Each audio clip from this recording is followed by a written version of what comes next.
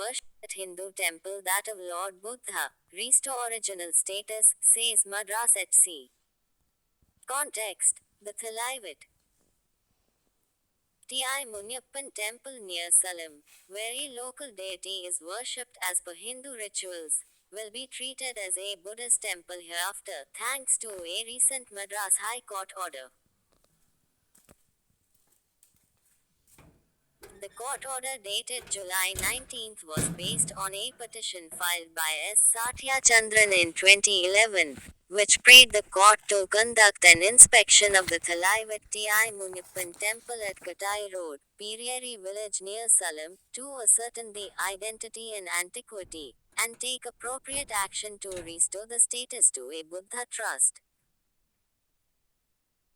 After having received such a report, it will not be appropriate to permit the Hindu Religious or Charitable Endowment Department to continue to treat this sculpture as Thalaivat Ti Munyappan, The court said. Key highlights: existing structure of modern origin. An expert committee's inspection report submitted before the court confirmed that the existing temple structure that follows Hindu rituals is of modern origin, built of cement, bricks and concrete. Structure depicts Mahalakshanas. Based on available archaeological and historical evidence, the expert committee concluded that the sculpture depicts several Mahalakshanas' great traits of the Buddha. Sculpture of Buddhist origin. The court said the mistaken identity cannot be allowed to continue after coming to a conclusion that the sculpture is that of Buddha, and ordered that the original status must be restored, as continuing to treat it as Thalaivat Ti Munyappan will not be appropriate and it will go against the very tenets of Buddhism. Key features of the sculpture. The inspection report said the sculpture was made of hard stone. The figure was in a seated position known as Ardha Padmasana on a lotus pedestal. The hands are posed in Dhyan Mudra. The figure is Sagati. The head shows lakshanas of the Buddha such as curly hair, Ushnasha and elongated earlobe. Urna is not visible on the forehead. The head was severed from the torso, which were glued together with cement and lime mixture a few years ago. However, due to human error or some other reason, the head was not positioned properly to the torso and consequently, the head slightly twisted towards the left side of the body.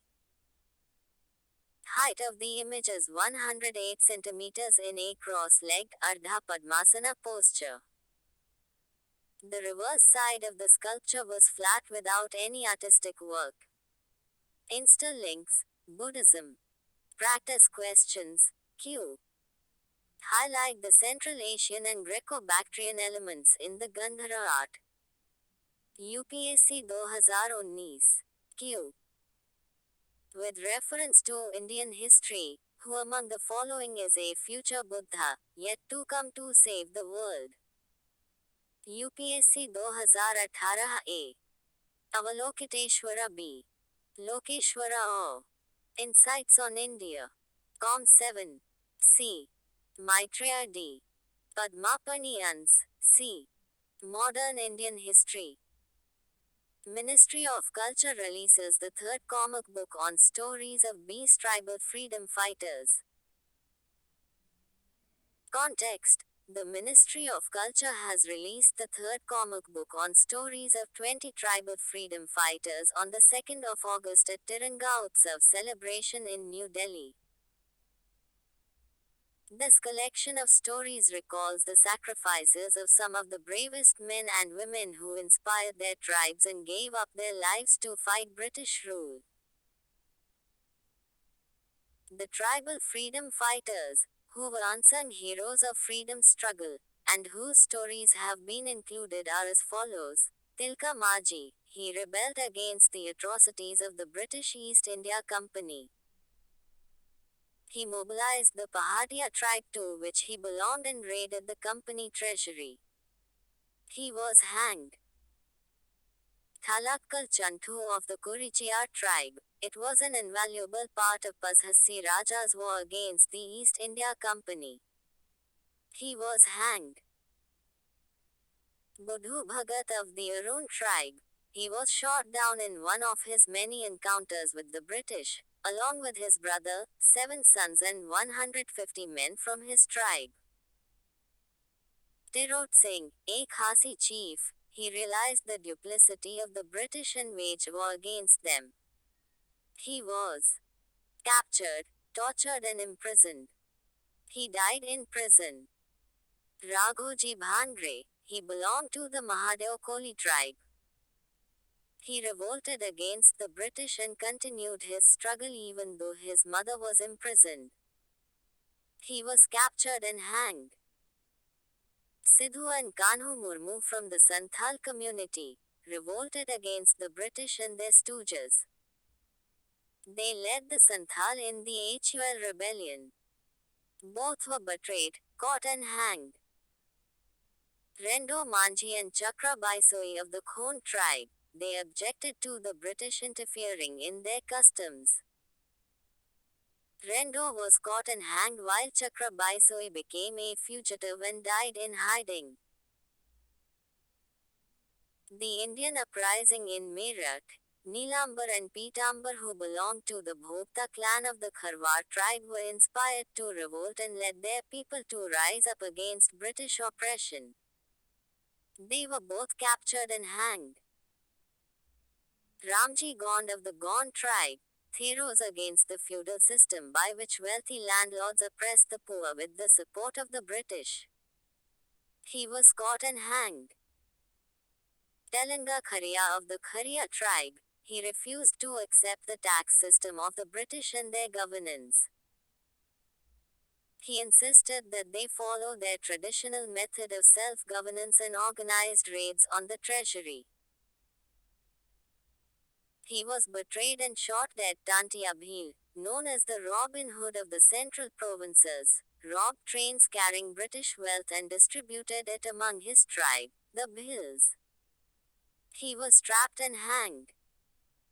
Major Pong Brajabashi of Manipur. He fought to defend the kingdom of Manipur. He was the hero of the Anglo-Manipur War. He fought like a lion but was overpowered and beheaded. Birsa Munda, of the Munda tribe, became a legend in his opposition to the British. He led the Mundas in a series of confrontations with them. He was caught and imprisoned and according to British records, died of cholera. He was 25 years old when he died.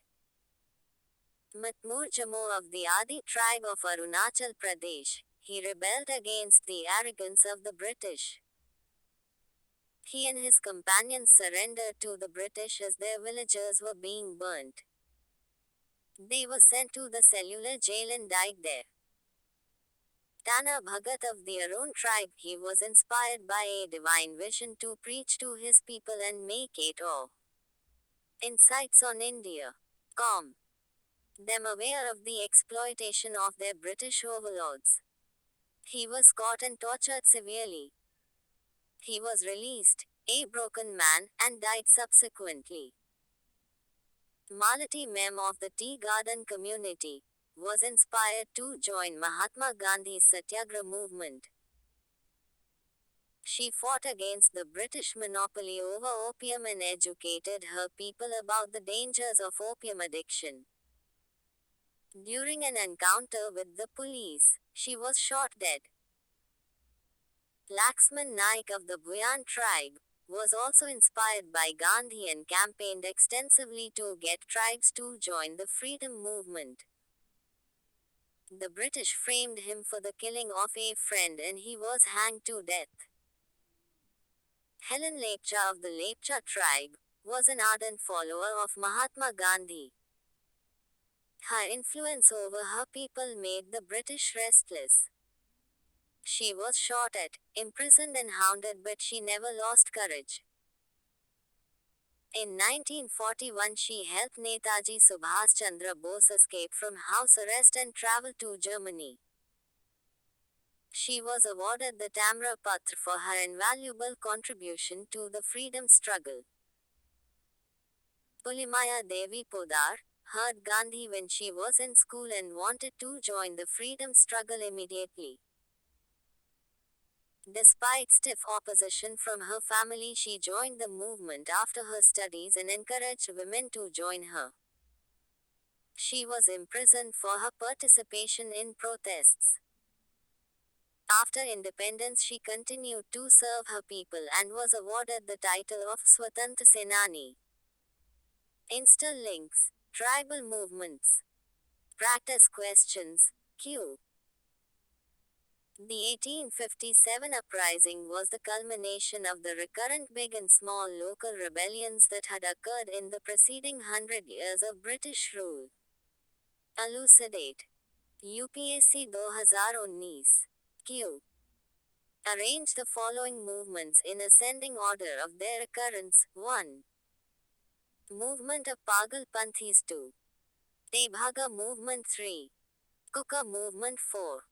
Bardoli Satyagraha. 5. Eka Movement. Select the correct code. 813542B53124C153240D53142 A. Recalling, Quit India Movement. Context. On August 9, 1942, the biggest mass movement of the Indian freedom struggle A Quit India movement was launched. This year marks 80 years of the Quit India movement or Bharat Chodo Andolan. Direction. Quit India movement forms one of the most important parts of both the preliminary and the mains, specifically the Indian national struggle for freedom. Try to remember a few reasons which led to this, its success and failures. The causes: involvement of India in World War II without prior consultation with the leaders, failure of Cripps mission. The British sent Sir Stafford Cripps to India to gain the cooperation of India, which failed because the Cripps mission offered India not complete freedom but the dominion status to India, along with the partition. Shortage of essential commodities. There was widespread discontent due to the shortage of essential commodities and rising prices of salt, rice, etc. and commandeering of boats in Bengal and Orissa. Prevalence of anti-British sentiment. The sentiments were widely anti-British, and the masses were demanding complete independence from the British government. Centralization of many small movements. Phases of Quit India movement. First phase. The first phase of the movement had no violence. It began with civil disobedience, boycotts, and strikes that the British government quickly suppressed. Almost all members of the Congress Committee, including Gandhiji, were arrested and kept in jail till 1945 without any trial. Insights on India. Com 9. Second phase. In its second phase, the movement shifted to the countryside. The second phase of the movement took a violent and aggressive turn. Any building or offices which were the symbol of the colonial authority was attacked and distracted. Communication systems, railway stations or tracks, telegraph poles and wires were also targeted. Third and last phase. In the last phase of the movement, there was the formation of many independent national or parallel governments in the isolated pockets of the country, such as Balia, Satara, Tamluk, etc. Successors of the Quit India movement, women empowerment. This movement had the active participation of women of the country. Aruna Asif Ali hoisted the national flag on the Golia Tank Maidan. Usha Mehta, on the other hand, helped set up the underground radio station to spread awareness about the movement. Rise of future leaders. This movement also gave some future prominent leaders such as Bhikkhu Patnaik, Aruna Asif Ali, Ram Manohar Lohia, Sucheta Kripalani, J.P. Narayan, etc. These leaders were helping the movement through underground activities. Rise of nationalism. A greater sense of unity and brotherhood emerged due to the Quit India movement. Failure of the Quit India movement. The Britishers were supported by the princely states, British Indian Army, Indian Civil Services, Viceroy's Council which had Indians in the majority, All India Muslim League, Indian Imperial Police, the Hindu Mahasabha, Rashtriya Swayamsevak Sangh, RSS or Muslim League also opposed the Quit India movement. Insta link. Quit India movement means link Q. Quit India movement was a revolution in itself in the long process of India's national movement. Comment on the nature of the Quit India movement. Thus M. Prelims link Q. With reference to the Indian freedom struggle, consider the following events. UPSC 2017. 1. Mutiny in Royal Indian Navy. 2. Quit India movement launched. 3. Second round table conference. What is the correct chronological sequence of the above events? A 1 2 3 B 2 1 3 C 3 2 1 D 3 1 2 Solution C. Lord Curzon.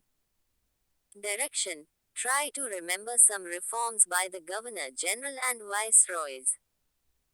This is important for both prelims and mains. Context. The Bardhaman municipality, West Bengal has decided to erect a statue of an erstwhile Maharaja in front of the landmark Curzon Gate in the city. About Curzon. He served as Under Secretary of State for India 1891 to 1892 and for Foreign Affairs 1895 to 1898 before being appointed Viceroy of India in 1899. Of all the viceroys of India, Curzon is possibly the most criticized. He is the man who partitioned Bengal in 1905 and triggered a wave of Bengali nationalism that contributed to the wider Indian national movement. He was also one of the more openly imperialist of viceroys, and a man who saw Britain's rule over India as critical to the survival of the empire. In 1900, Curzon famously stated, "We could lose all our white settlement dominions and still survive, but if we lost India, our sun would sink to its setting." Reforms by Lord Curzon. Educational. Curzon brought in the Indian Universities Act of 1904, which brought all the universities in India under the control of the government. Scientific. The Agriculture Research Institute in Pusa, Bihar Bengal Presidency, was established. Administrative. He instituted a police commission in 1902 under the chairmanship of Sir Andrew Fraser.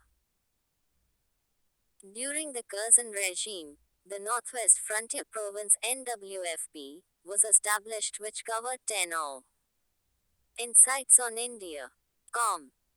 Roughly the areas of the upper course of the river Indus. Military. Imperial Cadet Corps was set up which became an instrument for the Indianization of the army later. Other reforms. He passed a law called the Ancient Monuments Act, 1904 which made it obligatory on the part of the government and local authorities to preserve monuments of archaeological importance and their destruction an offense. Mains link. You can relate the article to an argument on Curzon's policies, their impact, e.g. partition of Bengal and Swadesh movement, e.g. it is said about Curzon, out of his tyranny was born a stronger sense of nationhood. Q. The partition of Bengal was the culmination of a systemic attack on nationalists of Bengal by Curzon and was not done for administrative convenience as stated officially by the government. Analyze. 15. Prelims Link 1. Contributions of Governor General and Viceroys.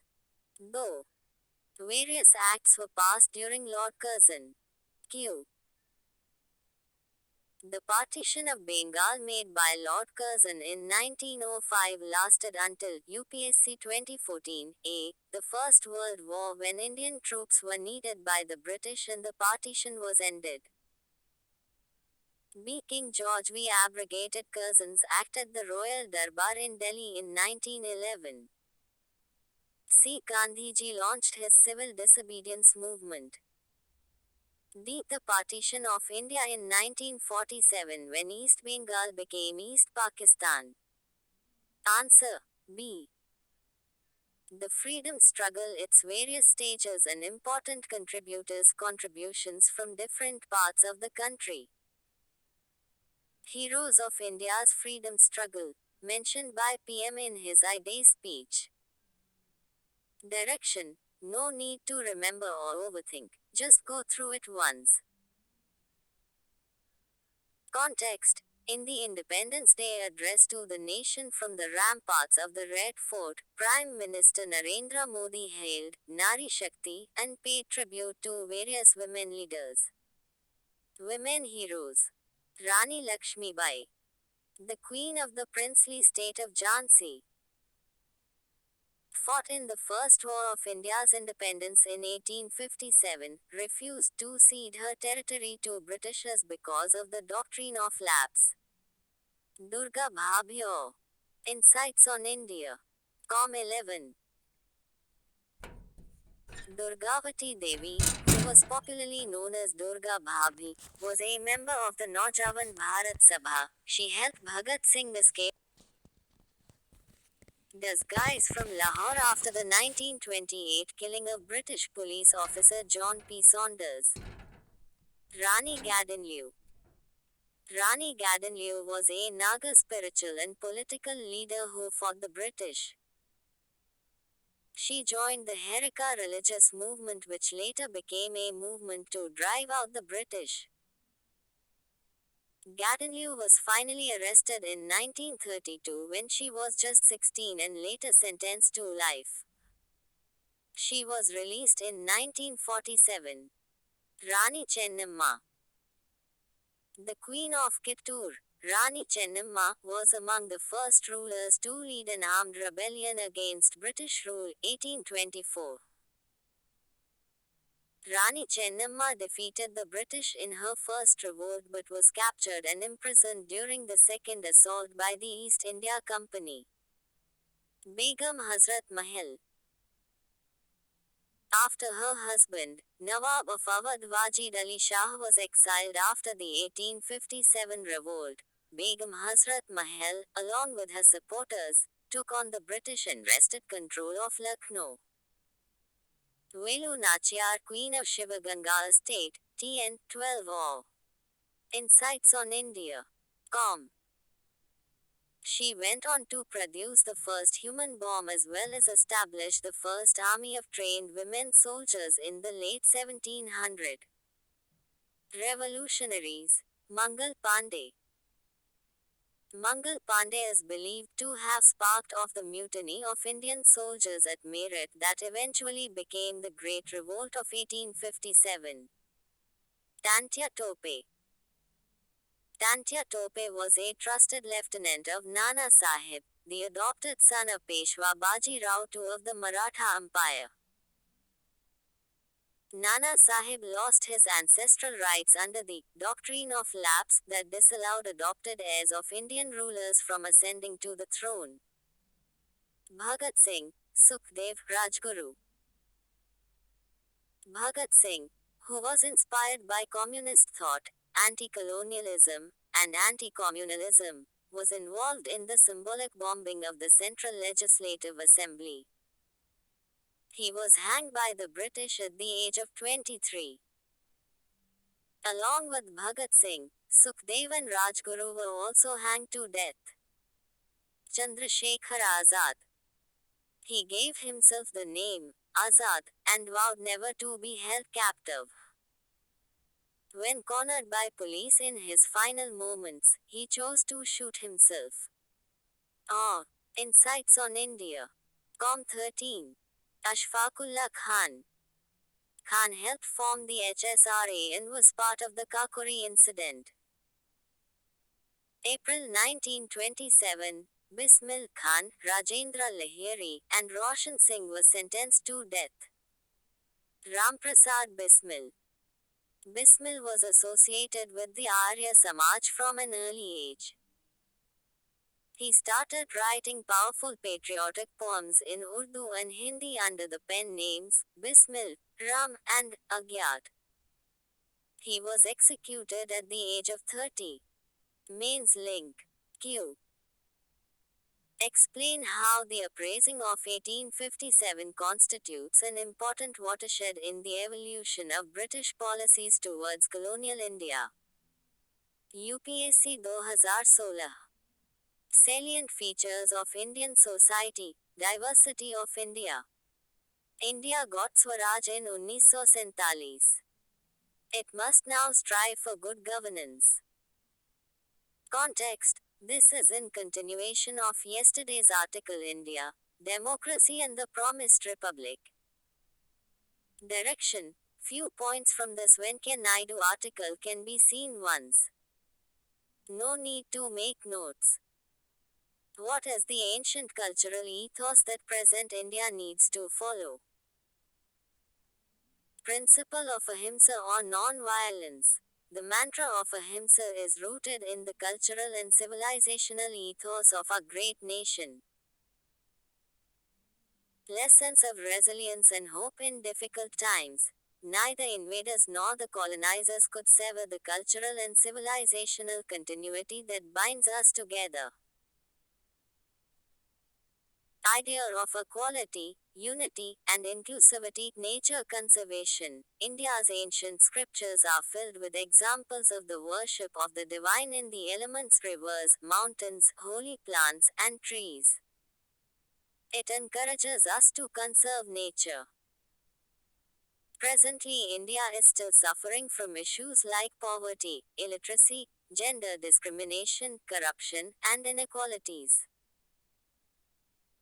To overcome these issues, Mr. Naidu prescribes the following suggestions: universal and affordable access to quality education and health care, improving rural infrastructure across the country on a fast-track basis.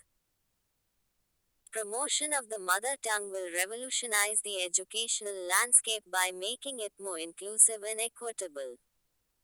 Changing contexts of caste. Direction.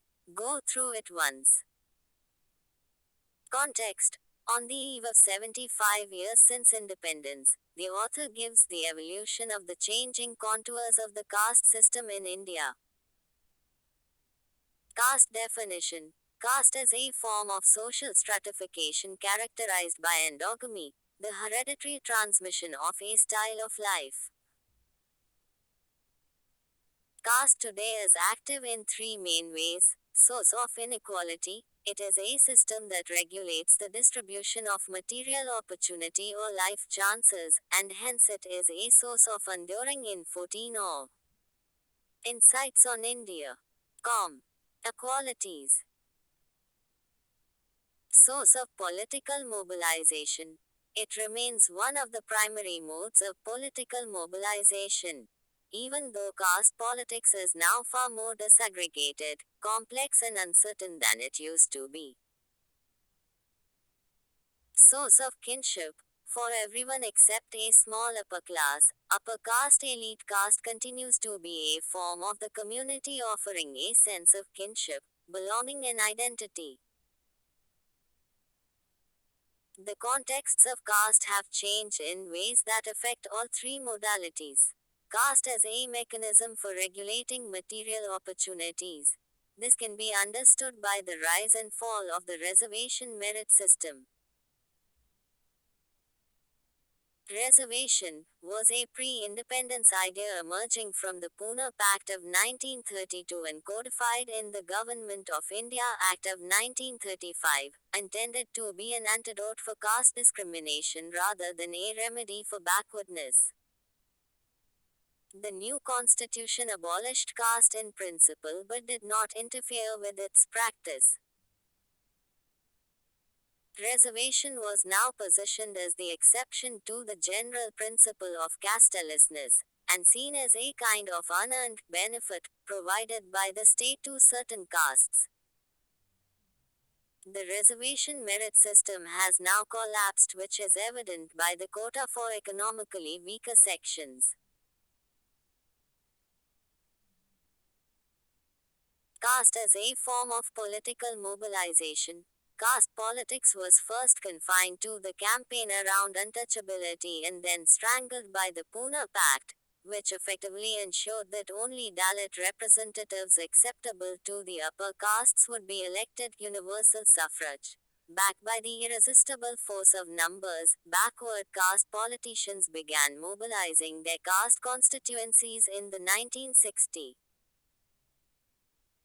Today, there is a stark difference that can be seen between upper caste politics in power and the struggle of lower caste politics to fight for their rights. Measures to reduce caste inequality. As per World Inequality Database, the upper caste in India earned about 47% more than the annual national average household income in 2012. Further, Oxfam report says the top 10% of the Indian population own 77% of national wealth, but the condition of SC and ST and other lower castes still remain at the lower bottom of the income group. India's historical and present caste disability is a big factor in determining one's opportunity and subsequently wealth. Government measures to address increasing inequality are constitutional protections. Article 14 promotes equality. Article 15 protects from discrimination on the grounds of religion, race, caste, sex, or place of birth. Article 16 Equality of opportunity in public employment. Article 38 asks state to minimize inequalities in income, status, facilities, and opportunities. Article 46 state to promote the educational and economic interests of the weaker sections SC and STS. Legislative measures. Transgender Persons Protection of Rights Act, 2019. Transgender are discriminated as Dalits in India. The Prohibition of Employment as Manual Scavengers and Their Rehabilitation Act, 2013. The Scheduled Castes and Scheduled Tribes Prevention of Atrocities Act, 1989. The Protection of Civil Rights Act, 1955.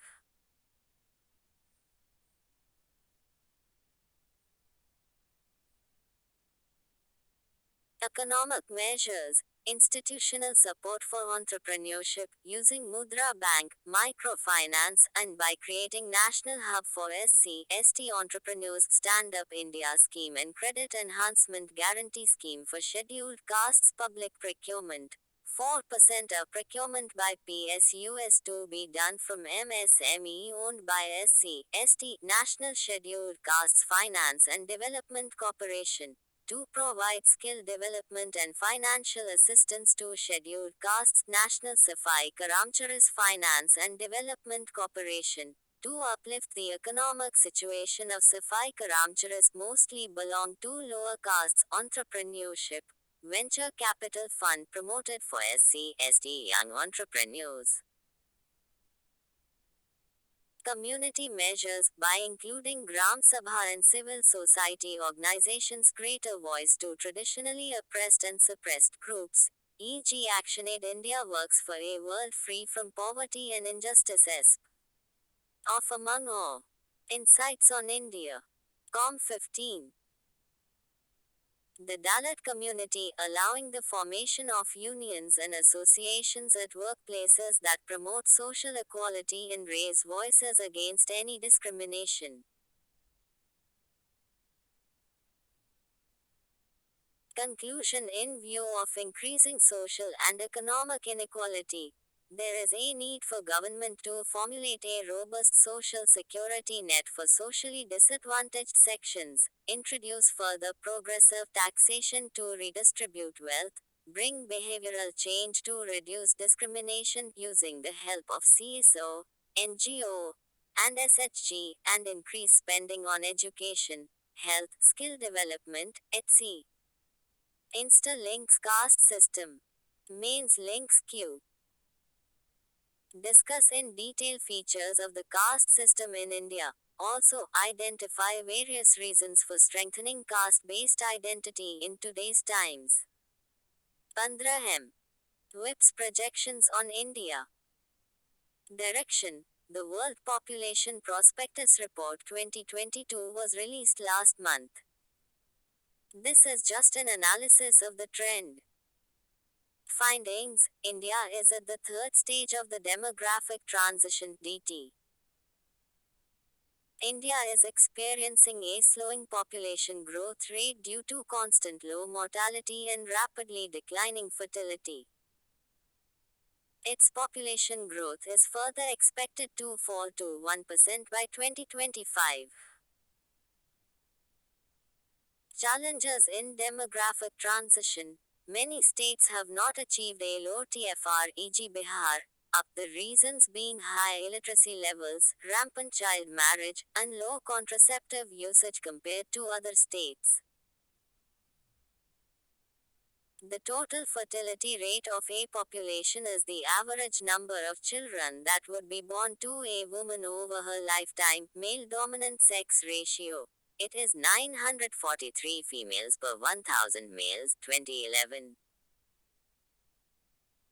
Reason being preference for sons and sex selection, both pre and post-natal marriage squeeze. Not many girls are available in comparison to boys, leading to an instance of bride purchase.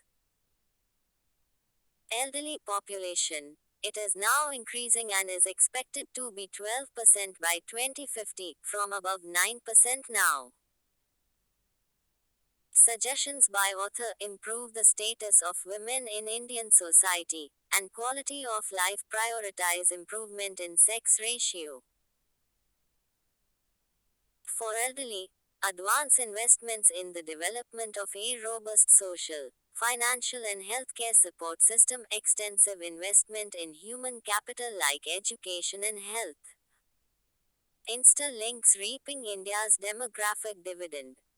Mains link Q.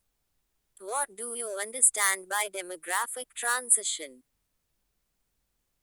By emphasizing on demographic dividends, our government must not ignore the inevitability of population aging and take steps to address the challenges that will arise in the future.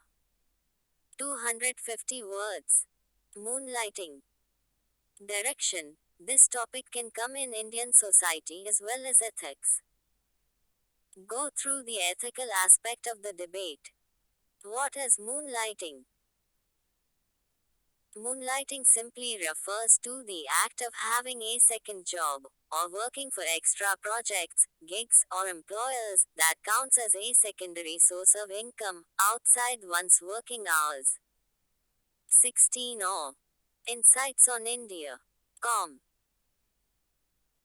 Debate around moonlighting. While Swiggy launched a moonlighting policy allowing its employees to work on their passion projects outside of their work, calling it a step towards a remote-first organization, Rishad Premji, Wipro's chairman, called the concept of moonlighting in the tech industry cheating. For moonlighting allows workers to work for side projects once they finish their shift timings, without compromising on their primary employment, gaining extra profits while also helping them hone their skills. Personal choice. After the company's shift timings, A person is free to do whatever she wants to do as a passion project or side gig. Builds a good profile. Many universities abroad consider such side projects as valuable for admission into professional courses. Against moonlighting. An employee is required and expected to give his entire working time, effort, and energy to the employer's interest. Legal but may not be ethical. There is no overarching law which prohibits a person from doing multiple jobs. However, a person with a similar nature of jobs may spark breach of confidentiality issues. Not legal in some states. Their restriction is on double employment under the Factories Act, but not applicable to it companies in some states. Moonlighting turns to daylighting. Side jobs may take away the employee's productivity. Fear of leakage of confidential information of the primary job. Moonlighting clause. Some companies have introduced a moonlighting clause that puts a restriction on the double employment of an employee. Conclusion. Moonlighting should be a choice unless it affects the efficiency and integrity of employees' primary work duty. Related term. Quitting. When an employee chooses not to take any additional work beyond the scope of his job description or refuses to answer work-related stuff outside of his scheduled work hours. It is seen as quitting.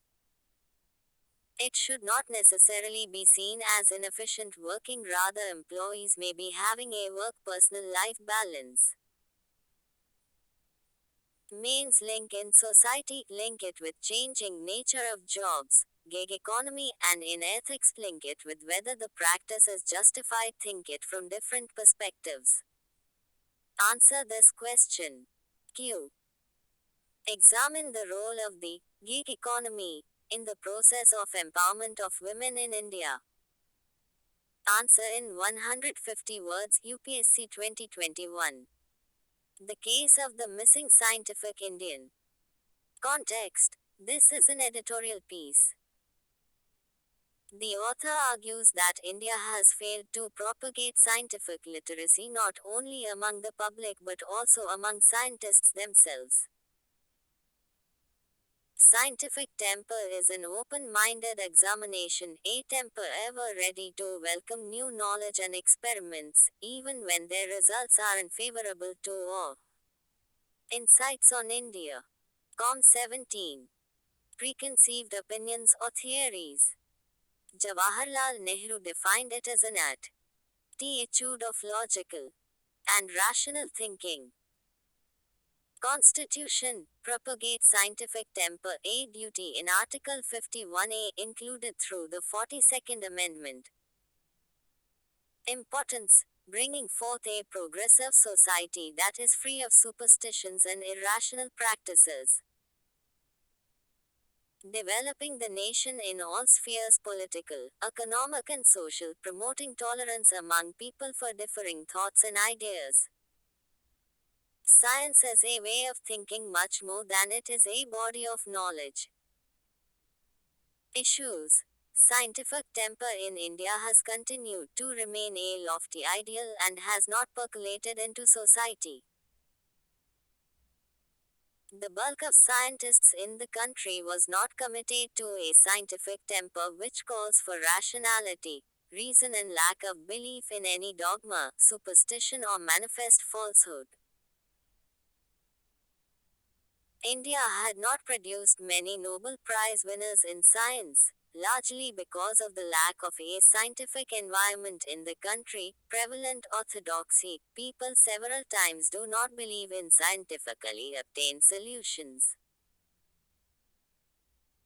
Pseudoscience in the US, e.g., Christian revivalist groups in the US have been fighting to bring creationism into the science curriculum as an alternate theory to the origin of the human species. Conclusion. This 75th year of independence should be seen as an opportunity for India to critically assess its successes and failures and prepare for a promising future.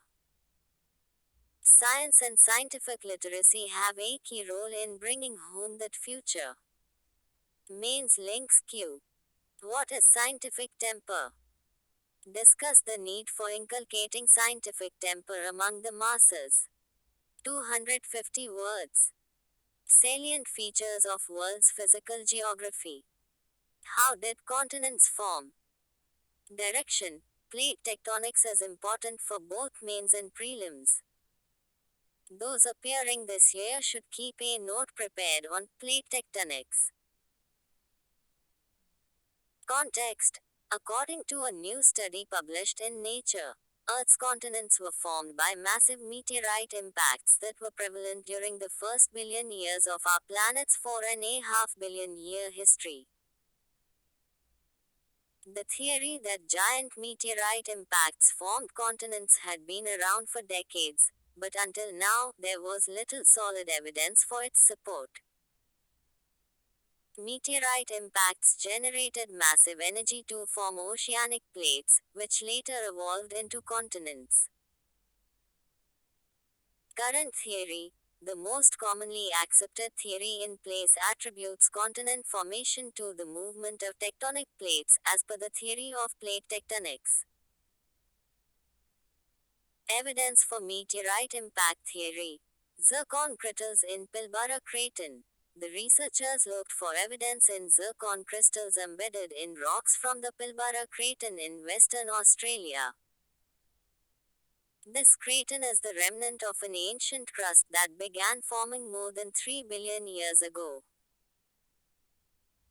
Cratons. A craton is an old and stable part of the continental lithosphere, which consists of Earth's two topmost layers, the crust and the uppermost mantle. Studying the composition of oxygen isotopes in these zircon crystals revealed a top-down process starting 1800. Insights on India.com. With the melting of rocks near the surface and progressing deeper, consistent with the geological effect of giant meteorite impacts. Zircons are formed by the crystallization of magma or are found in metamorphic rocks. They act as tiny time capsules, recording the period of geologic activity. Newer zircon adds to the original crystal as time progresses. Need for understanding. Understanding the formation and evolution of continents is important, as it is the key to reserves of metals such as lithium, tin and nickel. Most of Earth's biomass and most humans live on these land masses, so understanding how continents form and evolve is crucial. Fig. Impact of meteorite. Theory of plate tectonic. Alfred Wegener in his paper in 1912 hypothesized that all of the modern-day continents had previously been clumped together in a supercontinent he called Pangaea. Over 200 million years, the continents had drifted apart. This was called continental drift theory. But it was widely ridiculed as a mere hypothesis. It was only in the 1960s, when technologies had developed, that the validity of his theory was proved and further enhanced by Mackenzie and Parker through their theory of plate tectonics. Continental drift theory, only able to explain the movement of continents. Origin of drift, Mesozoic era. Evidence. Too generalistic and based on assumptions, e.g., apparent affinity of physical features. Use. CDT helped in the evolution of convection current theory, seafloor spreading, and plate tectonic theory. Plate tectonics theory. Theory explains movement of both continents and ocean. Origin of drift. Drift is cyclical. Pangaea will form and drift time and again. Evidence. Based on well-studied scientific evidence, e.g., gravitational anomalies at trenches, paleomagnetism has been scientifically proved. Use. Plate tectonics theory was based on CDT, convection current theory, and seafloor spreading. Insta-links plate tectonic theory. Mains link Q. Continental drift theory was initially ridiculed, but it paved the way for plate tectonics to explain how Earth's continents move. Elaborate. 10M or Insights on India. Com 19. Prelims link Q. Consider the following UPSC 2013 1. Electromagnetic radiation 2. Geothermal energy 3. Gravitational force 4. Plate movements 5. Rotation of the Earth 6. Revolution of the Earth. Which of the above are responsible for bringing dynamic changes to the surface of the Earth? 8, 1, 2, 3 and 4 only B 1, 3, 5 and 6 only C 2, 4, 5 and 6 only D 1, 2, 3, 4, 5 and 6 answer D. GS though. Indian Constitution. Puttaswamy, and the fading promise of a right. Directions, important for both prelims and mains. Questions from right to privacy have been asked in UPSC before. Context. Marking 5 years since a 9-judge bench of the Supreme Court of India delivered a crucial judgment in the case of Justice K.S. Puttaswamy Ret. vs. Union of India. Justice K.S. Puttaswamy Ret. vs. Union of India Case 2017, it formally recognized the right to privacy as being a fundamental right stemming from the right to life and personal liberty, guaranteed under Article 21 of the Indian Constitution. While the right to privacy is intrinsic to an individual's ability to exercise bodily autonomy, it is still not an absolute right. Issues still persist. Data security breaches which result in the loss and theft of personal, sensitive data have not reduced in terms of measurable frequency or their impact. Procurement of personal information. Any person or business within and outside India can procure personal information.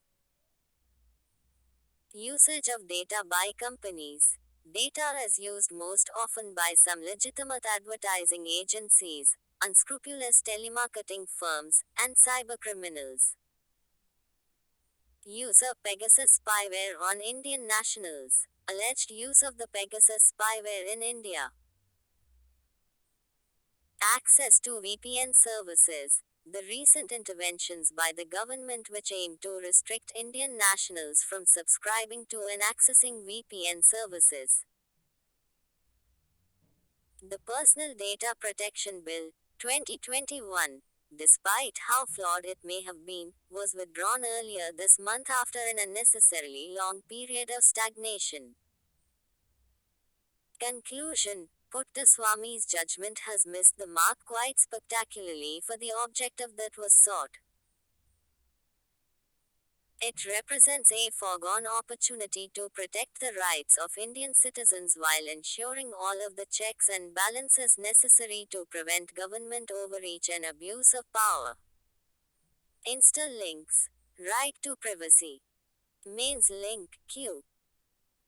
Examine the scope of fundamental rights in light of the latest judgment of the Supreme Court on the right to privacy. UPSC 2017. Prelims links. Right to privacy. Article 21. Puttaswamy's judgment. Fundamental rights. Q. Right to privacy is protected as an intrinsic part of the right to life and personal liberty. Which of the following in the Constitution of India correctly and appropriately implies the above statement? UPSC 2018 A. Article 14 and the provisions under the 42nd Amendment to the Constitution B. Article 17 and the Directive Principles of State Policy in Part FC. Article 21 and the freedoms guaranteed in Part 3D. Article 24 and the provisions under the 44th Amendment to the Constitution ans. C. 20O. Insights on India. Com.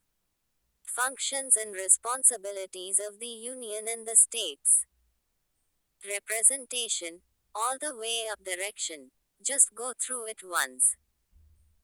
Not much content in the article to make a note of. Context. Recently, Draupadi Murmu, an Adivasi woman from a humble background, was sworn in as the 15th President of India, made possible by reforms at the local level. The 73rd and 74th Amendments towards democratic decentralization have played a key role in diversifying representation in politics. Constitutional reform for women in LSG provided for intersectional reservation. It refers to reservation for SC women, ST women and OBC women in the elected councils of panchayats and municipalities. A minimum of one-third of seats has to be reserved for women. Reservation beyond 33%. States such as Bihar and West Bengal have gone beyond the constitutional mandate by increasing women's reservations from 33% to 50% and introduced reservations for OBCs.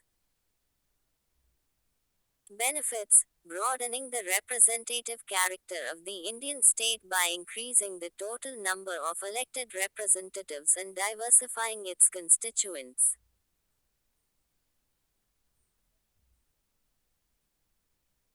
Issues.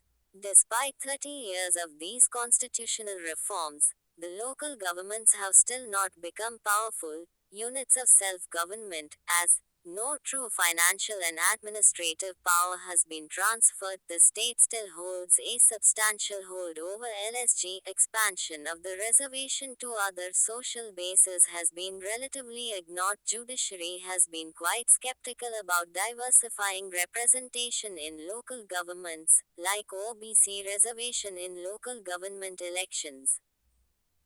Issue of Panchayat Party. Women are sometimes proxies for their husbands in reserved constituencies. Conclusion. Empirical studies have shown that women-led panchayats invest more in public goods, prioritize infrastructure more relevant for women, and increase women's involvement in village affairs. The SC has given direction that diversifying reservations to OBC should be justified by empirical findings of backwardness. Women in judiciary as per government data. There are 4 in the Supreme Court and 96 in the High Courts. Insta links devolution of powers to local level. Mains link Q. Have the quota policy for women in local government delivered towards political empowerment of women? Critically comment. Thus M. Prelims link Q. Local self-government can be best explained as an exercise in A. Federalism, B. Democratic decentralization, C. Administrative delegation, D. Direct democracy. Answer B. Understanding the provisions for foreign visits of state government ministers. Context. Delhi Lieutenant Governor LG recently advised the Chief Minister against attending the World Cities Summit in Singapore as it was for mayors of cities. Now, the state transport minister, who had also sought political clearance for an official visit to London, has moved the Delhi High Court with a plea to set aside the need for travel clearances by the Centre for Private Foreign Visits of state government ministers. He has also asked for the framing of appropriate guidelines with respect to the clearances for of FI. Seal foreign tours of chief ministers and other state or Insights on India. Com 21. Government members. under which provisions are approvals required. Clearances from the Ministry of External Affairs, Ministry of Home Affairs, Finance Ministry, and the Central Administrative Ministry.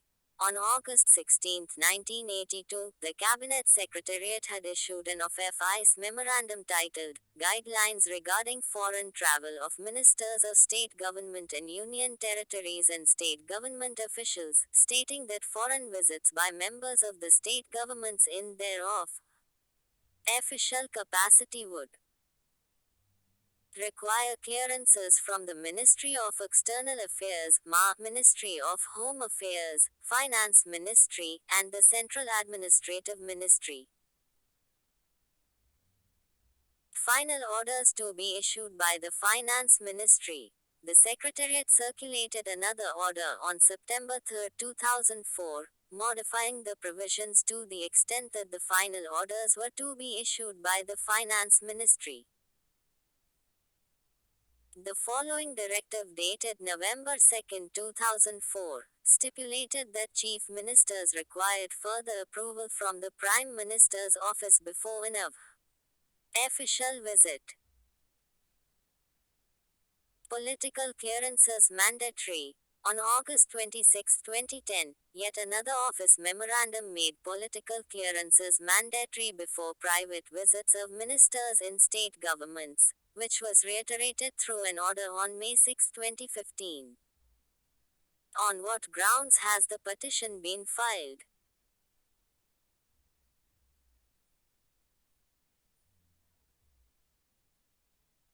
Right to privacy. The petition argues that the need for political clearances from the MA for personal foreign visits of state government ministers violates their right to privacy and dignity of their constitutional OFFICE beyond the jurisdiction of LG. The undated LG letter advising against the proposed Singapore visit is beyond the jurisdiction of his office's authority, arbitrary non-exercise of power. That the use of gross delay to effectively deny clearances for official foreign visits, including the Chief Minister's Singapore visit, is an arbitrary non-exercise of power, suffer from the vice of arbitrariness and unchanneled discretion, that the manner of implementation of the relevant OFFICE memoranda on clearances for official visits, suffer from the vice of arbitrariness and unchanneled discretion against national interest and good governance. It also states that the arbitrary and capricious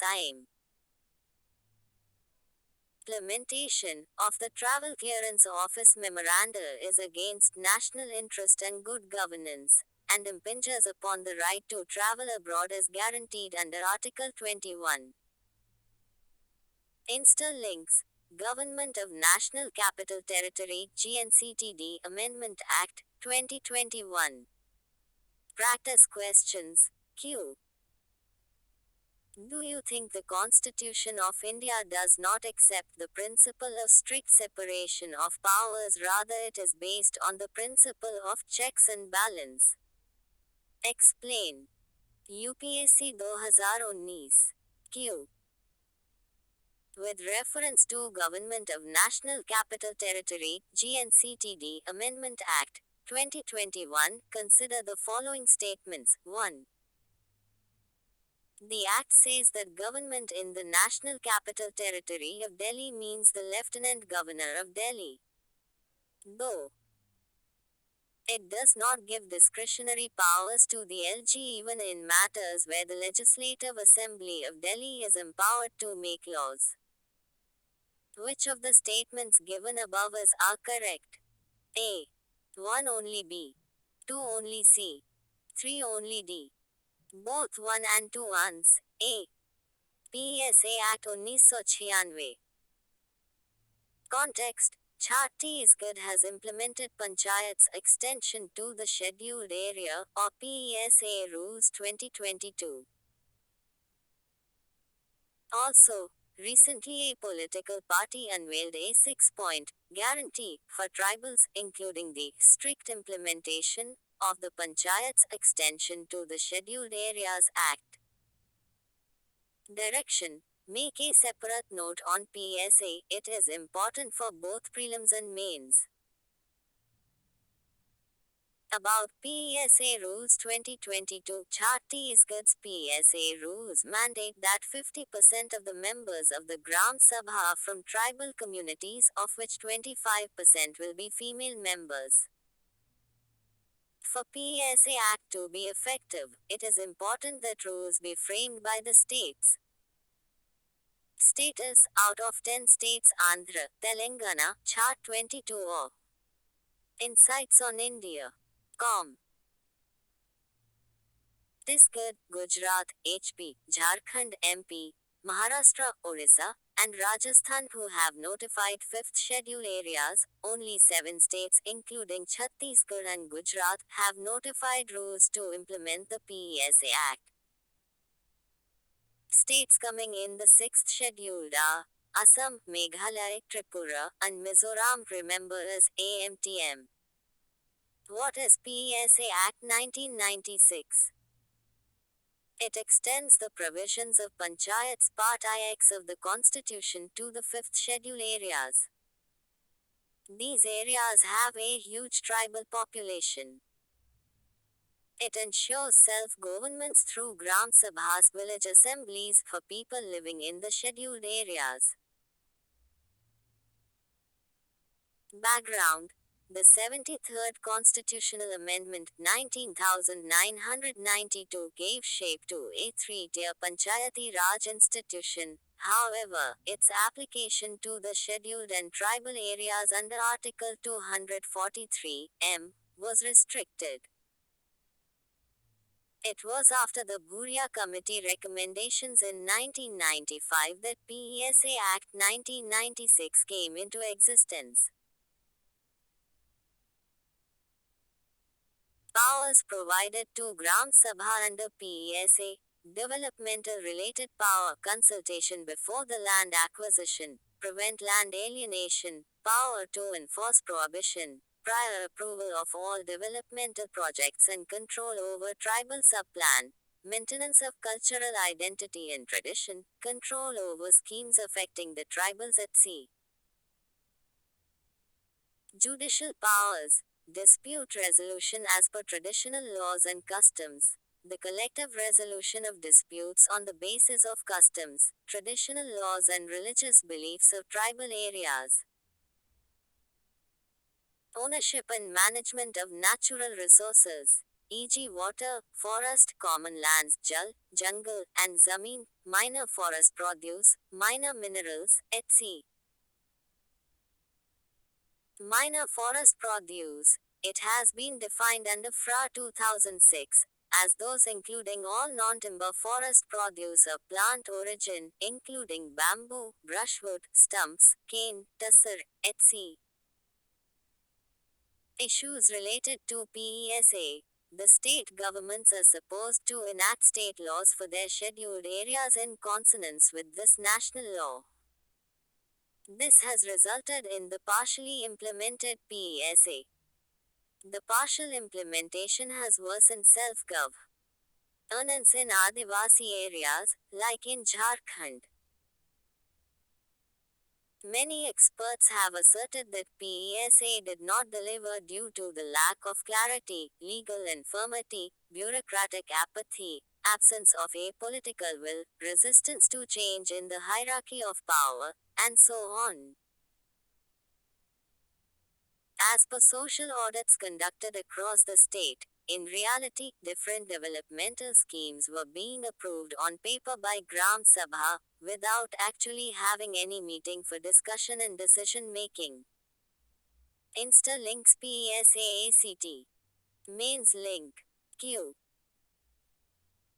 The PSA Act is considered to be the backbone of tribal legislation in India. In this backdrop, do you think the proper implementation of it can rejuvenate self-governance in the tribal pockets of the country? Analyze. 15M. Prelims link. Q. The government enacted the Panchayat Extension to Scheduled Areas PSA Act in 1996. Which one of the following is not identified as its objective? A. To provide self-governance. B. To recognize traditional rights. C. To create autonomous regions in tribal areas. D. To free tribal people from exploitation. Answer C. Q. Consider the following statements and answer the question below. 1. It was after the Virginia-Saxer Committee recommendations in 1995 that PESA Act 1996 came into existence. Though PESA Act is legislation that extends the provisions of panchayats to the 5th schedule areas. 3. State governments are expected to amend their respective Panchayati Raj Acts without making any law that would be inconsistent with the mandate of PESA. Which of the following statements are true? A. 1 and 2. B. 2 and 3. C. Only 2. D. 1, 2 and 3. Answer B. O. Insights on India. Com 23. The injustice of exceptionalism. Directions. It is important for prelims to know the concepts of the terms such as remission, suspension, respite, and commute to go through them once. Context. 11 men who were sentenced to life imprisonment in 2008 for the gang rape of Bilkis Bano were released this week from a jail in Gujarat. This calls into question the state government's remission policy for convicts. Argument.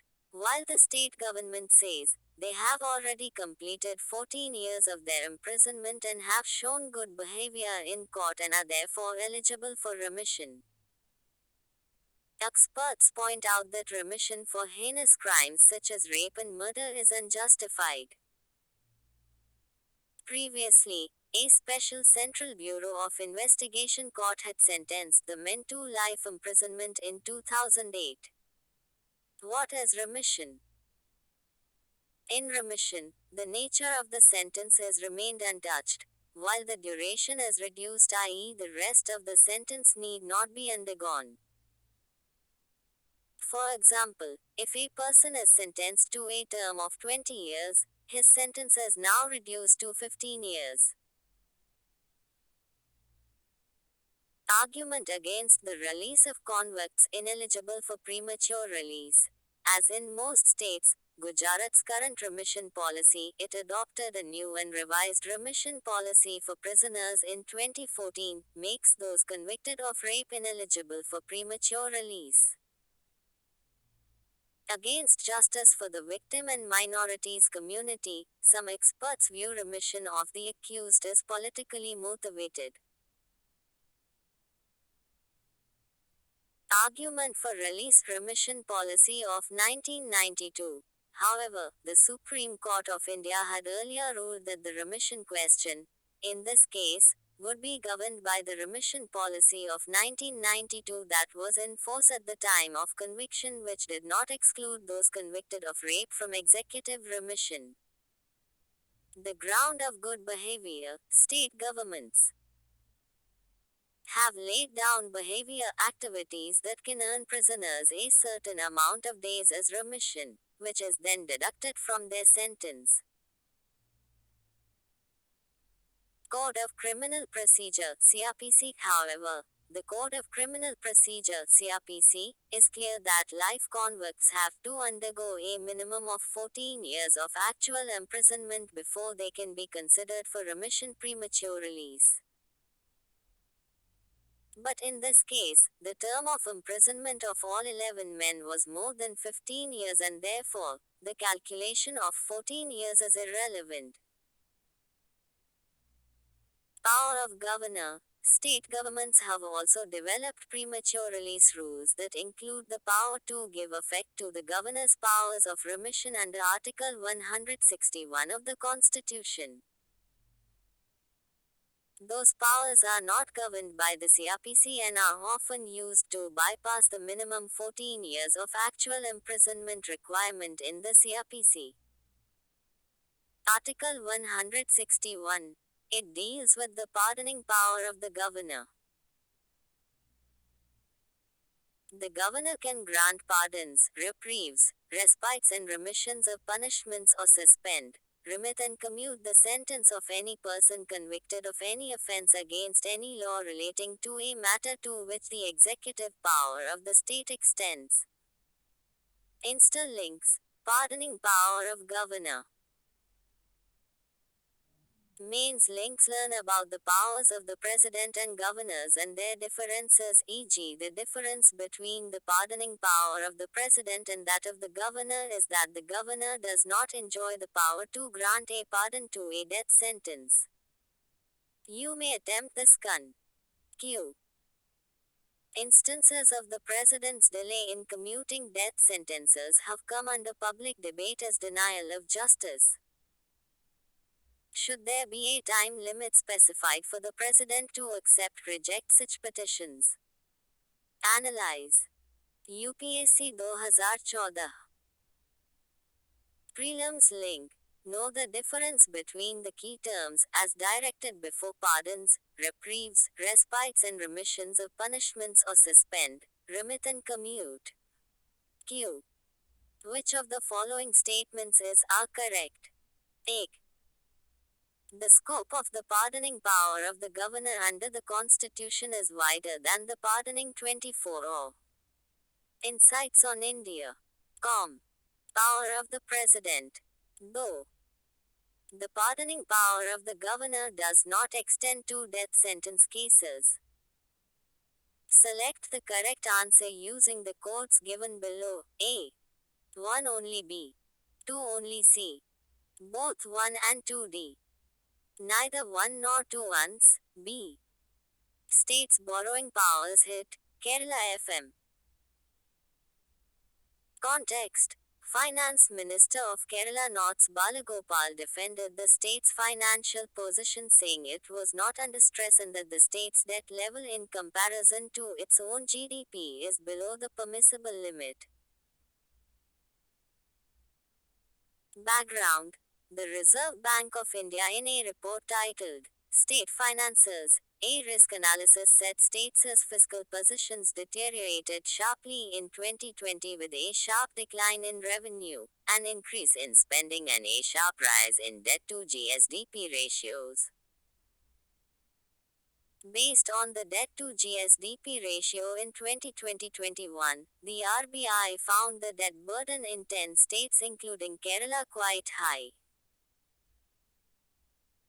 Kerala's debt during the financial year 2021-22 was estimated to be at 37% and is expected to be 37.2% during the current financial year, data showed. Kerala's stand. Finance Minister of Kerala said, there were no lapses in finance management. Centre had taken powers of the states to collect taxes. As part of GST, the central government has taken all powers to collect taxes from state governments and also decreased the states' share. The state lost a minimum of 12,000 crore rupees. Basics about borrowing of states. Constitutional provisions. Article 293 in the Constitution deals with the borrowing by states. It says, the executive power of a state extends to borrowing within the territory of India upon the security of the consolidated fund of the state within such limits, and to the giving of guarantees within such limits, if any, as may be so fixed. Why states need centre's permission while borrowing? Article 293(3) of the Constitution requires states to obtain the centre's consent in order to borrow in case the state is indebted to the centre over a previous loan. In practice, the centre has been exercising this power in accordance with the recommendations of the Finance Commission. Every single state is currently indebted to the centre and thus, all of them require the centre's consent in order to borrow. Need for such restrictions. One possible purpose behind conferring this power upon the center was to protect its interests in the capacity of a creditor. A broader purpose of ensuring macroeconomic stability is also discernible, since state indebtedness negatively affects the fiscal health of the nation as a whole. Mains Link discuss the issues related to financial autonomy of states and how they can be addressed. Prelims Link 1. Are state governments allowed to take loans directly through borrowings? 2. Role of central government. 3. States with highest GSDP. 4. Article 293. 5. When can the center impose conditions on states? Parliament and state legislatures. Parliament passes bill to ban funding of weapons of mass destruction. Context: Parliament passed a bill, the Weapons of Mass Destruction and Their Delivery Systems Prohibition of Unlawful Activities Amendment Bill 2022, which seeks to ban funding of weapons of mass destruction. Insights on India. Com25. TNN also empowers the center to freeze, seize or attach financial assets and economic resources of people engaged in such activities. The previous act, the Weapons of Mass Destruction and Their Delivery Systems Prohibition of Unlawful Activities Act, passed in 2005, only banned the manufacture of weapons of mass destruction.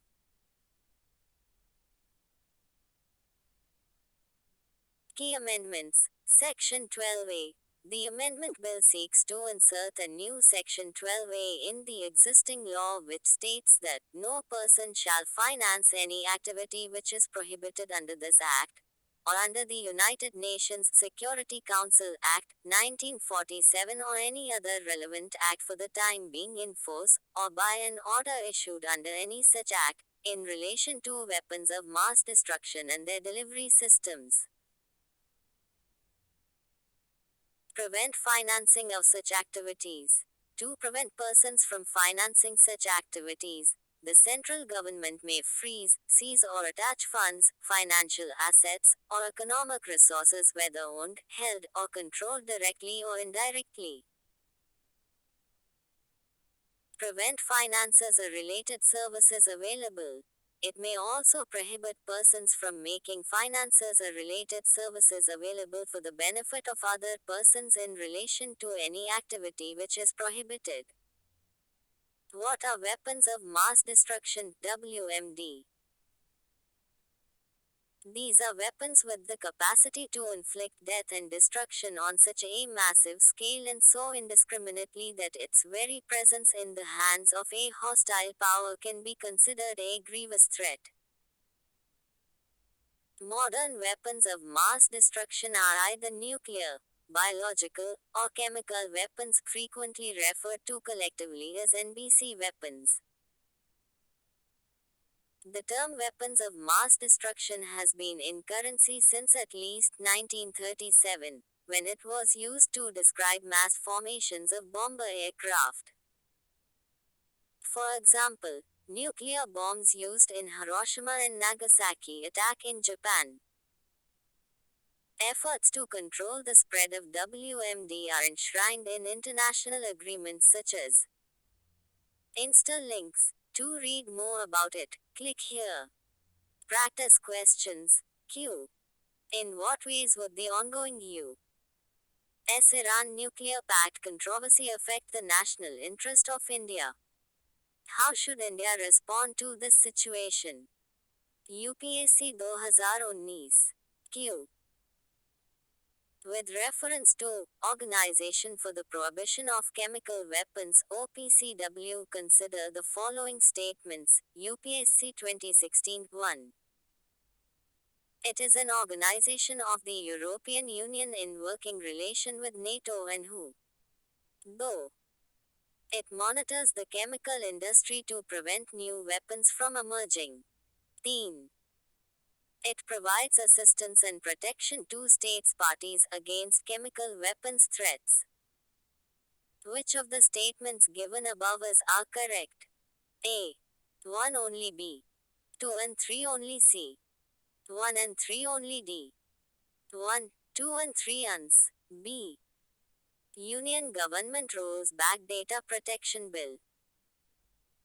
Context: the Union Information Technology Minister announced the withdrawal of the Personal Data Protection Bill, 2019 in the Lok Sabha. He stated that the government has decided to come up with a fresh bill that fits into the comprehensive legal framework with reference to the suggestions made by the Joint Committee of Parliament (JCP) on the bill. The Joint Committee of Parliament on the Personal Data Protection Bill had submitted a 542-page report with overall 93 recommendations and 81 amendments to the bill in December 2021. Apart from that, the panel, headed by former Union Minister, had recommended about 97 corrections and improvements to the bill. 26 or Insights on India.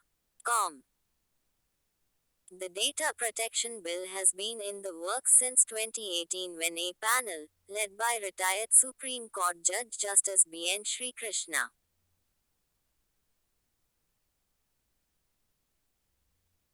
recommendations by Joint Parliamentary Committee (JCP). The JCP proposed 81 amendments to the bill finalized by the Srikrishna panel and 12 recommendations including broader data protection, expanding its mandate to include discussions on non-personal data, thereby changing the mandate of the bill from personal data protection to broader data protection, regulation of social media, changes on issues such as the regulation of social media companies. Trusted hardware, using only trusted hardware in smartphones, among other things. Data protection in line with SC judgment. The new bill will incorporate the broader ideas of data protection as recommended by the JCP and will be in line with the Supreme Court's landmark judgment of 2017 in which it held privacy as a fundamental right. Social media as content publishers. The JCP's report also proposed that social media companies that do not act as intermediaries are to be treated as content publishers. They become liable for the content they host. Non-personal data. The JCP had also recommended including non-personal data in the bill. In its most basic form, non-personal data is any set of data which does not contain personally identifiable information.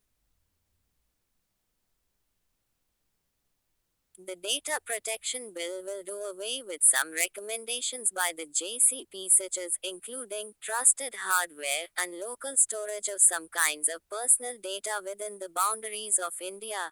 Instead, it will add these ideas in the larger framework for the Internet ecosystem which will replace the Information Technology Act, 2000.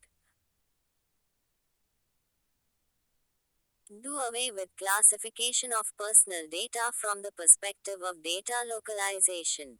The new bill could also do away with classification of personal data from the perspective of data localization and only use classification for awarding damages to people whose personal data may have been compromised by an entity. Install links. Data Protection Bill. Practice questions. Q. Critically analyze the provisions of the Data Protection Bill. Mention the changes suggested by Justice B.N. Srikrishna Committee on Data Protection Bill. Rajya Sabha passes. Ing Bill. Context: the Parliament passed the National Anti-Doping Bill unanimously on Wednesday by a voice vote. The bill aims to provide a statutory framework for the functioning of the National Anti-Doping Agency (NADA) and the National Dope Testing Laboratory in Sports. The Minister of Youth Affairs and Sports said India will now join the League of Nations like the US, China, France or Australia, Japan, Korea to have a law and dope test laboratory. Key provisions prohibits athletes from engaging in doping. The legislation prohibits athletes, athlete support personnel, and other persons from engaging in doping in sports. Powers to NADA. The bill will give NADA powers of investigation, levying sanctions for anti-doping rule violations, the disciplinary procedures to be adopted and the powers of inspection, sample collection and sharing and free flow of information. Disqualification for violating rules. In case of violation of doping rules, the athlete will be disqualified. Besides forfeiture of medals, points and prizes, ineligibility to participate in a competition or event for a prescribed period, and financial sanctions are the actions the violator will have to face. Planning, monitoring and implementing anti-doping rules. The bill provides for planning, implementing, and monitoring anti-doping activities as well as investigating anti-doping rule violations. In consonance with UNESCO Convention on Doping, it also seeks to give effect to the United Nations Educational, Scientific and Cultural Organization International Convention Against Doping in Sports and compliance with such other obligations and commitments. Issues with the bill. Qualification of Director General. The qualifier. Insights on India. COM 27. Functions of the Director General are not specified in the bill and are left to be notified through rules. Removal of Director General. The central government may remove the Director General from the office on grounds of misbehavior or incapacity or such other ground. Leaving these provisions to the discretion of the central government may affect the independence of the Director General. Against the mandate of WADA. This also goes against the mandate of the World Anti-Doping Agency that such bodies must be independent in their operations. Powers of Board. Under the bill, the board has powers to remove the members of the disciplinary panel and appeal panel on grounds which will be specified by regulations and are not specified in the bill. No requirement of opportunity to be heard. Further, there is no requirement to give them an opportunity of being heard. This may affect the independent functioning of these panels. National Anti-Doping Agency (NADA). It was set up as a registered society under the Societies Registration Act of 1860 on the 24th of November 2005 with a mandate for dope-free sports in India. The primary objectives are to implement anti-doping rules as per WADA, World Anti-Doping Agency Code, regulate dope control programs, to promote education and research and create awareness about doping and its ill effects. The NADA has the necessary authority and responsibility for planning, coordinating, implementing, monitoring and advocating improvements in doping control. Cooperating with other relevant national organizations, agencies and other anti-doping organizations at sea. World Anti-Doping Agency WADA. It was set up in November 1999 and was set up under the International Olympic Committee. WADA is recognized by the UNESCO International Convention Against Doping in Sport 2005. WADA's primary role is to develop, harmonize, and coordinate anti-doping regulations across all sports and countries. It does so by ensuring proper implementation of the World Anti-Doping Code (WADA Code) and its standards, conducting investigations into doping in sea. Dens, conducting research on doping, and educating sportspersons and related personnel on anti-doping regulations. Practice questions. Q. India does not figure very high in terms of sporting achievement, but disproportionately high on athletes accused of doping. Examine why and discuss probable solutions to tackle the doping menace. Q. Consider the following statements. 1. The World Anti-Doping Agency WADA is recognized by the UNESCO International Convention Against Doping in Sport 2005. 2. National Anti-Doping Agency NADA was set up as a registered society under the Societies Registration Act of 1860. Which of the statements given above are correct? A. 1 only B. 2 only C. Both 1 and 2D. Neither 1 nor 2 ones. C. Rajya Sabha passes Family Courts Amendment Bill 2022. Context. The Rajya Sabha on Thursday passed the Family Courts Amendment Bill 2022 by voice vote. The bill makes a provision to grant statutory cover to family courts set up in Himachal Pradesh and Nagaland. Key amendments. Subsection 3 of Section 1. The bill seeks to insert a provision in subsection 3 of Section 1 to provide for the establishment of family courts in Himachal Pradesh with effect from February 15, 2019 and in Nagaland with effect from September 12, 2008. Section 3A. It also seeks to insert a new Section 3A to retrospectively validate all actions under the Act taken by the governments of Himachal Pradesh and Nagaland and the family courts of these states. Retrospective effect. The establishment of family courts in both states will be retrospectively valid from these dates. All actions taken under the Act in both the states, including the appointment of judges Chapter 28 or Insights on India. Com. And orders and judgments passed by the family courts, will also be deemed to be valid from these dates retrospectively.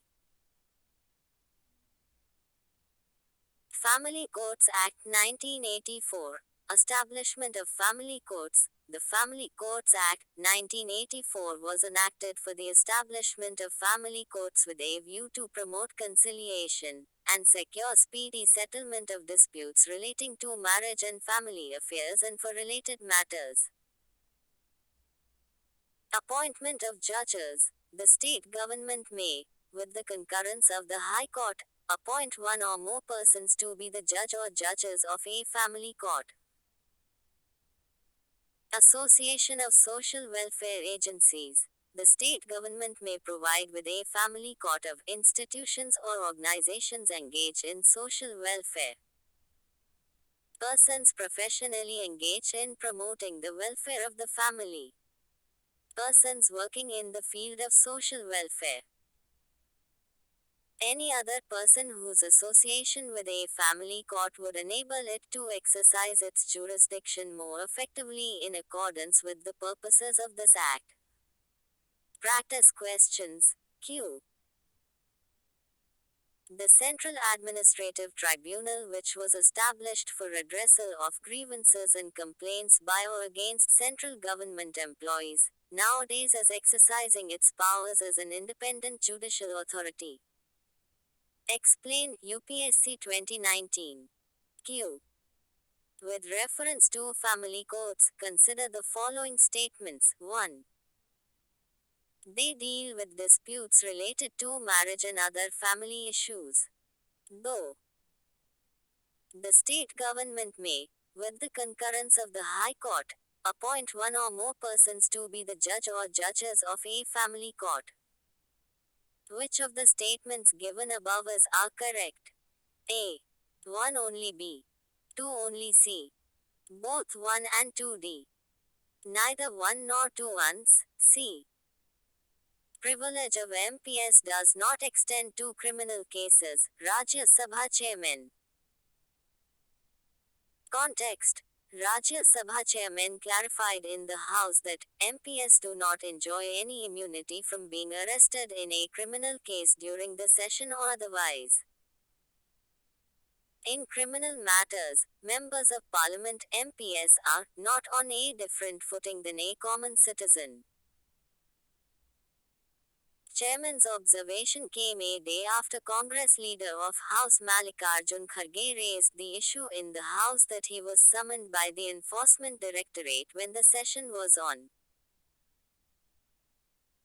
Key highlights: Article 105. Under Article 105 of the Constitution, members of Parliament enjoy certain privileges so that they can perform their parliamentary duties without let or hindrance.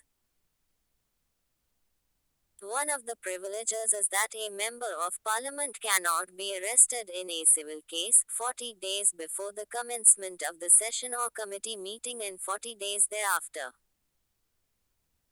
This privilege is already incorporated under Section 135A of the Civil Procedure Code, 1908. Key ruling on privileges. Dr. Zakir Hussain case 1966. In 1966 by Dr. Zakir Hussain it mentioned that members of parliament do enjoy certain privileges so that they can perform their duties. K. Anandan Nambiar and another. The Supreme Court of India held that the true constitutional position is that so far as a valid order of detention is concerned, a member of parliament can claim no special status higher than that of an ordinary citizen and is as much liable to be arrested, detained or questioned even during the session. State of Kerala vs. K. Ajit and others. The Supreme Court in a recent case, State of Kerala vs. K. Ajit and others, observed that privileges and immunities are not gateways to claim exemptions from the general law of the land, particularly as in this case, the criminal law which governs the action of every citizen. Insights on India. Com 29. Insta links. Parliamentary privileges. Practice questions. Q. Individual parliamentarians' role as the national lawmaker is on a decline, which in turn has adversely impacted the quality of debates and their outcome. Discuss. UPSC 2019. Q. With reference to parliamentary privileges, consider the following statements. 1. The Constitution extends the parliamentary privileges to those persons who are entitled to speak and take part in the proceedings of a House of Parliament or any of its committees. Though the parliamentary privileges do not extend to the President. Which of the statements given above are correct? A. 1 only B. 2 only C. Both 1 and 2D. Neither 1 nor 2 once. A. Electricity Amendment Bill 2022 to be tabled in Parliament in monsoon session. Context. Power Minister said that the government is ready with the Electricity Amendment Bill 2022 and will introduce the bill in the ongoing monsoon session of the Parliament. The Electricity Amendment Bill, which was recently cleared by the Union Cabinet, is likely to enable competition in retail power distribution. Among other changes, the amendment to the Electricity Act would also allow state electricity regulatory commissions to take up timely revision of tariffs. The bill proposes to amend the Electricity Conservation Act 2001, last amended in 2010, to introduce changes such as incentivizing the use of clean energy by issuing carbon-saving certificates. Key proposed amendments. Use of non-fossil sources. The Energy Conservation Amendment Bill, 2022, seeks to mandate use of non-fossil sources, including biomass and ethanol for energy and feedstock along with the use of green hydrogen and green ammonia. Share of renewable energy. Defining the minimum share of renewable energy to be consumed by industrial units or any establishment. This consumption may be done directly from a renewable energy source or indirectly via the power grid. Incentivizing for clean energy. Incentivizing efforts to use clean energy by issuing carbon saving certificates. Considering additional incentives like carbon credits for the use of clean energy to lure the private sector to climate action. Strengthening related institutions. Strengthening institutions set up originally under the Act, such as the Bureau of Energy (FICNC). Promoting green hydrogen. Facilitating the promotion of green hydrogen as an alternative to the fossil fuels used by industries increases ambit of conservation standards, including larger residential buildings under energy conservation standards to promote sustainable habitats. Currently, only large industries and their buildings come under the ambit of the Act. 30. Insights on India. Com. Electricity Conservation Act 2001. Energy efficiency norms empowers the center to specify norms and standards of energy efficiency for appliances, industrial equipment and buildings with a connected load over 100 kilowatts kW, or a contractual demand of more than 15 kilovolt amperes (kWh). Bureau of Energy Efficiency. The Act established the Bureau of Energy Efficiency (B). The 2010 amendment extended the tenure of the Director General of the Bureau of Energy Efficiency from 3 to 5 years. This bureau can specify qualifications required for energy auditors who monitor and review the power consumption of various industries. Energy trading. The government can issue energy savings certificates to those industries which consume less than their maximum allotted energy. However, this certificate can be sold to customers who consume higher than their maximum allowed energy threshold, providing for a framework for energy trading. Prohibition until conform specified norms. The Act allows the center to prohibit the manufacture, sale, purchase or import of any particular equipment unless it conforms to specified norms issued 6 months, 1 year before.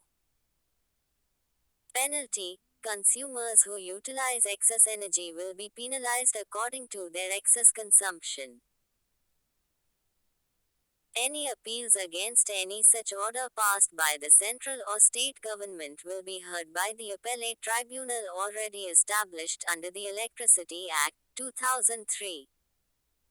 Insta-links. India's stand at COP26. Practice questions. Q. Explain the purpose of the Green Grid initiative launched at the World Leaders Summit of the COP26 UN Climate Change Conference in Glasgow in November 2021. When was this idea first floated in the International Solar Alliance (ISA)? UPSC 2021. Q. Which of the following is India's Panchamrit at COP26? A. Reach 500 gigawatts non-fossil energy capacity by 2030. B. 50% of its energy requirements from renewable energy by 2030. 3. Reduction of total projected carbon emissions by 1 billion tons from now to 2030. 4. Achieve the target of net zero emission by 2050. Select the correct answer using the codes given below. A. 1, 2 and 3. B. 2 and 3 only. C. 1, 3 and 4 only D. 1, 2, 3 and 4 ans. A. Renewing India's federalism pledge. Context: the leaders of the Indian national movement responded to demands of social reforms to the extent that it was essential for, and within the limits of preserving unity. In the words of M.K. Gandhi, protection of neglected classes should not be carried to an extent which will harm them and harm the country. India is being mobilized for an era of national resurgence. The Prime Minister calls it the Amrit Kal, the 25-year lead up to 100 years of independence. National unity is paramount. Duty comes before rights, according to him. Present crisis. Climate change to terrorism, shaky economic models to pandemics. Strong national governments are expected to be driving this era, not multinational bodies, or provincial authorities, or village councils. Technology incentivizes, enables, and legitimizes centralization. The elimination of intermediaries from political and economic negotiations. Tensions, emerging and existing. Caste tensions. Two religious minorities, the Muslims and Sikhs, are powerless, restive and fearful. The agitations against the Farm Laws and the Citizenship Amendment Act. Disequilibrium in the relationship between the Hindi heartland and regions in the south, the northeast and Kashmir. Harder border policies, the promotion of Hindi, centralization of policing, fiscal governance, and policy making in a range of subjects, the GST regime issues, the Hindi heartland's relationship with West Bengal. Insights on India. Com 31. Gal, Maharashtra and Gujarat, where regionalism still has mass appeal. Social justice and secularism, issues of Muslims, monopolized by the upper caste. The upper castes among the Muslims had monopolized the power that they bargained on behalf of the community, at the cost of women and the depressed classes among them. Saka Committee. The community as a whole materially lag behind the rest as per the Saka Committee. Representatives in Lok Sabha. In the current Lok Sabha, there are 27 Muslim members. A proportionate representation would be 80.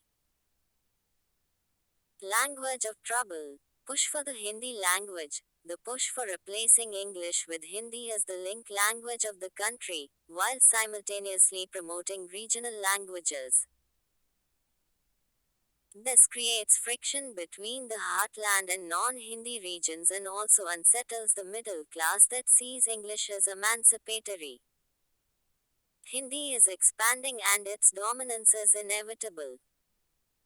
Migration of Hindi-speaking. Hindi-speaking regions have higher fertility than the rest. People from these regions will migrate to non-Hindi regions, the centers of economic growth in the west and the south, where native populations are aging and fertility is declining.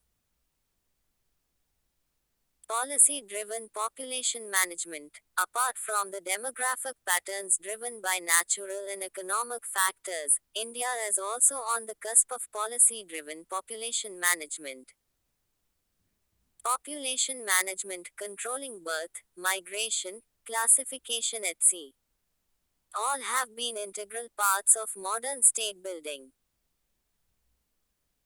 Definition of federalism. Federalism is a mixed or compound mode of government that combines a general government with regional governments in a single political system, dividing the powers between the two. Federalism is a multidimensional framework for cooperation, common goals and collective action. Federalism has to be understood and used as a framework for cooperation, common goals and collective action.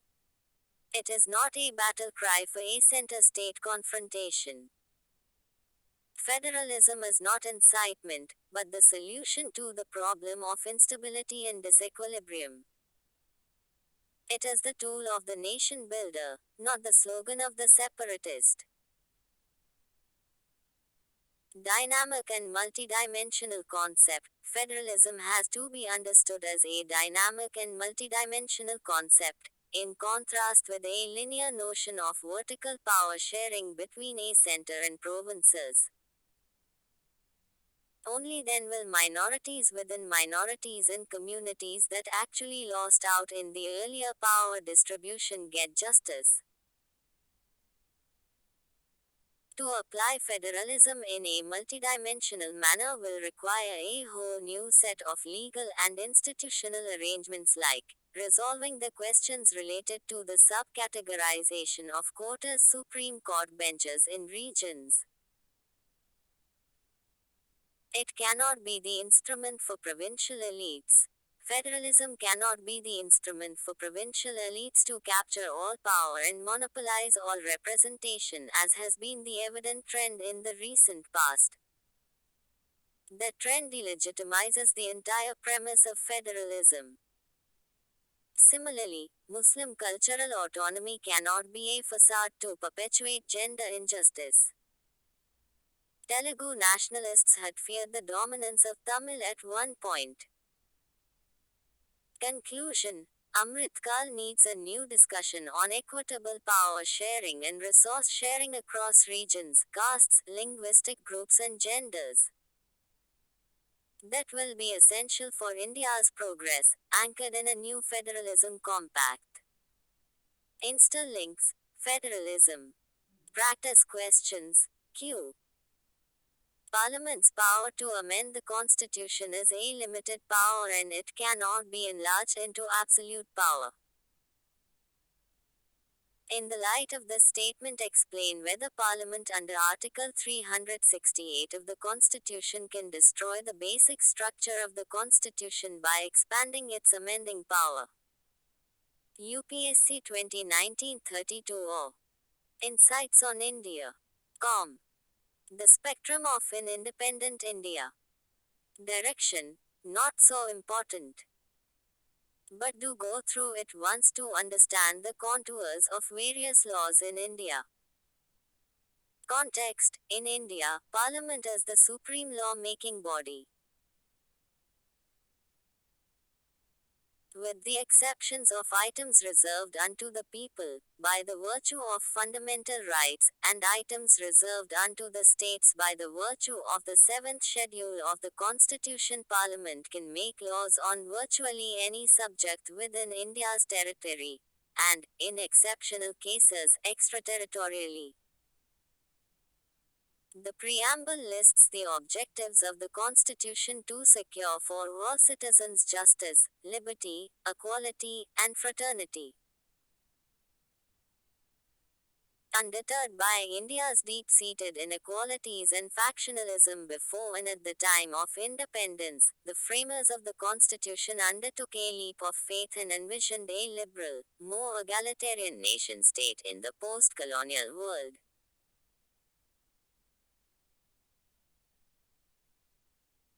Building blocks of the Nehruvian years. Challenges. In his first term, 1947 to 1952, Nehru met once in a lifetime challenges of a newly born country, the rehabilitation of partition survivors and the administration of evacuee properties, assimilating princely states and the grant of privy purses, creating the statutory framework for the defense forces, the Reserve Bank of India as well as the Election Commission of India, the initiation of land reforms. Legislations by the Nehru government.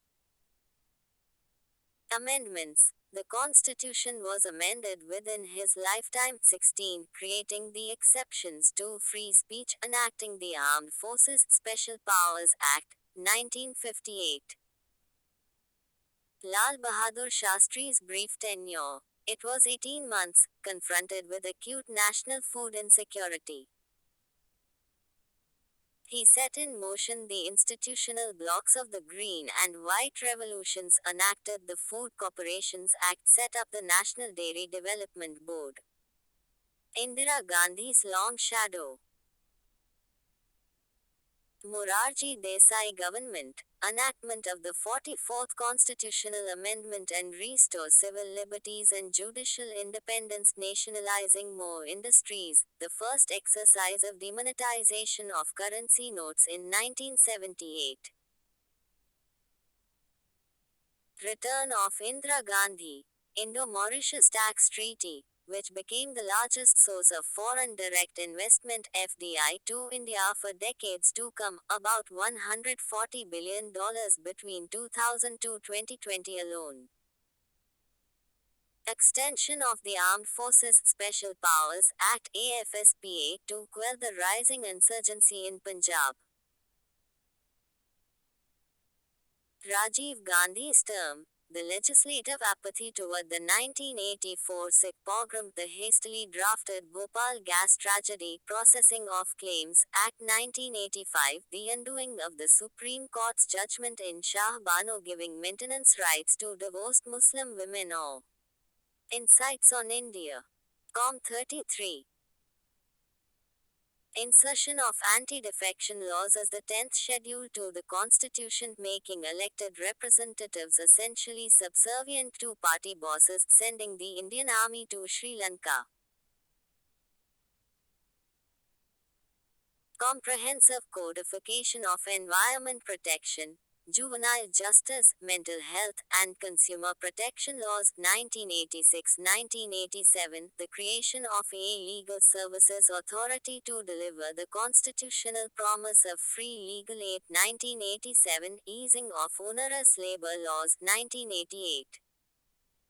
Comprehensive anti-corruption and Benami prohibition law. V. P.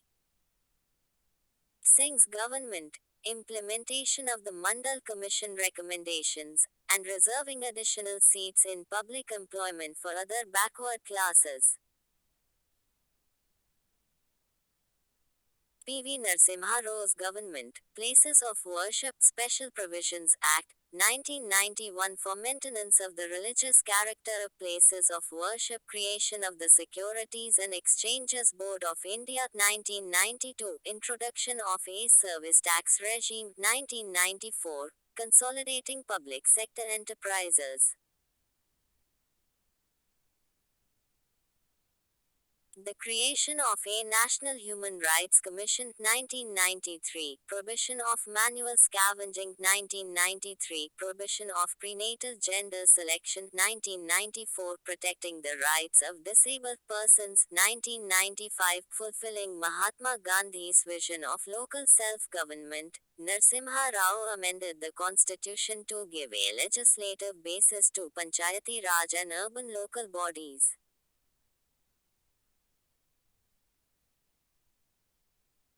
Atal Bihari Vajpayee's government, continuing with his predecessor's economic policies, he liberalized foreign exchange laws and created a new insurance regulator. Both in 1999 revamped the intellectual property regime 1999. 2000 enacted a substantive information technology regime. 1999 enabled a substantive anti-money law. 2002 created a fiscal responsibility and budget management protocol. 2003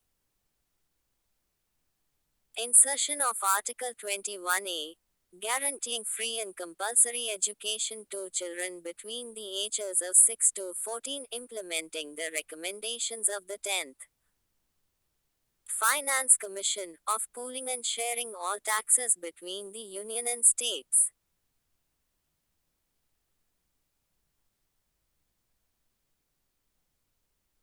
Manmohan Singh's legislations. Right to Information (RTI), the Right to Employment, the Mahatma Gandhi National Rural Employment Guarantee Act, granting married Hindu women equal rights in the intestate succession of her parents, protection of women from domestic violence and senior citizens' welfare, 2005, 2007 Operationalizing Free and Compulsory Education to Children 2009 The setting up of the Unique Identification Authority of India Aadhaar in 2009 National Green Tribunal 2010 Comprehensive Law Protecting Children from Sexual Offences 2012 The National Investigation Agency effectively cut into the powers of states to manage law and order. Reformed corporation laws enacted a rights-based approach to food security and land acquisition strengthened criminal laws to protect women from sexual crimes enacted the Lokpal and Lokayukt Act.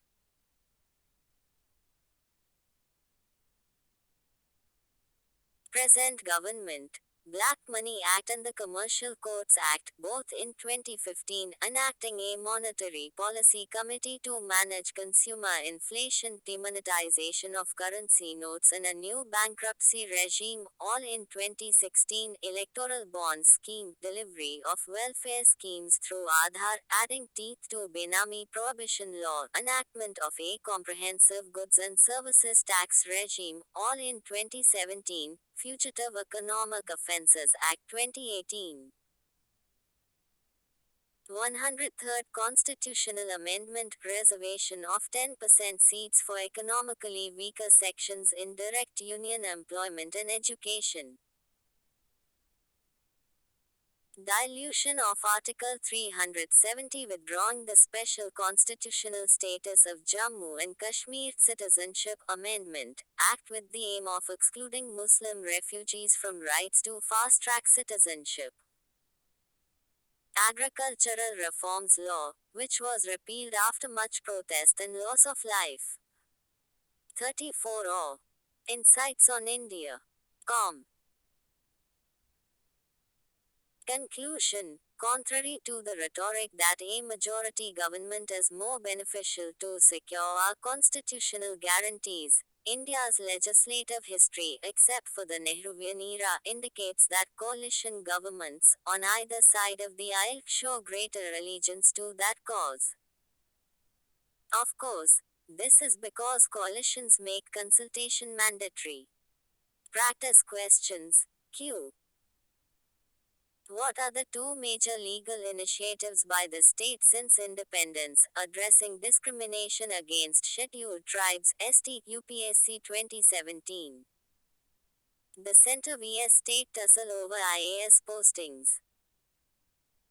Context. It has been reported that fewer All India Services IS of FICs working in the states were coming forward to opt for tenure with the center. Factors that account for the reluctance: long hours of work, extra caution, need for extreme clinical care in the preparation and submission of reports going up the hierarchy, sometimes up to the Prime Minister himself.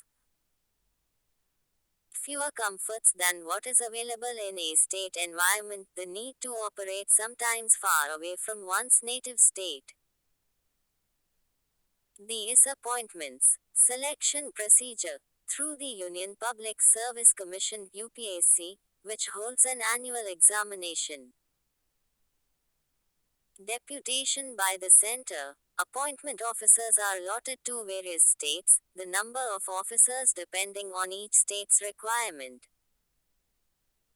Thereafter, they spend most of their career in those states, intervened by short spells of deputation to the center. Disciplinary authority with the center. While they are functioning under a state government, disciplinary authority is vested in the former. The state cannot impose a major penalty on a delinquent IS officer for any misconduct. Ratification by the center. Suspension of an officer from the service by a state government will have to be ratified by the center before the end of 3 months. This is meant to be a safeguard against any arbitrary action by a state government. The tussle between center and state. For example, West Bengal, where senior officers such as the Chief Secretary and Commissioner of Police were greatly embarrassed because the Chief Minister and Goy were out of step with each other. All India Services is the All India Services is comprises the three civil services of India, Indian Administrative Service IAS, Indian Police Service IPS, Indian Forest Service IFOS. Conclusion. Centre's dialogue with the states over amending the IS rules assumes importance. Such amendment would empower the centre to commandeer the services of any officers serving in the states to work for the former, with or without the concurrence of the state concerned or the consent of the particular officer. Related article. Bureaucrats haven't failed. But they can do better. Direction. Read through it once. We have clubbed two articles together. Functions of the IAS. Regulatory policy making, program implementation, improving ease of living, ease of doing business and governance, evidence-based assessments. Issues in their functioning. Low public trust. The number of civil servants who are involved in misdeeds has been disturbingly increasing. Low on competence, conviction, and willingness, rather conformity, e.g., political compliance, is preferred. The civil servants, including competent, become conformist due to incentives of postings like foreign posting incentives. Contributions. Liberal economic reforms since 1991, civil servants of Insights on India. Com35 has created regulatory infrastructure, monetary and fiscal policy formulation and lobbying for liberal economic reforms, even at the cost of populism. Brought in innovations, e.g., use of Aadhaar-linked DBT and decline in leakages. Dismantling the archaic laws, women empowerment, e.g., empowered 130 million women under the Livelihood Mission, facilitated 31 lakh elected panchayat leaders, higher literacy rate. Solutions. Linking civil society with the workings with elected local governments will help in deepening democracy and the voice of the poorest. Greater accountability and scrutiny.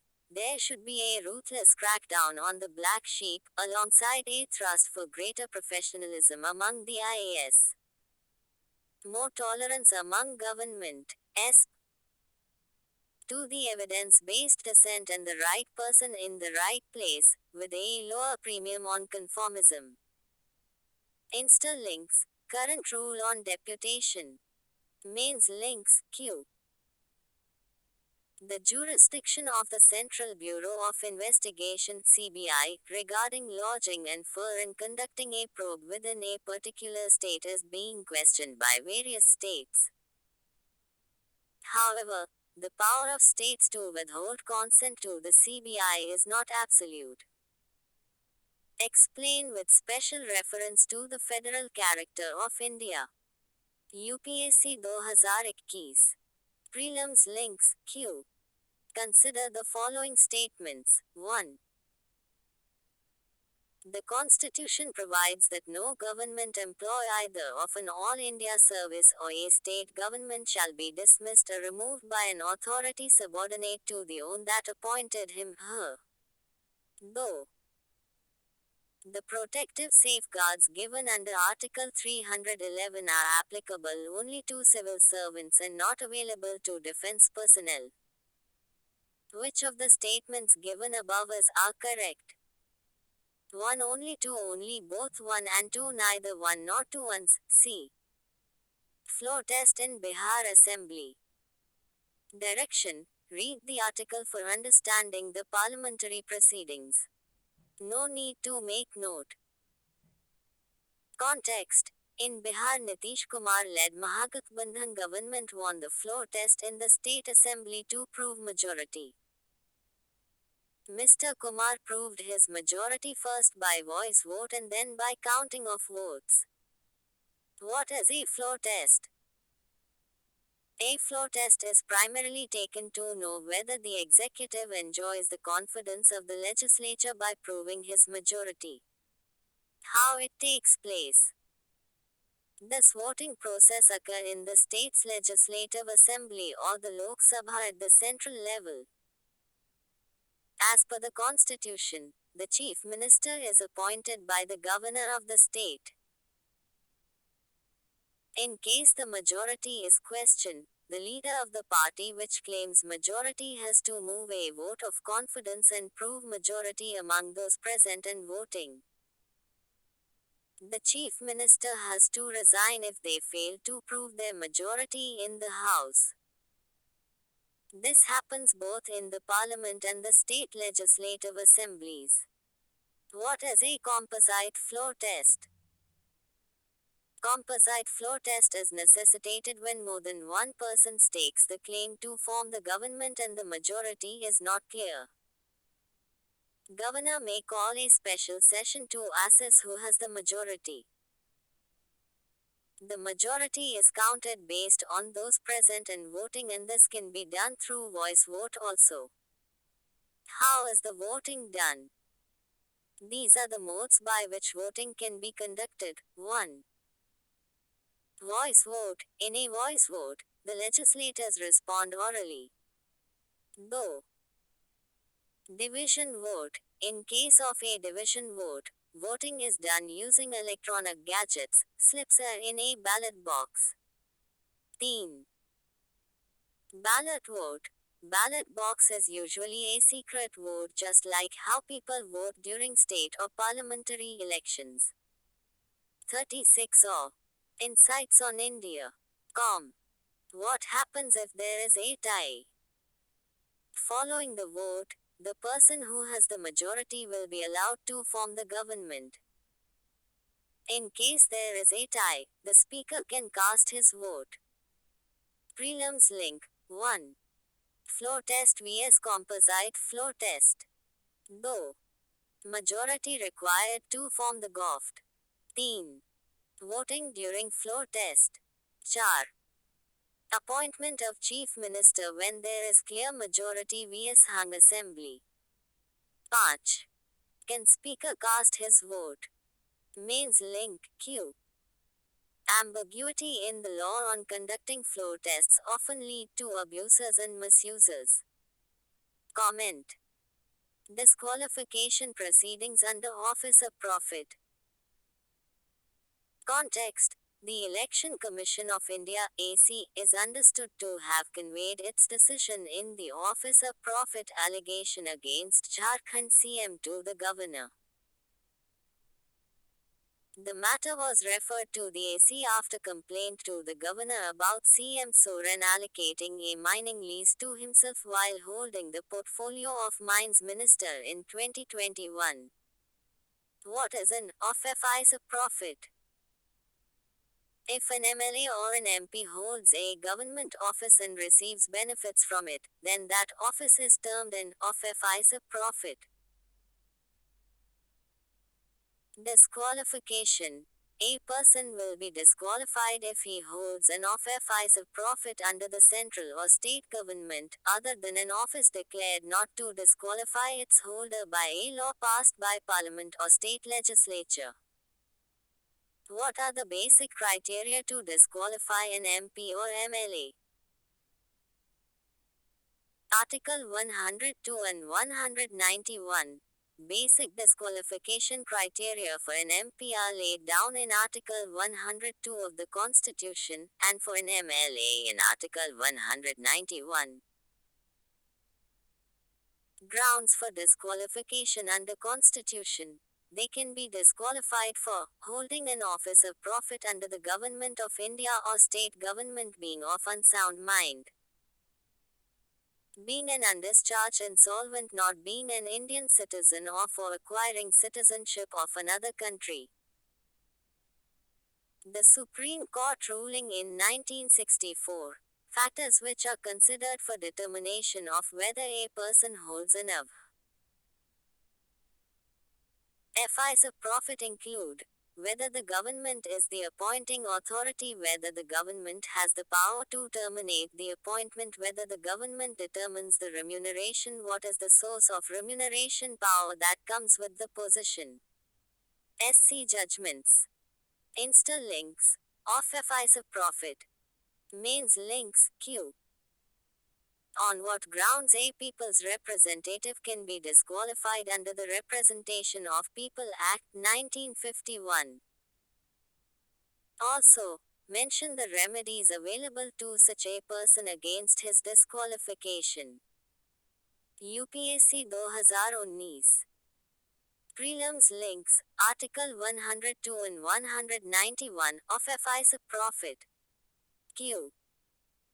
Which of the following are grounds for disqualification of an MP MLA under the Constitution? 1. When an MP MLA holds office where the government has the power to terminate the appointment. 2. When he is being an undischarged insolvent.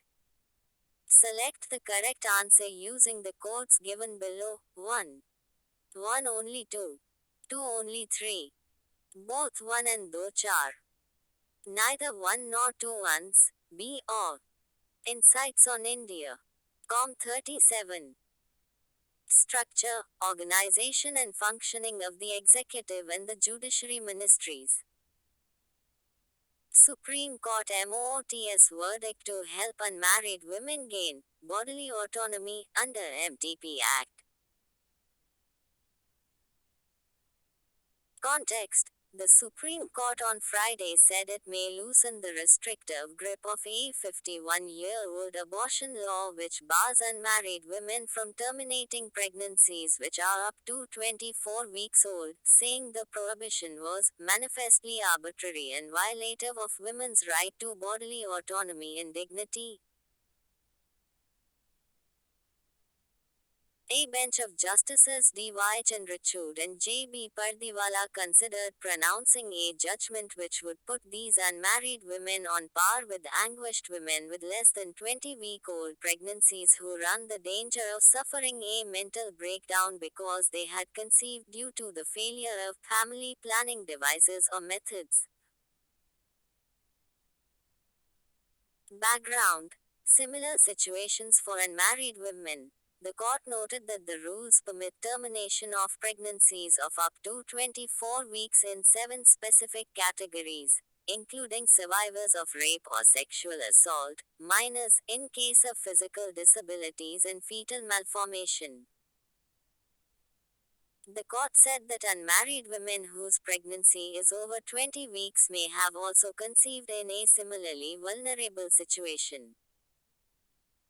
Pregnancy within and outside marriage. The legislature has not just used the word husband. It has also used the word partner.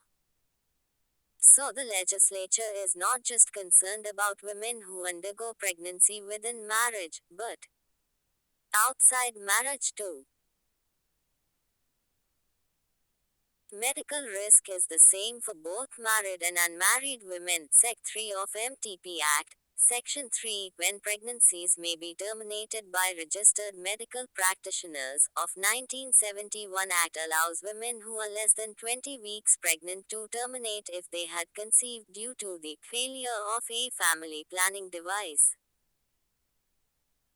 The law presumes that such a pregnancy would be a cause of mental anguish and constitute a grave injury to the mental health of the pregnant woman. Insta links. Medical Termination of Pregnancy MTP Amendment Act, 2021. Practice questions. Q. Though women in post-independent India have excelled in various fields, the social attitude towards women and feminist movement has been patriarchal. Apart from women education and women empowerment schemes, what interventions can help change this milieu? UPSC 2021. Q. With reference to MTP Act 2021, consider the following statements. 1. Opinion of two registered medical practitioner (RMP) for termination of pregnancy up to 20 weeks of gestation.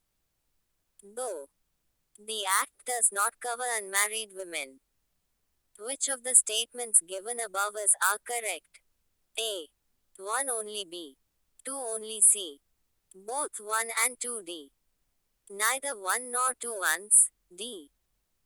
Judicial interventions in Indian economic decisions. Context: recently, Supreme Court proposed to create an expert committee of the Election Commission, Finance Commission, Niti Aayog, RBI officials and others to look into the economic impact of freebies doled out by the executive. Directions: judicial review, judicial activism, and judicial over 38 or insights on India. Com. Reach are always important topics in Indian polity. Do keep a prepared note on it. Issues with judicial interventions in the areas of economic growth disincentivizes investment, e.g., SC cancelling of 2G spectrum and coal licensing led to the private sector becoming skeptical of future investments. Policy paralysis. The bona fide decisions of the civil servants are being reopened in the courts, leading to fear in taking important decisions. E.g., in 2021, a two-judge SC bench directed CBI to inquire into the two-decade-old case of strategic disinvestment of Hindustan Zinc Limited (HZL), where a preliminary inquiry was closed by the CBI itself. Former SBI chairman Prateek Chowdhury was arrested on a magistrate court's order for an asset reconstruction case long after retirement. Ironically, the right forum to hear that matter was NCLAT. Violation of separation of power. Judiciary decisions that override economic growth or which reopen already settled matters are putting the executive and judiciary at cross purposes. Judiciary doesn't have expertise in policy matters. The governments are accountable to citizens for providing them with a good standard of living, but the judiciary is not accountable to people directly. Further, the judiciary doesn't have the expertise in many matters. Issues of judicial overreach. E.g., in the Goa Foundation vs Sterlite case 2018, the SC halted iron ore mining. Till now, a vast number of jobs have been lost. SC in 2019 suspended the MOPA airport project's environmental clearance, despite the Environment Assessment Committee and NGT following due process. What should be done by the judiciary? Take holistic impact assessment of its decisions, e.g. in Shiva Shakti Sugars Limited vs Sri Renuka Sugar Limited verdict 2017, SC observed that the socio-economic impact of a decision ought to be kept in mind before delivering judgment. Applying an economic impact cost-benefit analysis must become a fundamental process for judges to arrive at responsible and sustainable decisions. Taking help of experts, the SC can constitute an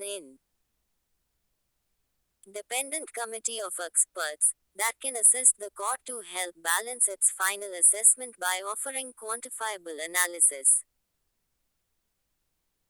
Conclusion: judicial interventions having economic implications require further deliberation, external expertise, a new assessment framework, and a macro perspective. Insta links judicial activism and judicial overreach. Mains links Q. What is judicial overreach? What factors lead to judicial overreach? Discuss with relevant examples. Prelims links Q. Which one of the following in Indian polity is an essential feature that indicates that it is federal in character? UPSC 2021 A. The independence of the judiciary is safeguarded. B. The Union legislature has elected representatives from constituent units. C. The Union cabinet can have elected representatives from regional parties. D. The fundamental rights are enforceable by courts of law. Answer A. Q. In India, separation of judiciary from the executive is enjoined by UPSC 2020 A, the preamble of the Constitution. B. A directive principle of state policy. C. The 7th Schedule. D. The conventional practice. Answer B. Fair trial goes beyond courts, to the police and me. Dear context, this is in continuation of the article Biased Media Week in Democracy. Recently, the Chief Justice of India objected to the lack of media accountability in the media's coverage of legal issues. Direction: those giving mains this year can make note of a few insights on India. Com 39. Issues and suggestions. It is important for this year's exam, others can just go through it once. Role of police in media trial. Important source for media and communication to the judiciary. Police are a crucial source for the media, and communication between the judiciary and police is often a starting point of the troubles of media trials. Public stripping of rights. Unregulated divulgence of case details by an eager police force results in a public stripping of the rights that typically accompany a fair trial. E.g., Delhi police admitted to informing the media about the outcome of Altnews co-founder Mohammad Zubair's bail hearing before the judicial order was even pronounced in open court. Role of media. Role in preventing insidious effects. Police narratives are sometimes designed to achieve political goals, and the media's ready acceptance of these narratives does little to prevent their insidious effects. Shaping of political opinion. Given the media's ability to shape political opinion, law enforcement agencies are sometimes under pressure to selectively reveal certain facets of the investigation or to mischaracterize incidents as communal or systemic. Bhim Koregaon case. For example, the investigation of the Bhima Koregaon violence 2018 was marked by a slew of motivated arrests of popular dissenters critical of the government. While the investigation was underway, the police exposed letters purportedly written by these activists that were still undergoing forensic analysis. While these letters received extensive news coverage, none of them was presented as evidence in court. Issues with the media. Non-uniform government regulations. Government regulation is not uniform for print and television media, and enforcement of these regulations, where it occurs, is slow. In any event, government regulation of the media is problematic and likely to increase the politicization of the press. Self-regulations easily avoided. Self-regulation setups such as the National Broadcasting Standards Authority and Indian Broadcasting Foundation are membership-based and easily avoided by simply withdrawing from the group. Weak regulatory norms. A weak regulatory environment effectively leaves reporting norms to the conscience of reporters and their editors. Mentioning arrest without proper information. Many reports mention arrest without any information about whether such arrests are conducted in the course of an investigation or after the filing of a charge sheet.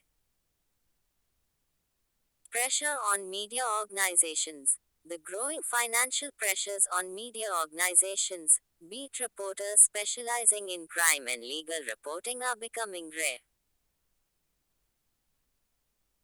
Analysis of steps taken till now. Supreme Court in Rumila Thapar vs Union of India.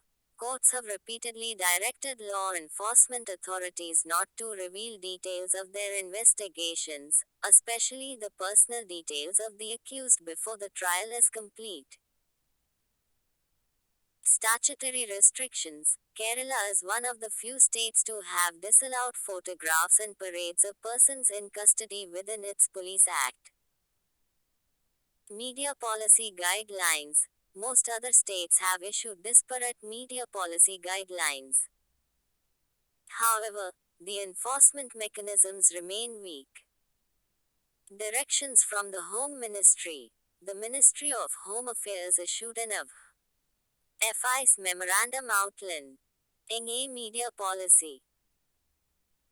However, its implementation is lacking as the police is an entry in the state list and thus falls primarily within the jurisdiction of state governments. Conclusion. An inward-looking solution to the ethical crisis. With an increasing call for media regulation, it is now in the immediate interest of the media and the general interest of the free press that media institutions look inward to find an answer to what is essentially an ethical crisis. Upholding the basic principles of justice. The media's immense power to shape narratives regarding public conceptions of justice makes it a close associate of the justice system, bringing with it a responsibility to uphold the basic principles of our justice system. The media should feel subject to the obligation to 40 Insights on India. Do its part in aiding mechanisms that aim to preserve these principles. Structured and well-designed media policy. A structured and well-designed media policy with training and enforcement mechanisms is the need of the hour for the police. Insta links, social media. Mains link, Q. Judicial legislation is antithetical to the doctrine of separation of powers as envisaged in the Indian Constitution. In this context, justify the filing of a large number of public interest petitions praying for issuing guidelines to executive authorities. UPSC 2021. The shackles of 1861 need to go. Direction. Can make a few notes, but be very selective. Read it once to understand the changes. Context. On the 75th anniversary of India's importance, the author analyzes the need for police reforms. IPC 1861. The main objective was to use the police as a weapon of repression and strengthen the hold the British had over India. The prevention and detection of crime was never their priority. Most of the constabulary was illiterate and not paid even a living wage. Fraser Commission reforms 1902-03 were not accepted. However, since independence there have been numerous changes. For women, check the social evil of dowry. The Dowry Prohibition Act was passed in 1961. Sections 498A Cruelty by husband and his relatives, and 304B Dowry death, along with certain amendments in the Evidence Act. Custodial torture and sexual harassment of women have been held to be violations of fundamental rights. For children, the definition of rape has been widened and offenses related to sexual assault made tougher. Protection of Children from Sexual Offences Act, 2012, and the Juvenile Justice Care and Protection of Children Act, 2015, have been enacted for business, ease of doing business. Electronic documents and signatures have been given legal sanctity to facilitate online transactions and check cybercrime under the Information Technology Act of 2000. Against Discrimination. The Scheduled Castes and Scheduled Tribes Prevention of Atrocities Act, was enacted in 1989.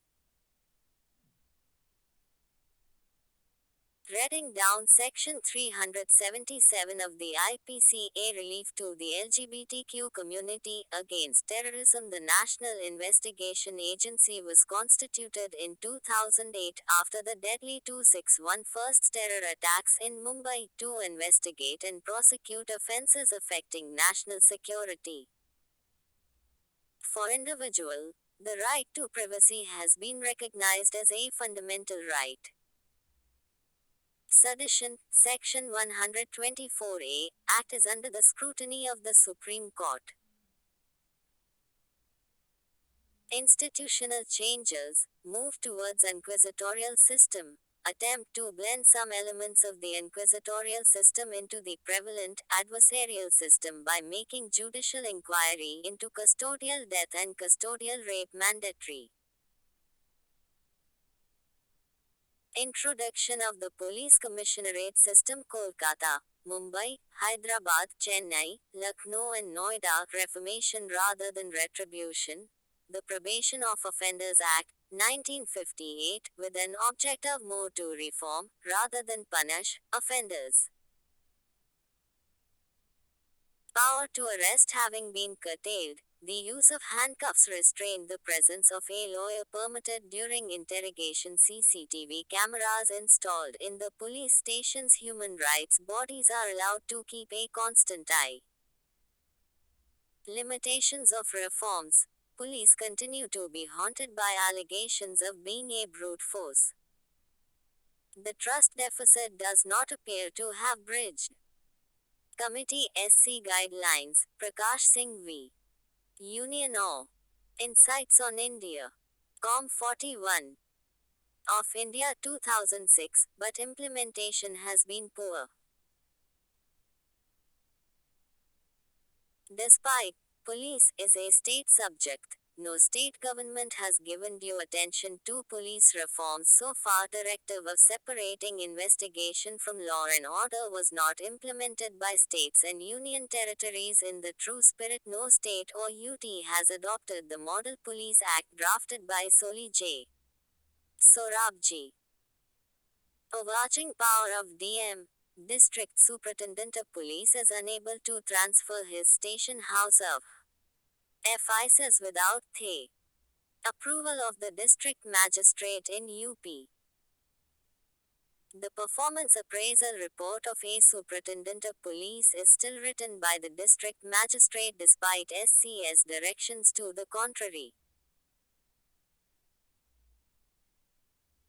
Solution: additional funding and training, improving soft skills and ensuring investigation in an impartial manner. Unwanted and mechanical arrests need to be stopped. More offences can be made bailable and more brought under the ambit of compounding to lighten the burden on jails. The use of technology and forensic techniques must be encouraged to enhance the quality of evidence. Specialized wings need to be established to deal with newer types of crime. Conclusion: the police should be accountable only for their constitutional goal of establishing the rule of law. Insta links police reforms. Mains links Q. Trace the journey of police reforms in India since independence. Examine as to why, despite many attempts at reforms, the police are top-heavy, selectively efficient and unsympathetic. Suggest measures to have a more responsive and respected police force. 250 words. Supreme Court's contradictory verdicts reinforce the need for a bail ACT. Direction: it is a legal article. No need to go in depth, just know the issue. Context: recently, SC in Satendra Kumar until v. CBI case. The SC has asserted mandatory compliance with Sections 41 and 41A of the Criminal Procedure Code (CRPC), thus giving primacy to bail for individuals, bail and not jail. Previously, in a 2014 judgment, SC has asked not to arrest the accused automatically when the offence is punishable with imprisonment for a term which may be less than 7 years. On the contrary, SC in Vijay Madan Lal Chaudhary v. Union of India PMLA case upheld the arbitrary conditions of bail under Section 45 of the Prevention of Money Laundering Act, thus discarding the presumption of innocence principle. Status of under trials. As per the present statistics of India 2020, nearly 76% of prisoners are under trials. Reasons. Detentions are often a result of unnecessary arrests by investigating agencies and further the unfair application of bail provisions by the court. Arguments in favor of making immediate arrests and denial of bail to the under trials. The arrest of the wrongdoer is seen as an effective redressal mechanism by the victim. If a police officer does not go for immediate detention, it may be considered a sign of complacency of the authorities. Solution. The court should not give a contradictory verdict because the operations of investigating agencies do not go in isolation from that of courts and creates a reason for arbitrary misuse of the law. Need for Bail Act. The confusion created by the two decisions of the Apex Court reinforces the need for a Bail Act. 42 or Insights on India. Com. Insta links hasty arrest, near impossible bail, CJI. Mains links Q. Comprehensive reforms are needed in the criminal justice system to ensure effective enforcement of the law, uphold accountability, have a well-trained workforce and speedy disposal of the cases. Comment. 250 words. Making bail impossible. Directions. These topics are important. PMLA, right to privacy, court's role in bail etc. Learn the crux of the issue. Issue. SC in the Puthaswamy case, 9-bench judge 2017, while upholding the right to privacy, it overruled the decision in ADM Jabalpur v.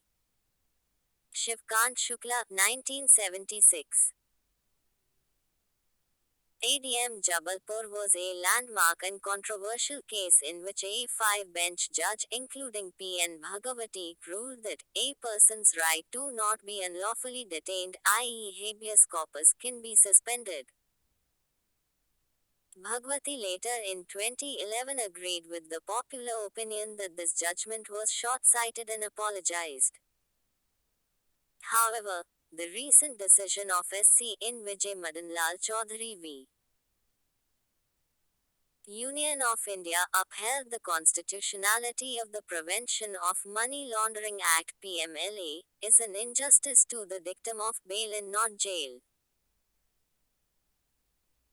Draconian preconditions for bail in PMLA. Onus on accused. To be eligible for bail, the arrested person must persuade the court that he is not guilty of the money laundering offences brought by the Enforcement Directorate, ed. Grounds for arrest. There is no definition of what qualifies as grounds for arrest and how detailed such grounds need to be. Confessional statement. The judgment considers the confessional statement to be admissible evidence. Such evidence can be presented to the judge at a bail hearing as well. Near v. Sahur Vatali 2019. For considering bail under UAPA, the court only has to see whether a prima facie case against the accused is made out. Issues with the Vijay Madan Lal Chaudhary v. Union of India judgment. Crime of money laundering under serious offences. The court overturned its decision in Nikesh Tarachand Shah v. Union of India 2017 that had directed treating the offence of money laundering as less heinous and therefore differently a crime from terrorism under the Terrorist and Disruptive Activities Prevention Act (TADA). Money laundering covers other offenses. The court ignored the fact that under the PMLA, money laundering also covers monies associated with offenses relating to infringement of copyrights and trademarks, arts and antiquities, securities, information technology companies, and air and water pollution. Enforcement Case Information Report (ECIR). The court also declared that the ED does not need to share the Enforcement Case Information Report (ECIR) with the accused. The same notion of secrecy is not applicable to equivalent documents, FERS, for agencies like the police and the Central Bureau of Investigation. What is bail? The CRPC does not define the word bail but only categories offences under the Indian Penal Code as bailable and non-bailable. The CRPC empowers magistrates to grant bail for bailable offences as a matter of right. This would involve release on furnishing a bail bond, without security. In the case of non-bailable offences, a magistrate would determine if the accused is fit to be released on bail. Interlinks, PMLA. Mains link. This article is linked to as much internal security as to polity. Do remember some provisions of PMLA and its mandate. Q. India's proximity to two of the world's biggest illicit opium growing states has enhanced her internal security concerns. Explain the linkages between drug trafficking and other illicit activities such as gun running, money laundering, and human trafficking. What countermeasures should be taken to prevent the same? UPSC 2018 or Insights on India. Com 43. Prelims link. Know a few basic things about Enforcement Directorate, Right to Privacy, PMLA, NIATC. Q. Which of the following are the objectives of the Prevention of Money Laundering Act PMLA? A. To prevent and control money laundering. B. To confiscate and seize the property obtained from the laundered money. 3. To deal with any other issue connected with money laundering in India. Select the correct answer using the codes given below. A. 1 and 2 only B. 1 only C. 2 and 3 only D. 1, 2 and 3 uns. D. Supreme Court strikes down the provision of the 1988 Benami Law. Also part of GS3 Benami laws. Direction. Know the crux of the issue. Why the Benami Act was amended and why SC has now struck down the amendments. Context. A three-judge bench led by Chief Justice declared Sections 3(2) and Section 5 introduced through the Benami Transactions Prohibition Amendment Act of 2016 as unconstitutional. The Act defines a Benami transaction as any transaction in which property is transferred to one person for a consideration paid by another person. Background. The 2016 law amended the original Benami Act of 1988, expanding it to 72 sections from AMIA 9.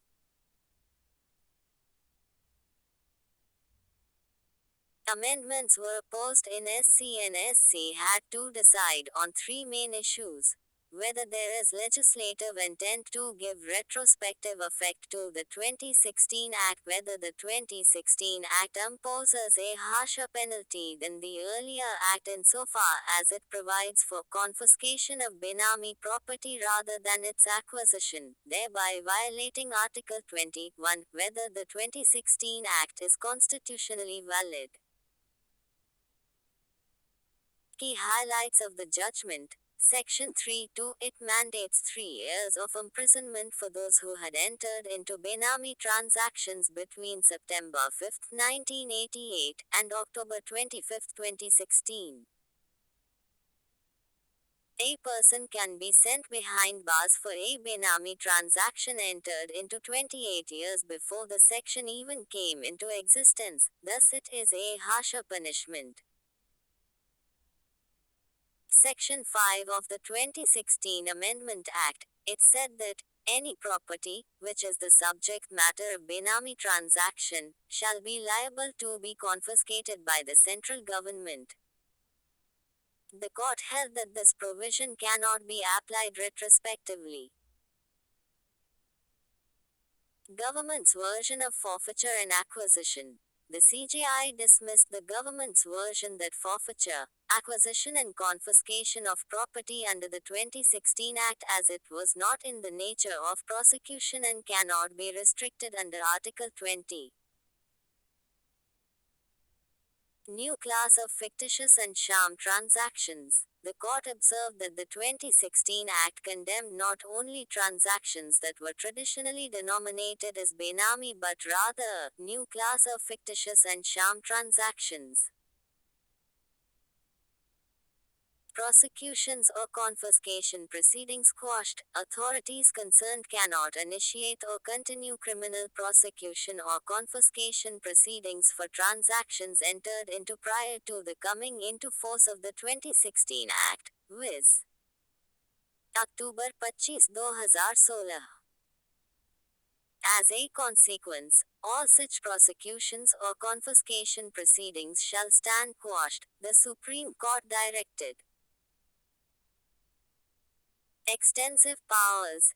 Extensive powers. The court also noted that the Act also granted extensive powers of discovery, inspection, compelling attendance, and compelling production of documents to officials, assistants of police of FICs. It also empowered authorities to take the assistance of police officers, customs of FICs, income tax officers at sea, for furnishing information. Person supplying false information. A person who supplies false information before any authority is subjected to rigorous imprisonment of up to 5 years under Section 54 of the 2016 Act. Benami property. It is the one whose legal owner is different from 44 or Insights on India.com. The actual owner. Benami property includes immovable assets such as land, flats or house. Movable assets such as gold, stocks, mutual fund holdings, bank deposits etc. If the property is sold, then the proceeds from the sale are also included under Benami property. Insta-links, Benami Transactions Prohibition Amendment Act of 2016. Mains links, Q. Discuss how emerging technologies and globalization contribute to money laundering. Elaborate measures to tackle the problem of money laundering both at national and international levels. UPSC 2021. Prelims links. Do remember the basic provisions of the Act. Section number is not important. Q. With reference to the Prohibition of Benami Property Transactions Act, 1988 PBPT Act, consider the following statements. 1. A property transaction is not treated as a Benami transaction if the owner of the property is not aware of the transaction. Though properties held under Benami are liable for confiscation by the government. Which of the statements given above are correct? A. 1 only B. 2 only C. Both 1 and 2D. Neither 1 nor 2 once. B. Supreme Court bench to revisit 2013 verdict on poll promises. Direction. It is an important case for RPA Act and debate around freebies. Just quote, Balaji case 2013, wherever needed. Know the crux of the judgment. Context. The Supreme Court said it will constitute a three-judge bench to reconsider a 2013 judgment which held that pre-poll promises made by a political party cannot constitute a corrupt practice under the Representation of the People (RP) Act. Background: SCNS. Subramanian Balaji vs Tamil Nadu 2013 case announced that only an individual candidate, not his party, can commit a corrupt practice under the RP Act by promising free gifts. During a hearing on ways to rein in irrational freebies, the Balaji judgment came under the spotlight after 9 years. Chief Justice N. V. Ramana's bench was told that there cannot be a dichotomy between a political party and its candidate. What the candidate promises is what his party wants him to promise. The party cannot escape liability. Sec 123 of RP Act. Section 123 of the RP Act deals with corrupt practices. The provision says it is bribery, and thus deemed a corrupt practice if any gift, offer or promise of gratification is made to voters directly or indirectly by a candidate or his agent. Questions on the Balaji judgment. The judgment had clearly drawn a distinction between an individual candidate put up by a political party and the political party itself. Rationale of Balaji judgment. The judgment had held that it was directly part of the directive principles of state policy for a state to distribute largesse in the form of distribution of color TVS, laptops, etc. to eligible and deserving persons. In what way the state chooses to implement the directive principles of state policy is a policy decision of the state, and this court cannot interfere with such decisions unless it is unconstitutional. Supreme Court's current observation. Supreme Court said for identifying the issue and to draw a distinction between welfare schemes and doles, its previous judgment required a relook. The Apex Court had directed the Election Commission to consult with recognized political parties and frame guidelines for the general conduct of candidates, etc. and also for election manifesto. The court said that all of this could be included in the Model Code of Conduct for the Guidance of POA. Insights on India. Com 45. Political parties and candidates. Chief Justice Ramana said, a three-judge bench will be constituted for this. Prelims link. 1. Sec 123 of RP Act. 2. Balaji judgment. 3. Rationale behind the Balaji judgment. Mains link. The Balaji judgment had clearly drawn a distinction between an individual candidate put up by a political party and the political party itself. Ambiguity in the law on conducting flow tests often lead to abuses and misuses. Comment. Salient features of the Representation of People's Act. What is the controversy around the revision of electoral rolls in Directions. Keep a note on AC, Delimitation Commission and voting rights. Context. The Chief Electoral of FISA CEO announced that anyone who is living ordinarily in can avail the opportunity to get enlisted as a voter in the Union Territory in accordance with the provisions of the Representation of the People Act. Who else is eligible to vote? Voting right for armed forces. The armed forces posted in could register as voters and could possibly participate in the first ever assembly polls in the youngest Union Territory (UT) of the country. Delimited assemblies. The CEO said the existing electoral roll is being mapped into the newly delimited assembly constituencies as per the Delimitation Commission's final order made applicable by the Union Law Ministry with effect from May 20, 2022. Why are electoral rolls being revised? Delimitation Commission. The AC is working on fresh electoral rolls in after the Delimitation Commission earlier this year carved out 7 new assembly constituencies in the UT, 6 going to the Jammu division and 1 to Kashmir, under the Jammu or Kashmir Reorganization Act adopted in 2019. Jammu now has 43 seats against 47 in Kashmir. The AC has decided that it will also include any person who has attained the age of 18 years on or before October 1, 2022 in the fresh electoral rolls. What did the CEO announce? No need for a domicile. There is no need for a person to have a domicile certificate of to become a voter.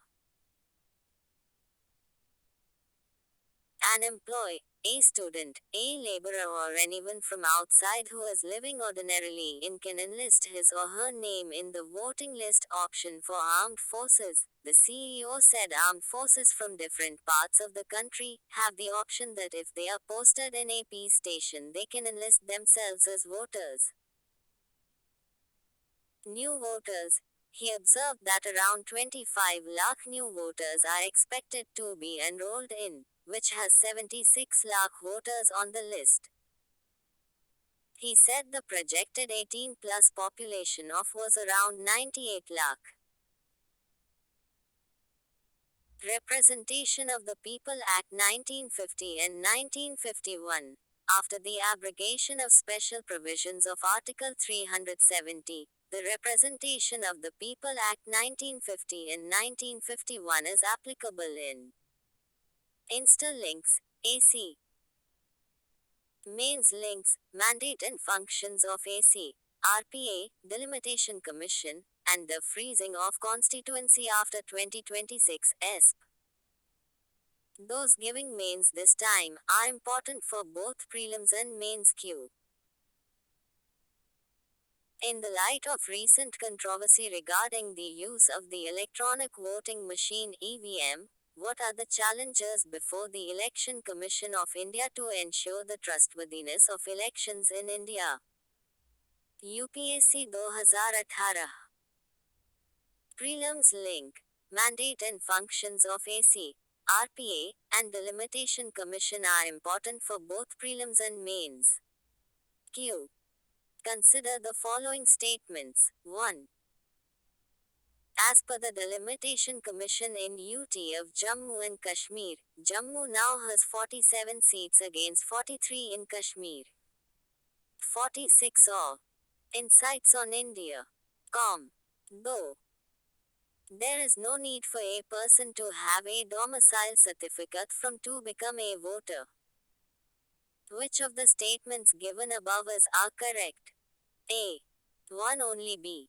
2 only C. Both 1 and 2D. Neither 1 nor 2 ones. B. Government policies and interventions. Kerala opposes changes to MMDR Act. Context. The Kerala government has opposed the new set of proposed amendments to the Mines and Minerals Development and Regulation Act. The State Industries Minister met the Union Coal and Mines Minister and told him that the amendments are a breach of states' rights as minerals come under the purview of states.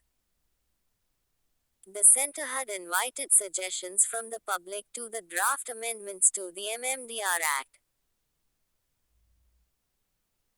Key highlights: Centre to auction some minerals from the list of atomic minerals. The main objection is against the sixth item in the note for consultation sent to the state governments that will empower the centre to auction some minerals from the list of atomic minerals. Entry 23 of List 2 and Article 246(3). State governments are the owners of the mines and minerals located within the territory of the state concerned, and under Entry 23 of List 2 of the Constitution and the constitutional right of the state under Article 246(3), state assemblies can make laws on such minerals. Article 246(3). The legislature of any state has exclusive power to make laws for such state or any part thereof with respect to any of the matters enumerated in List 2 in the 7th schedule in this constitution referred to as the state list. Monazite. It is one of the beach sand minerals that contain rare earth like lanthanum, cerium, praseodymium, neodymium etc. It also contains thorium, which is a prescribed substance, the list of which was revised in 2006 under the Atomic Energy Act, 1962. It is a rare phosphate mineral that usually occurs in small isolated grains in igneous and metamorphic rocks such as granite, pegmatite, schist, and gneiss. It is translucent and one of the most resistant minerals to weathering. It is a radioactive atomic mineral used for the production of thorium, as high as 500 ppm, and has the potential to be used as fuel in the nuclear power system. Monazite distribution. Insta links. Mines and Minerals Development and Regulation Act 7th Schedule. Practice questions Q. How far do you think cooperation, competition and confrontation have shaped the nature of federation in India? Cite some recent examples to validate your answer. UPSC 2020. Q. Which of the following states have monazite deposits? 1. Kerala 2. Andhra Pradesh 3. Orissa 4. Jharkhand. Select the correct answer using the codes given below. A. 1, 2 and 3 only B. 1 and 2 only C. 1, 3 and 4 only O. Insights on India. Com 47. D. 1, 2, 3 and 4 ans. D. Private players can use drones for delivery purposes in accordance with Drone Rules, 2021. Context. The government is utilizing the services of drone providers for vaccine delivery and inspection of oil pipelines and power transmission lines, agricultural spraying, etc. Private players can now also do so. In 2021, the government notified the Production Linked Incentive (PLI) scheme to promote the growth of drone manufacturing by private companies. The PLI rate is 20% of the value addition over 3 financial years. PLI for a manufacturer shall be capped at 25% of the total annual outlay. The beneficiaries include 12 manufacturers of drones and 11 manufacturers of drone components. Key aspects of the regulatory framework under Drones Rules 2021. Registration and having a unique identification number (UIN). Every drone, except for those meant for research, development and testing purposes, is required to be registered and should have a unique identification number (UIN). Segregating the entire airspace. An airspace map of the country segregating the entire airspace into red, yellow and green zones is available on the Digital Sky platform. Operation of drones in red and yellow zones is subject to the approval of the central government and the concerned air FIC control, ATC authority respectively. No approval is required for operation of drones in green zones. Empowering state and UT governments. The state government, the Union Territory Administration, and law enforcement agencies have been empowered under the rules to declare a temporary red zone for a specified period. Necessary type certification. Drones are required to have the necessary type certification issued by the Directorate General of Civil Aviation (DGCA). No type certification is however required in case of nano drones up to 250 gram all-up weight and model drones made for research and recreation purposes. Necessary personal details. The owner and operators of drones are required to furnish the necessary personal details including their Indian passport number etc. for issuance of any registration or license. Rule 17 of the Drone Rules, 2021, it lays down the provision of transfer of drone to another person by way of sale, lease, gift or any other mode, after providing requisite details of the transferor, transferee and unique identification number of the drone on the Digital Sky platform along with the applicable fees. Authorization of Remote Pilot Training Organizations (RPTO), it will be done by DGCA within specified time limits. Punishment for violation. Drone operations that violate the provisions of the Drone Rules, 2021 are punishable under Rule 49 of the Drone Rules, 2021 as well as provisions of any other law, for the time being in force. Drones use in agriculture. Insta-Links, SWAMITVA scheme.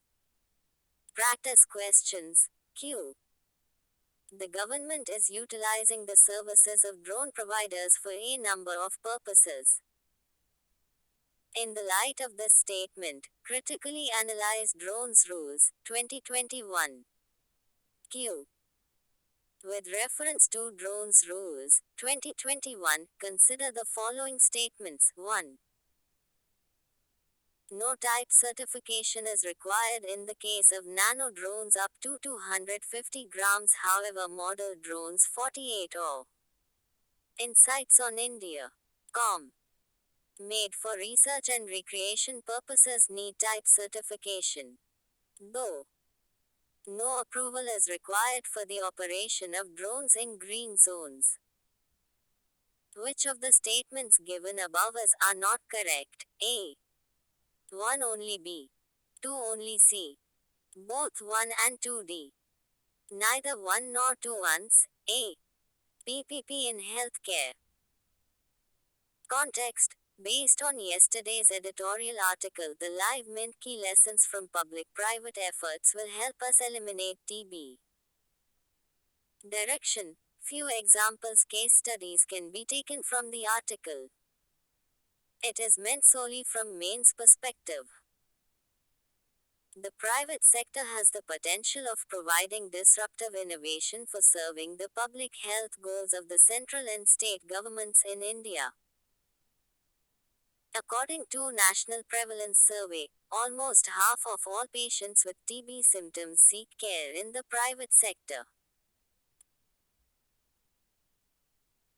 Some private sector engagement programs for TB. The Private Provider Interface Agency (PPIA), Mumbai in Maharashtra, Patna in Bihar, and Mehsana in Gujarat, it worked with a network of private doctors, chemists, laboratories, and hospitals to ensure standards of TB care. Result.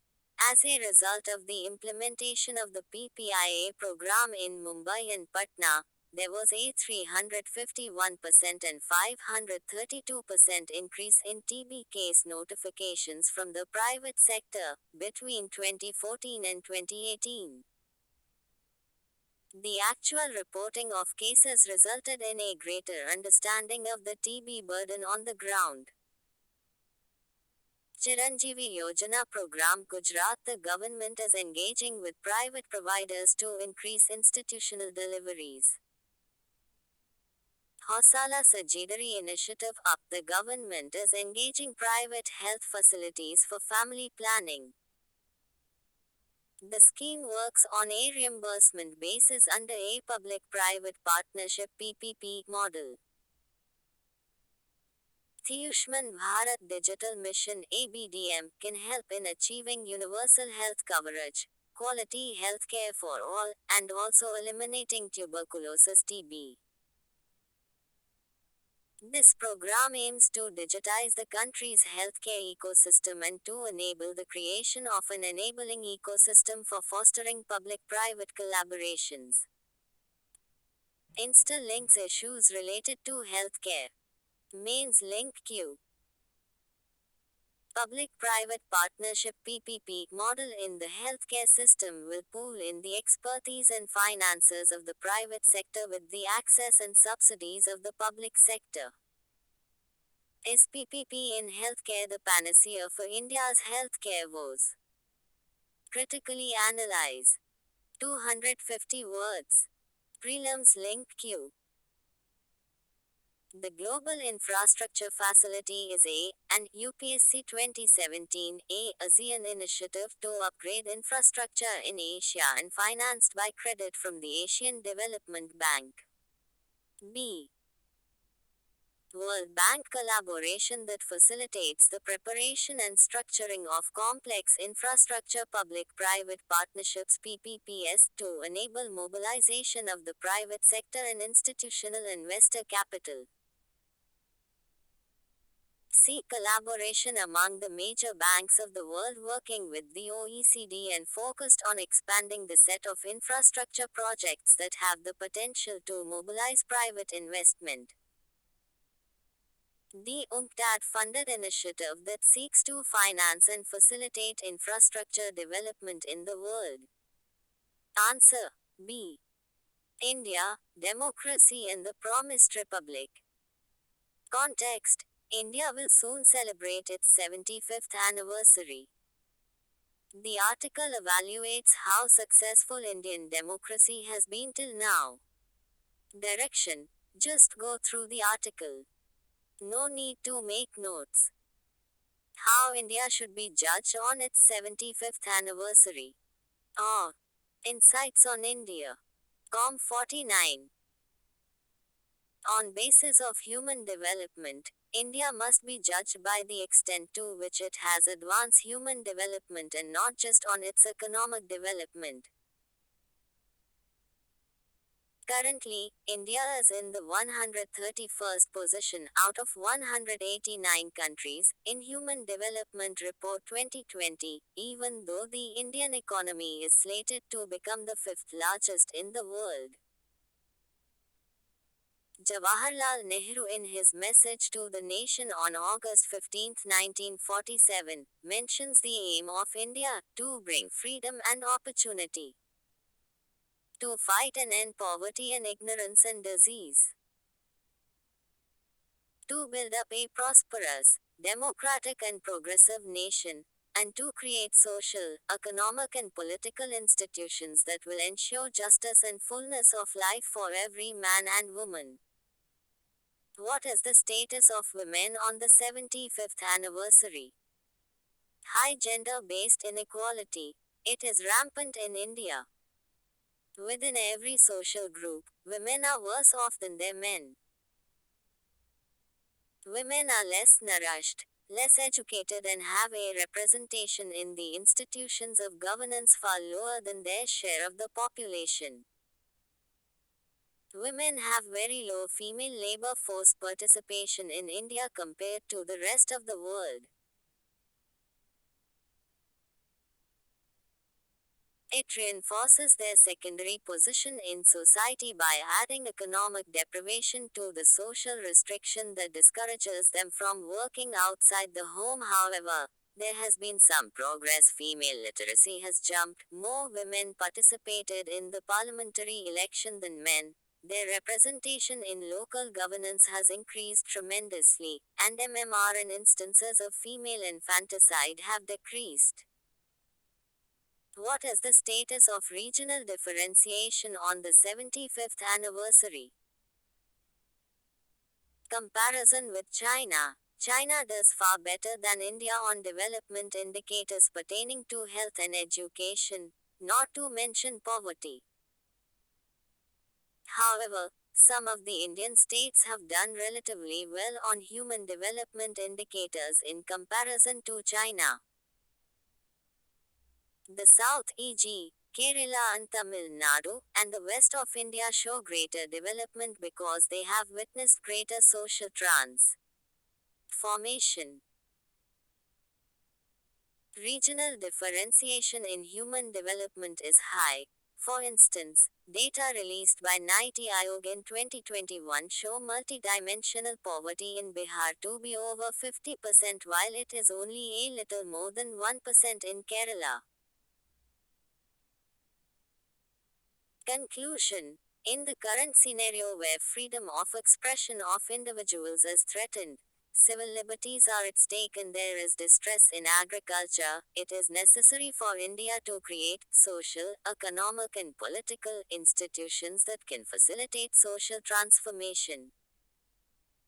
Instalinks Democracy Report 2022 Dystopia in India's Democracy. Mains Link Q. Critically analyze the working of democracy in India since independence. 15. Prelims Link Q. Which one of the following factors constitutes the best safeguard of liberty in a liberal democracy? A committed judiciary. B. Centralization of powers. C. Elected government. D. Separation of powers. Answer D. On guardianship and adoption of minors. Context. A parliamentary standing committee has said that there is an urgent need to amend the Hindu Minority and Guardianship Act (HMGA) 1956 and accord equal treatment to both mother and father as natural guardians. Direction. Just go through it once. Not so important. Current legal status. Indian laws accord superiority to the father in case of guardianship of a minor. The Muslim Personal Law Shariat Application Act, 1937 says that the Shariat or the religious law will apply in case of guardianship according to 50O. Insights on India. Com. Which the father is the natural guardian, but custody rests with the mother until the son reaches the age of 7 and the daughter reaches puberty. The Adoption Regulations 2017 is silent on adoption by LGBTQI people and neither bans nor allows them to adopt a child. SC Judgment Geeta Hariharan vs Reserve Bank of India in 1999 challenged the HMGA for violating the guarantee of equality of sexes under Article 14 of the Constitution of India. But the judgment failed to recognize both parents as equal guardians, subordinating a mother's role to that of the father. Recommendation of the panel, conferring equal rights to mothers as guardians under the HMGA 1956 instead of treating them as subordinates to their husband, joint custody of children during marital disputes instead of mothers getting preference. Allow the LGBTQI community to adopt children. There is a need for new legislation that harmonizes the Juvenile Justice Care and Protection of Children Act, 2015 and the Hindu Adoptions and Maintenance Act (HAMA) 1956 and that such a law should cover the LGBTQI community as well. Instalink simplification of the child adoption process. MGNREGS. Direction. A few recommendations can be incorporated into your mains notes. It is an important scheme. Do know basic facts about it. Context. Parliamentary Standing Committee on Rural Development and Panchayati Raj released an action taken report on MGNREGA. The government has accepted 26 of the 33 recommendations made. Suggestions by the panel and action taken: increase number of work days to 150 from the current 100. However, it has been implemented only in drought calamity hit areas by providing 50 additional days, and in some states using their own fund, e.g., Uttarakhand 150 days.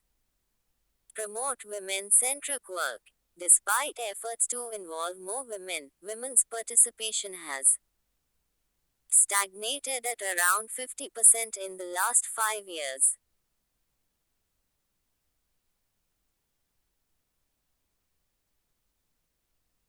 Increase in wages and link it with inflation.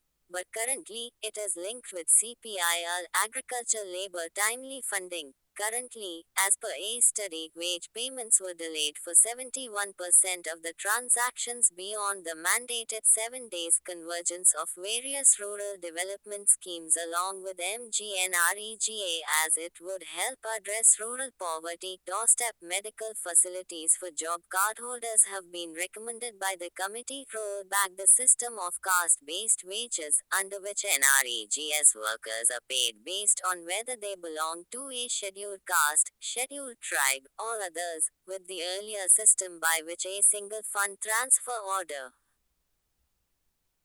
About MGNREGS, it guarantees the right to work by legally providing at least 100 days of wage employment in rural India. Implementation: the Ministry of Rural Development (MRD) in association with state governments. It is a centrally sponsored scheme. Within 15 days of submitting the application or from the day work is demanded, demand-driven scheme, wage employment will be provided to the applicant, and allowances in case employment are not provided. Social audit of MGNREGA works as mandatory. Gram Sabha and the Gram Panchayat approve the shelf of works under MGNREGA and fix their priority. Insta links MGNREGS.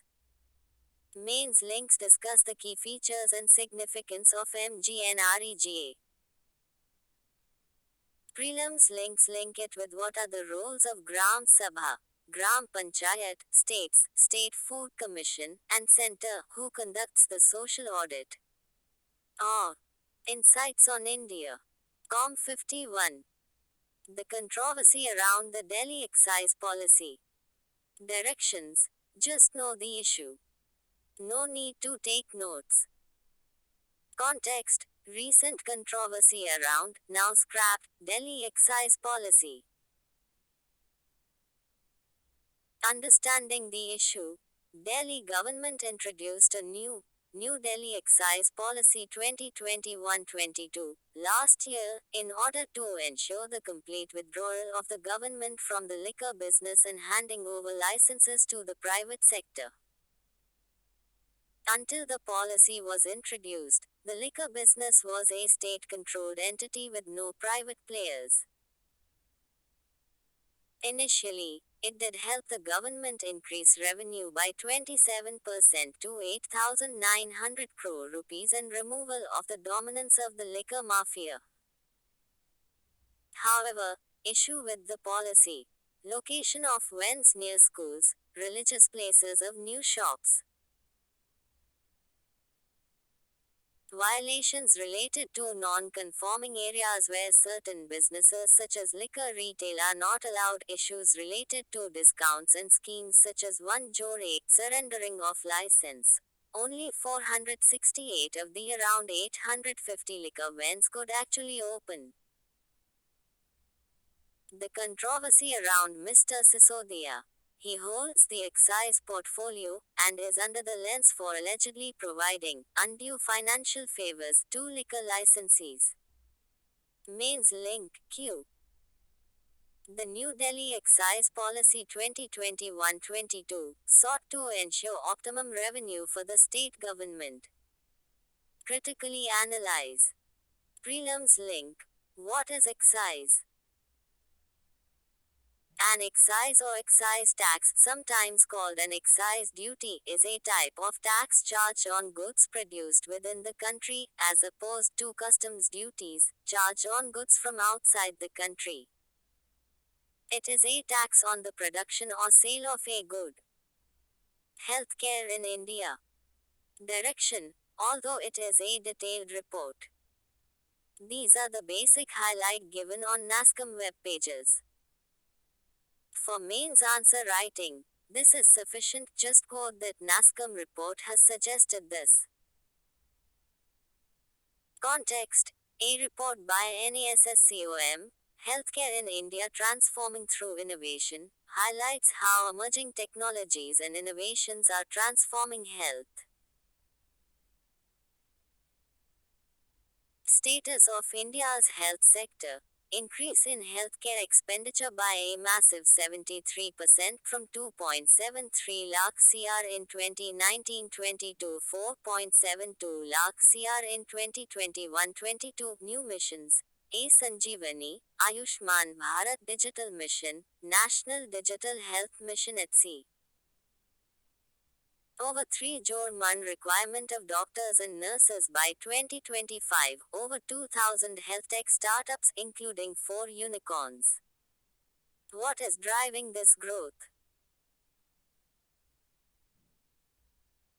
Increasing life expectancy slated to be 70 years 2025 from 69.66 years currently. Increasing pratishat of senior citizens slated to reach 16% 2041 from 8.6% 2011 census. Increasing pressure of disease e.g. pandemic. Rising income level, increasing health insurance penetration, telemedicine and remote care. Recommendations by the report. Digitize primary care, build healthcare workforce, National Health App for all healthcare services. Some unique technology innovations not from the report. Digital ecosystem. E.g. an Apple Watch monitors the user's health and shares the data with healthcare providers to analyze the patient's health even before the consultation begins. AI-based wellness selfie identifies key vitals such as SpO2, respiratory rate, heart rate, blood pressure etc. Non-invasive glucometers, smart health watches, chatbot-based symptom checking etc. 52 or Insights on India. Com. Conclusion. People-centered primary healthcare built upon digitalization and innovation will lead the way to universal healthcare in India. Insta-links healthcare sector in India. Mains link digitization of healthcare has been in news recently, especially with government interventions such as Ayushman Bharat Digital Mission and Health Stack. Those giving mains, please keep a note ready on it. Q. Discuss the role that the National Digital Health Mission can play in changing the healthcare market dynamics positively for India. 15. Prelims link. Know the basic features of Ayushman Bharat Digital Mission and Health Stack and other initiatives. Welfare schemes for vulnerable sections. Launch a National Tribal Health Mission. Direction. Make note of important few stats and 1 to 2 recommendations. Issues concerning tribals, health related, as per The Lancet, Indigenous and Tribal People's Health 2016, India has the second highest infant mortality rate for the tribal people, next only to Pakistan. Child malnutrition is 50% higher in tribal children, 42% compared to 28% in others. Nearly 5.5 crores live outside the scheduled areas, as a scattered and marginalized minority. They are the most powerless. Malaria and tuberculosis are 3 to 11 times more common among the tribal people. Poor health infrastructure. There is a 27% to 40% deficit in the number of primary health facilities, and a 33% to 84% deficit in medical doctors in tribal areas. Low participation. Seventh, there is hardly any participation of the tribal people locally or at the state or national level in designing, planning, or delivering health care to them. Financial outlay under the Tribal Subplan TSP equal to the percentage of the ST population in the state, has been completely flouted by all states. Solution. Launch a national tribal health action plan to bring the status of health and healthcare at par with the respective state averages in the next 10 years. Address 10 priority health problems, the healthcare gap, the human resource gap, and the governance problems. Allocation of additional money so that the per capita government health expenditure on tribal people becomes equal to the stated goal of the National Health Policy 2017, i.e., 2.5% of the per capita GDP. Mission mode implementation. The health minister and the 10 states with a sizable tribal population should take the initiative. Conclusion. The tribal healthcare system is sick, and tribal people need more substantive solutions. We need to move from symbolic gestures to substantive promises, from promises to a comprehensive action plan, and from an action plan to realizing the goal of a healthy tribal people. If actualized, the Tribal Health Mission can be the path to a peaceful health revolution for the 11 crore tribal people. Insta links issues related to SC/ST. Mains link Q. Tribal groups are at different stages of social, economic, and educational development. Hence, one size fits all approach will not work. Evaluate the various policies aimed at the development of tribal communities in India. 15M. Prelims link Q.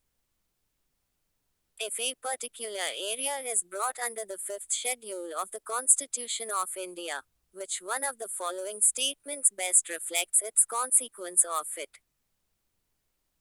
UPSC 2022 This would prevent the transfer of land of tribal people to non-tribal people. B. This would create a local self-governing body in that area. C. This would convert that area into a union territory. Or. Insights on India. Com 53. D. The state having such areas would be declared a special category state. Answer A.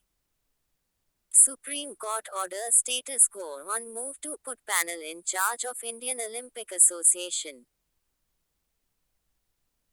Context. The Supreme Court ordered the status quo on the implementation of a Delhi High Court order to hand over the affairs of the Indian Olympic Association (IOA) to a Committee of Administrators (COA).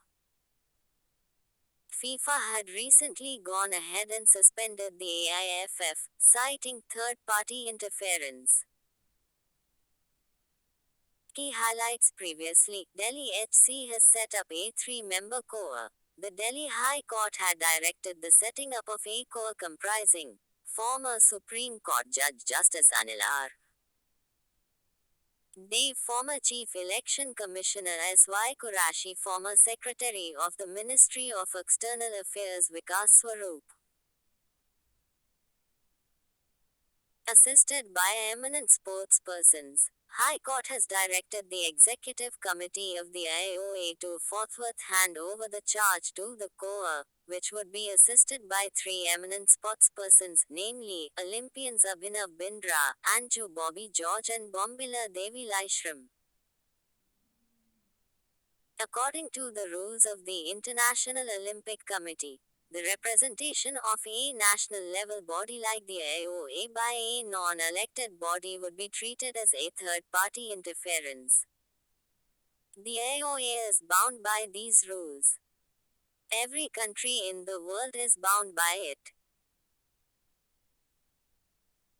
Third party interference. The Indian Olympic Association (IOA) is a unit of the International Olympic Committee and they have their own rules, and according to them if any national level body like petitioner IOA here is represented by a non-elected body, then it is treated as a third party interference. Fédération Internationale de Football Association FIFA. It is the highest governing body of football in the world. It is the international governing body of association football, futsal, and beach soccer. FIFA is a non-profit organization. Founded in 1904, FIFA was launched to oversee international competition among the national associations of Belgium, Denmark, France, Germany, Netherlands, Spain, Sweden, and Switzerland. FIFA now comprises 211 member nations. It is headquartered in Zurich. The All India Football Federation (AIFF), it is the organization that manages the game of association football in India. It administers the running of the India national football team and also controls the I-League, India's premier domestic club competition, in addition to various other competitions and teams. The AIFF was founded in 1937 and gained FIFA affiliation in the year 1948 after India's independence in 1947. Currently, it has an office in Dwarka, New Delhi. India was one of the founding members of the Asian Football Confederation in 1954. Insta links: Indian Olympic Association (IOA). Issues relating to development and management of social sector services relating to health, education, human resources. The impact of social media on young India's mental health. Context: the growing dependency on social media is very worrying as its constant use leads to many problems like exposure to risky content, changes in behavioral patterns, inferiority complex, cyberbullying, etc. The World Health Organization defines mental health as a state of well-being, where an individual realizes their capabilities, can cope with the normal stressor of life, work productively, and is able to contribute to their community. There can be many problems, which can be 54 or insights on India. Com. Highlighted, but the most important of them are: 1.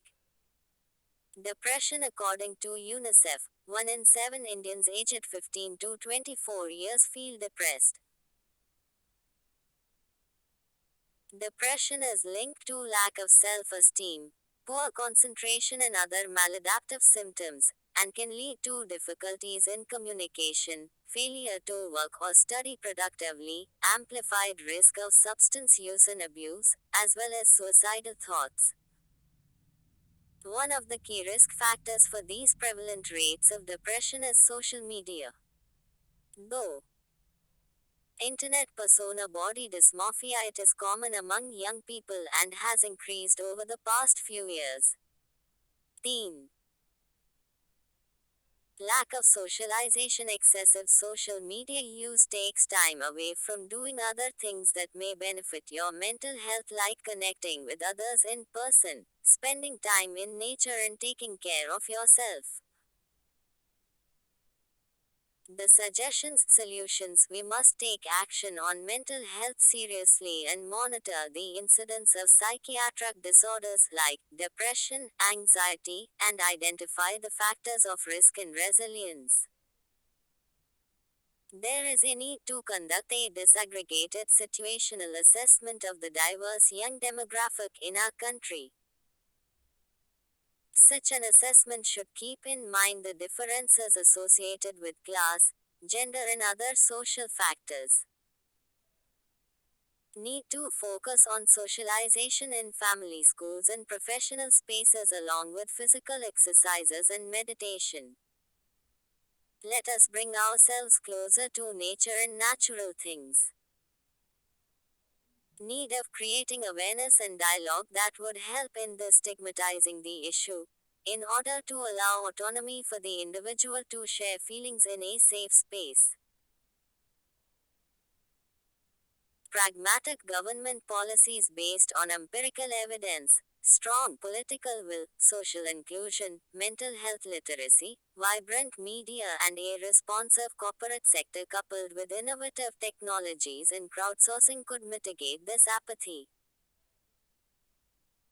Government initiatives constitutional provision. Right to health, including mental health care, is a fundamental right under Article 21 of the Constitution.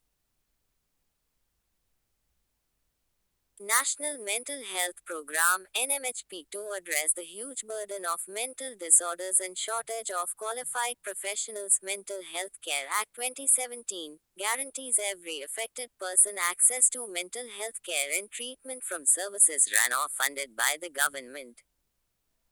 Kiran Helpline Ministry of Social Justice and Empowerment 2020 launched a 24/7 toll-free helpline. Insta links towards a stronger mental health strategy. Mains link Q.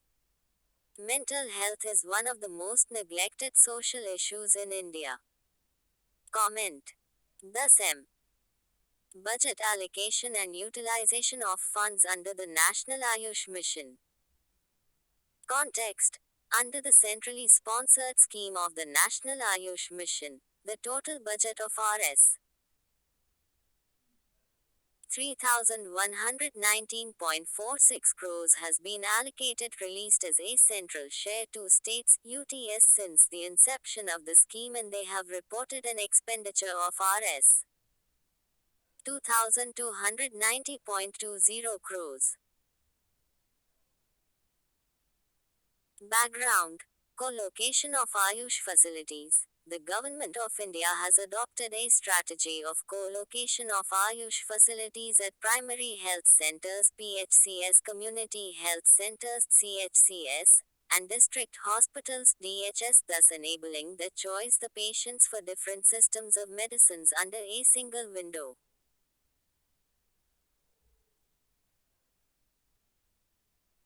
Supported by Ministry of Health and Family Welfare. The engagement of Ayush doctors, paramedics and their training is supported by the Ministry of Health or Family Welfare under National Health Mission (NHM), while the support for Ayush infrastructure, equipment, furniture and medicines are provided by the Ministry of Ayush under National Ayush Mission (NAM). As shared responsibilities, public health is a state subject. Ayush educational institutions come under the purview of respective state UT governments. However, under NAM, as per the proposals REO, Insights on India, Com 55, received from state governments through State Annual Action Plans (SAAPs), they have been supported for setting up 9 new Ayush educational institutions since the scheme's inception. National Ayush Mission, launched in September 2014 by the Department of Ayush under the Ministry of Health and Family Welfare, during the 12th Plan for Implementation through states UTS. Now, it is implemented by the Ministry of Ayush. The scheme involves expansion of the Ayush sector to promote holistic health of Indians. The mission addresses the gaps in health services through supporting the efforts of state UT governments for providing Ayush health services education in the country, particularly in vulnerable and far-flung areas. Components. Practice questions. Q. How is the Government of India protecting traditional knowledge of medicine from patenting by pharmaceutical companies? UPSC 2019. Q. Which of the following are obligatory components of the National Ayush Mission? 1. Medicinal plants 2. Ayush Wellness Centers 3. Ayush Services 4. Telemedicine. Select the correct answer using the codes given below. A. 1, 2 and 3 B. 1 and 3 only C. 2 only D. 1, 2, 3 and 4 ans. B. MONKEYPOX Task Force recommends sprucing up research infrastructure for developing indigenous work. Cine. Context. With at least 8 cases of the monkeypox virus reported out of India, a task force of the experts constituted by the center has laid out plans to fund research in developing the critical infrastructure needed for preparing an indigenous vaccine. The World Health Organization has declared the outbreak as a public health emergency. Experts at a meeting reckoned that monkeypox was unlikely to immediately require mass vaccination. Background. JYNNEOS to be used for monkeypox. Danish biotech company, Bavarian Nordic, has developed a smallpox vaccine, called JYNNEOS, that has been tested for safety in people and effectiveness against monkeypox in the laboratory, and has been approved by the United States Food and Drug Administration. Lack of specific knowledge. In the case of SARS-CoV-2, the genome of the virus was rapidly analyzed and deciphered, from which scientists figured out the central role played by the spike protein in infecting healthy lung cells. This served as the basis for subsequent vaccines, though they employed various approaches. This level of specific knowledge isn't yet available for a potential monkeypox vaccine. Old vaccine not acceptable by modern standards. The old smallpox vaccines had a risk profile that wouldn't be acceptable by modern standards. A killed virus is the easiest approach because the steps are known, though we don't yet know how effective this would be for monkeypox. 99.85% genome matching. Officials said the genomic sequence of the Indian strain has a 99.85% match with the West African strain circulating globally. Monkeypox, 56 or. Insights on India. Com. Monkeypox is a viral zoonotic disease that occurs primarily in tropical rainforest areas of Central and West Africa and is occasionally exported to other regions. Monkeypox virus infection has been detected in squirrels, Gambian pouched rats, dormice, and some species of monkeys. Monkeypox is caused by monkeypox virus, a member of the Orthopoxvirus genus in the family Poxviridae. Insta links. Types of vaccines. Practice questions. Q. What are the research and developmental achievements in applied biotechnology? How will these achievements help to uplift the poorer sections of the society? UPSC 2021. Q. Which of the following is a viral disease? A. Diphtheria. B. Filariasis. C. Leprosy. D. Influenza. Ans. D. Rankings that make no sense. Context. The National Institutional Ranking Framework (NIRF's) ranking of higher education institutions (HEIS), released in July, has received considerable flack. Directions. Just go through it once. Not so important. HEIS are ranked overall, university-wise, college-wise, and also under disciplines such as law, medical, pharmacy, management, architecture, and engineering. Parameters of ranking. Issues with the data. Private institutions placed above NLUS. The NIRF places some private multidiscipline institutions higher than many prestigious national law universities (NLUS) and law departments. Generally, students who cannot secure a seat in NLUS are admitted to private institutions. These institutions are not the first choice. NIRF ranking shows that a private law university scored 100% in perception. Considering this score, it should have been the most preferred place for students. But the common law admission test admission choices show different picture. This institution figures below 10 NLUS as a preferred place to study. Lack of rigorous system. An analysis of the data submitted by some multidiscipline private universities participating in various disciplines under the NIRF provides evidence of data fudging. Faculty-student ratio. Evidence suggests that some private multidiscipline universities have claimed the same faculty in more than one discipline. Funding in research. Research funding for research projects and consultancy is an essential parameter for ranking. Data show that research grants and consultancy charges received in other disciplines appear to have been claimed as those in law. No transparency. The NIRF requires the data submitted to it to be published by all the participating HEIS on their website so that such data can be scrutinized. Some private multidiscipline universities have not granted free access to such data on their website. Instead, they require an online form to be filled along with the details of the person seeking access. Discrepancy in data. For instance, the data uploaded on the web or Insights on India.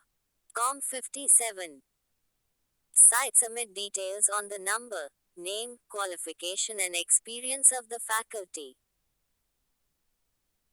Same parameters to all institutions. The NIRF applies almost the same parameters to all the institutions across varied disciplines in research and professional practice. Publication data only from Scopus and Web of Science. While the National Assessment and Accreditation Council gives due weightage to publications in UGC care-listed journals, the NIRF uses publication data only from Scopus and Web of Science. Conclusion. Revised methodology. Severe methodological and structural issues in the NIRF undermine the ranking process. The methodology must be revised in consultation with all the stakeholders. Insta links. Union Education Minister releases India Rankings 2022 of Higher Educational Institutes. Mains link Q. National Education Policy 2020 is in line with the Sustainable Development Goals for 2030. It intended to restructure and reorient the education system in India. Critically examine the statement UPSC 2020. Prelims link Q. Which of the following are parameters used by NIRF for ranking of higher educational institutions? A. Teaching, Learning and Resources TLR2. Graduation Outcome 3. Number of students enrolled yearly 4. Inclusivity and perception. Select the correct answer using the codes given below. A. 1, 2 and 4 only B. 1, 3 and 4 only C. 2 and 3 only D. 1, 2, 3 and 4 ans. A. Family needs to be at the heart of India's health system. Direction. Go through once to understand the issue. Context. Evaluation of healthcare in India. Healthcare system in India, multi-tiered structure. Village level PHC. A community worker operates and provides services covering 12 diseases needs. Block level. There is a 30-bed community health center operated by 4 specialists. District level. Hospital Medical College. History of Healthcare Reforms. Gore Committee Report 1946, the Kartar Singh Committee Report 1973, National Rural Health Mission NRHM of 2005 and the Ayushman Bharat Mission of 2019. NRHM was remarkable as it set a Indian Public Health Standards IPHS for physical infrastructure, human resources and service delivery, and led to a threefold increase in budget.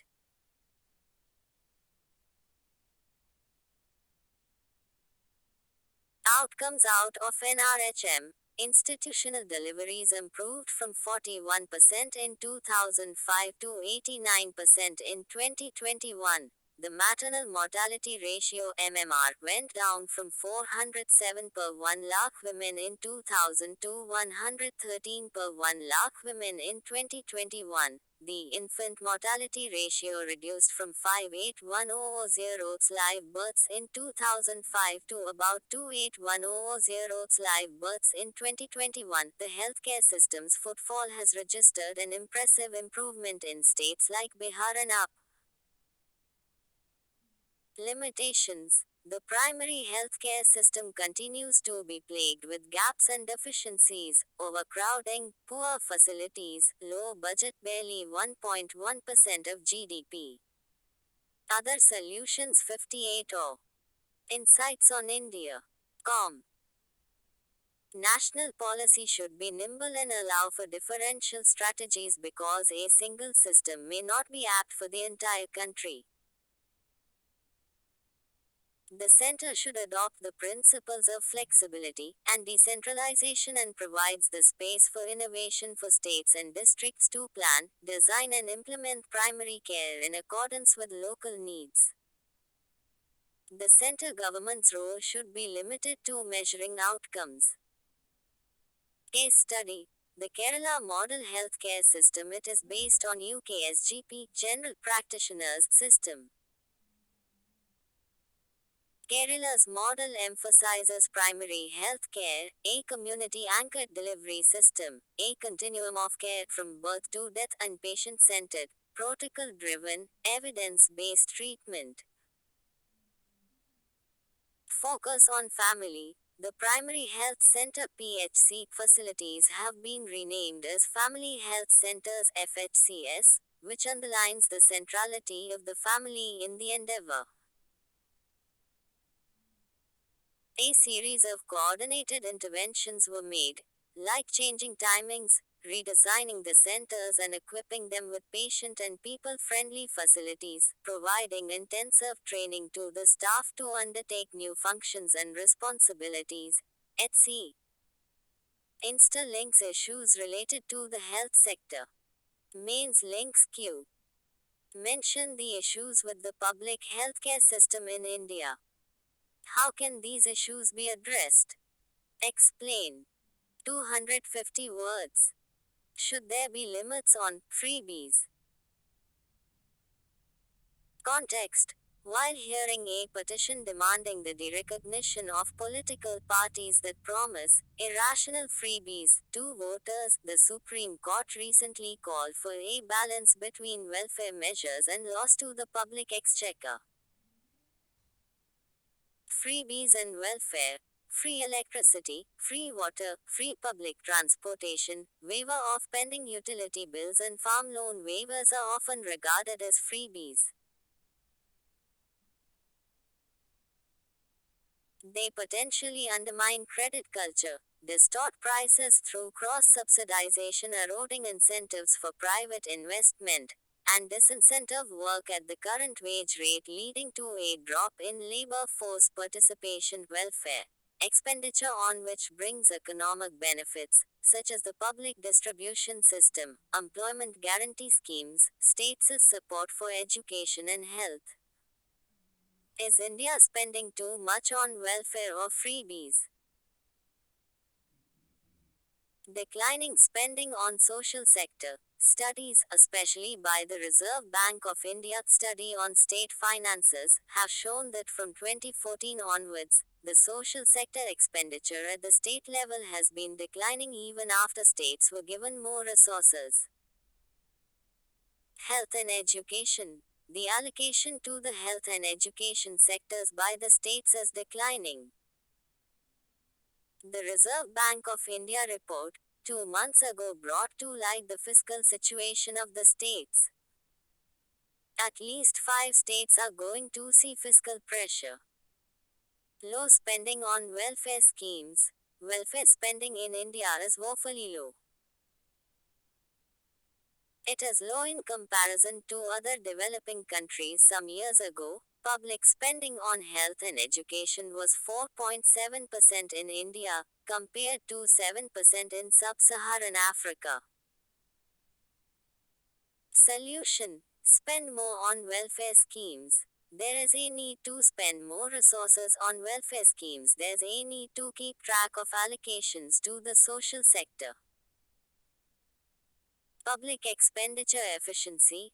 At the same time, it is high time we started talking about public expenditure efficiency in this country. Better resources. We need to have a good tax framework, where you have much better resources for more social sector expenditure while also ensuring medium-term debt sustainability. Comparison with Sri Lanka.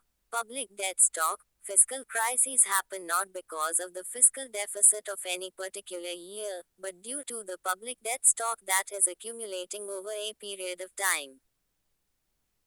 Other factors. The fiscal situation there was not triggered by welfare spending alone or insights on India. Com 59. There are many other things happening there which led to the crisis. How to raise taxes and engage in greater redistribution. Reduce indirect taxes, goods and services tax, increase non-tax revenues, wealth tax. Levy a one-time 4% wealth tax on the wealthy. We can get revenues worth 1% of GDP. Property tax. Similarly, we are raising 0.2% of GDP through property tax, whereas the developing country averages 0.6% of GDP, and in OECD countries it is 2% of GDP. So again, there is great scope to raise revenues. Supreme Court suggestion. Balance welfare spending and our fiscal concerns. The court has mentioned the need to balance welfare spending and our fiscal concerns. Social sector expenditure. The implicit subsidies can be reduced so that we have more resources for welfare or social sector expenditure. Conclusion. Long-term impact. There is a need to identify the policies that have a long-term impact. At the same time, there is a need to identify the beneficiary sets. Insta links. Subsidies in India. Practice questions. Q. Explain the meaning of investment in an economy in terms of capital formation. Discuss the factors to be considered while designing a concession agreement between a public entity and private entity. UPSC 2020. Q. With respect to the government expenditure in India, which of the following are transfer payments? A. The payments which are made by the government to its employees. 2. The payments which are made as financial aid in a social welfare program. 3. The payments which are made to foreign countries and institutions as interests on loans taken in past. 4. The payments which are made to oil companies in lieu of the subsidies. Select the correct option from the codes given below. A. 1 and 3 only. B. 2 and 4 only. C. 4 only. D. 1, 2, 3 and 4 uns. B. Not centers of learning yet. Directions. This is an editorial article. Government programs such as ICDS and Swachh Bharat are important. Always have a few points ready for them. Context: Anganwadi system, part of the Integrated Child Development Scheme (ICDS), serves over 30 million children in the age group of 3 to 6 in 1.3 million centers across the country. Issue of Integrated Child Development Scheme (ICDS) on attendance. The ICDS scheme is designed to support all children under 6 with their health, nutrition, and education needs. Over 70% of children are enrolled in Anganwadis in India, but ICDS is plagued by low attendance. Role of parents, not willing to speak parents' language. In ICDS reports, parents are routinely addressed as beneficiaries, passive recipients of ration, immunization camps, and lately, education. Focus on English language and math skills. Most of parents feel their kids' best pathway for social mobility through education is via learning English speaking and writing and math skills. Solutions: EK Curricula. It focuses on local language driven, play based pedagogy and activity based learning, facilitated by a skilled educator. Exploring and manipulating their physical environments to develop early language, early numeracy, socio emotional, executive function, and motor skills. Focus on developing cognitive, literacy and numeracy skills in children. Regular parents teacher meetings, e.g., Shiksha Chopal's parent teacher meetings, 60O. Insights on India. Com. Engagement with parents. Regular messages can be shared with the parents to equip them on the nature of engagement expected from their kids. Conclusion: Parents as stakeholders. A mass campaign for awareness of age appropriate EK that brings parents in as stakeholders is crucial in the next 5 years. Our youngest children, and their developing brains, deserve no less. Abhibhavak Bhagidari, participation of parents in the EK ecosystem. We need to embrace the power of Abhibhavak Bhagidari, participation of parents to activate Anganwadi 2.0. Insta links, Integrated Child Development Scheme. Mains links, Q. The concept of midday meal (MDM) scheme is almost a century old in India, with early beginnings in the Madras Presidency in pre-independent India. The scheme has again been given impetus in most states in the last 2 decades. Critically examine its twin objectives, latest mandates and success. UPSC 2013. Prelims links, Q. Which of the following is are beneficiaries under ICDS Anganwadi services? A. Children 0 to 6 years. 2. Pregnant women. 3.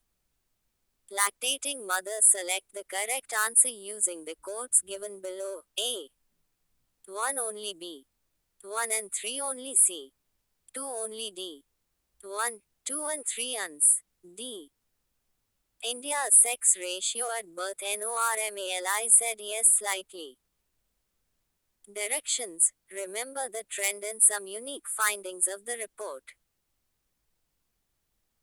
Context: the latest study by Pew Research Center has pointed out that son bias is on a decline in India, and the average annual number of baby girls missing in India fell from approx.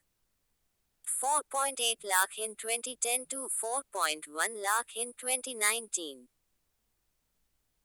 Missing females. It refers to how many births would have occurred during the time if there were no female selective abortions.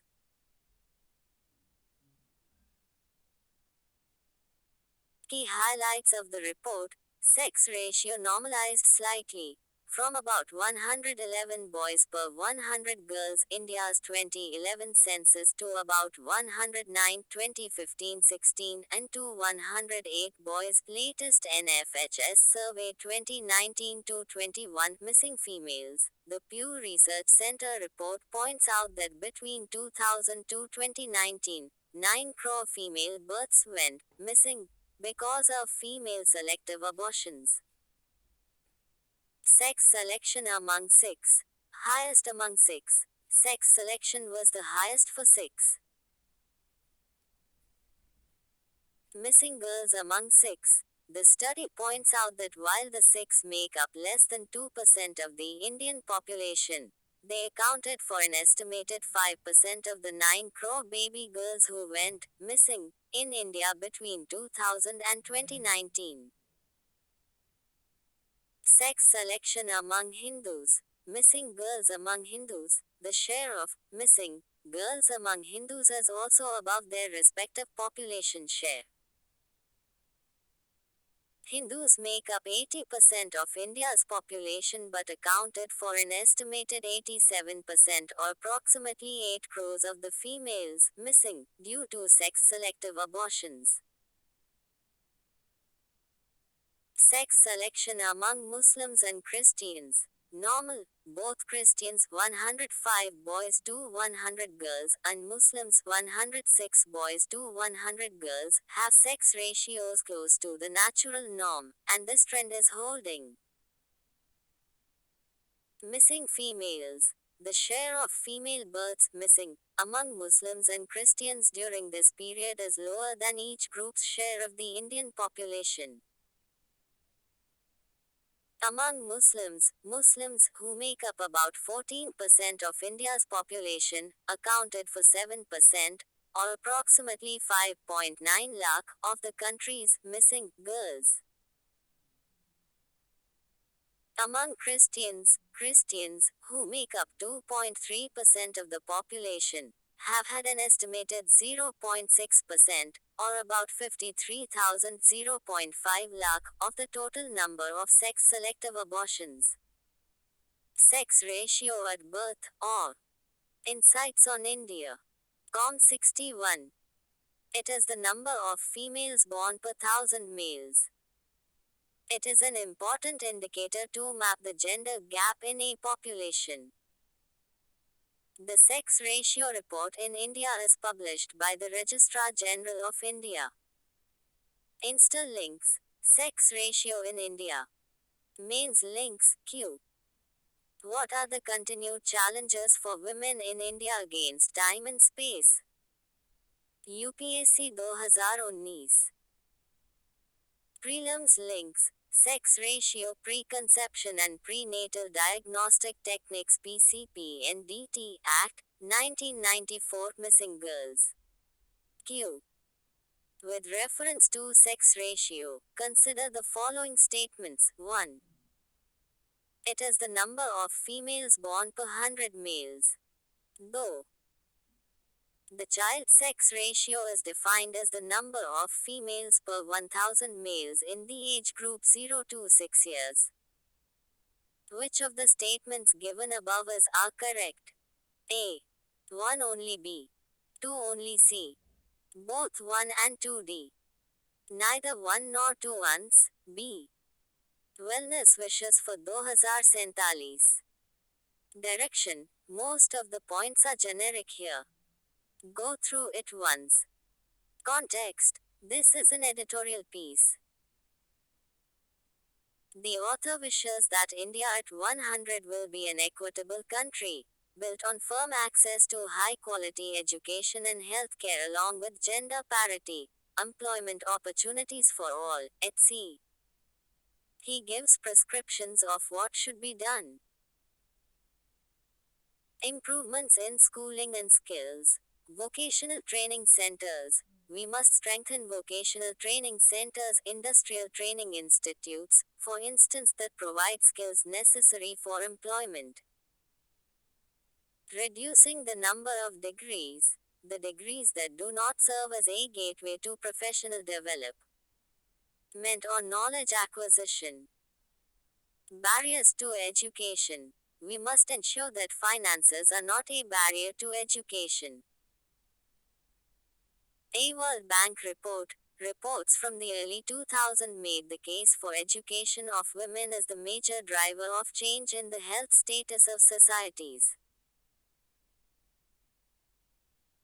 Factors linked to education: reduced fertility, safer births, and better health of children, and increased social status are causally linked to the education of women. Healthcare beyond maternal and child care.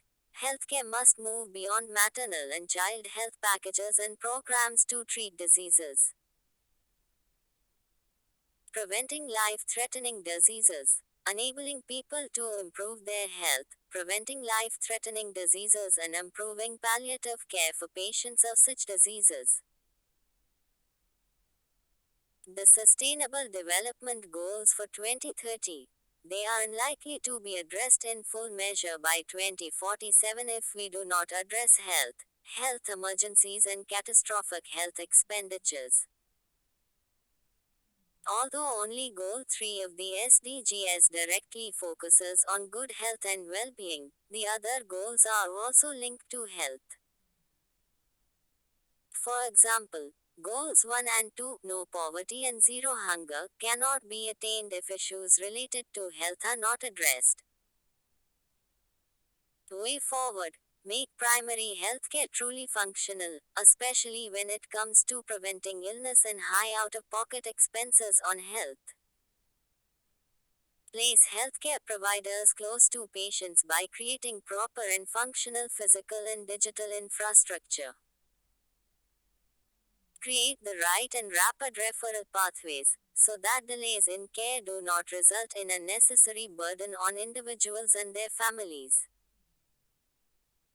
Place individuals and their needs at the center and ensure that these needs are met without large payments being required at the point of care. Regulate the private sector and ensure that no part of the country is a health desert. Trained and motivated personnel and inexpensive drugs and vaccines, for which India is well known. Equitable access requires that we deliver to all, and not just the privileged few. Conclusion: 62 or Insights on India. Com.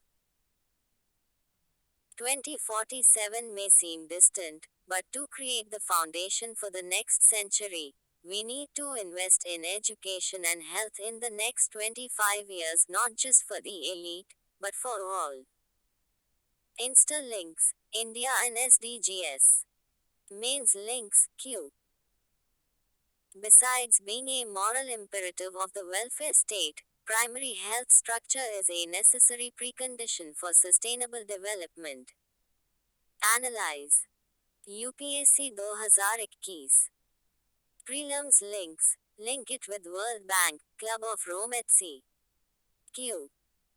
Consider the following statements. UPSC CSE 2016 1. The Sustainable Development Goals were first proposed in 1972 by a global think tank called the Club of Rome. Though the Sustainable Development Goals have to be achieved by 2030. Which of the statements given above are correct? A. 1 only B. 2 only C. Both 1 and 2 D. Neither 1 nor 2 ones, B.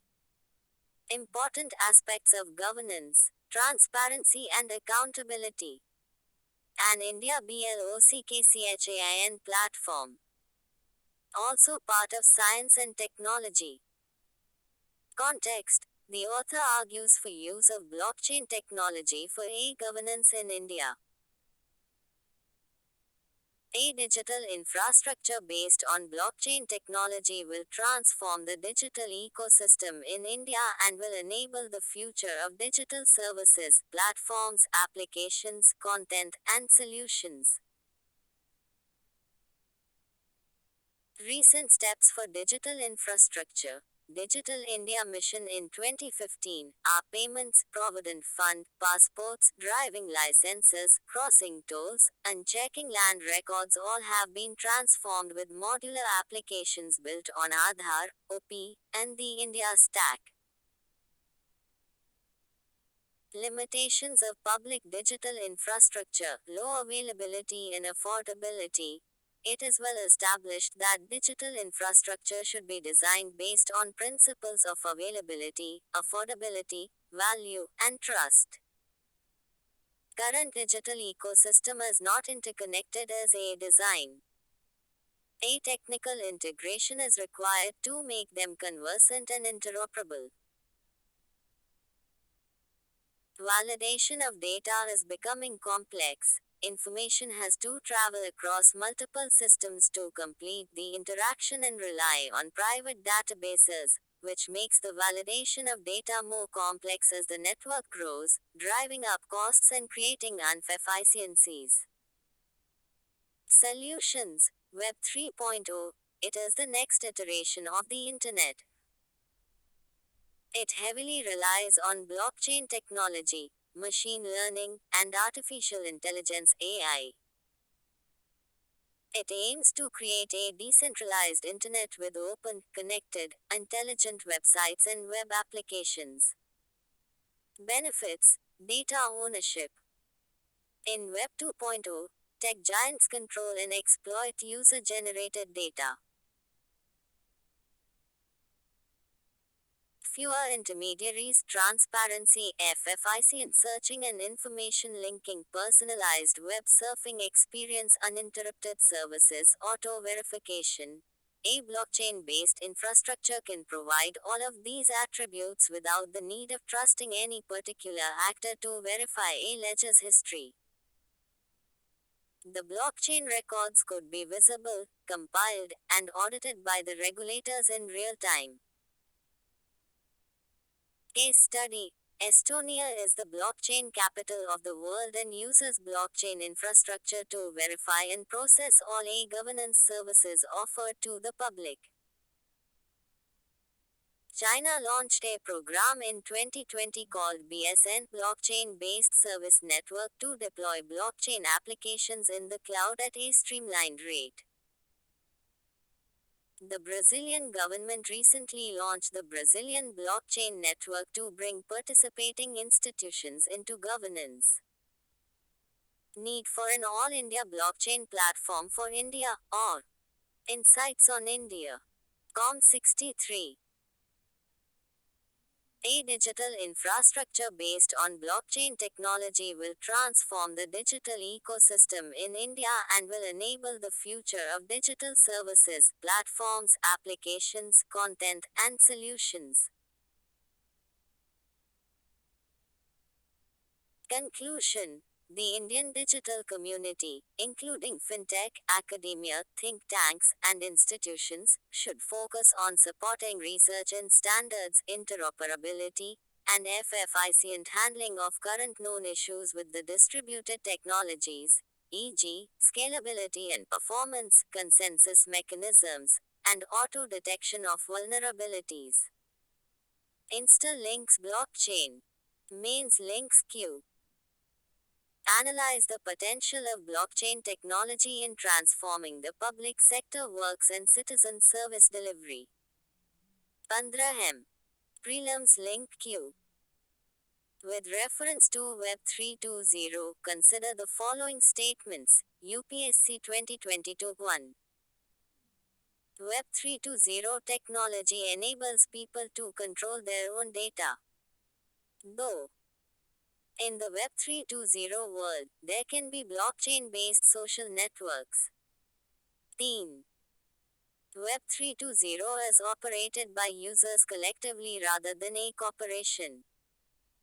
Which of the statements given above are correct? A. 1 and 2 only, B. 2 and 3 only, C. 1 and 3 only, D. 1, 2 and 3 answer, D. Q. With reference to non-fungible tokens, NFTs, consider the following statements. UPSC 2022 1. They enable the digital representation of physical assets. Though they are unique cryptographic tokens that exist on a blockchain. 13. They can be traded or exchanged at equivalency and therefore can be used as a medium of commercial transactions. Which of the statements given above are correct? A. 1 and 2 only. B. 2 and 3 only. C. 1 and 3 only. D. 1, 2 and 3. Answer A. Q. With reference to blockchain technology, consider the following statements. UPSC 2022-1. It is a public ledger that everyone can inspect, but which no single user controls. Though the structure and design of blockchain is such that all the data in it are about cryptocurrency only. 13. Applications that depend on basic features of blockchain can be developed without anybody's permission. Which of the statements given above are correct? A. 1 only. B. 1 and 2 only. C. 2 only. D. 1 and 3 only. Answer D. Review plea on PMLA.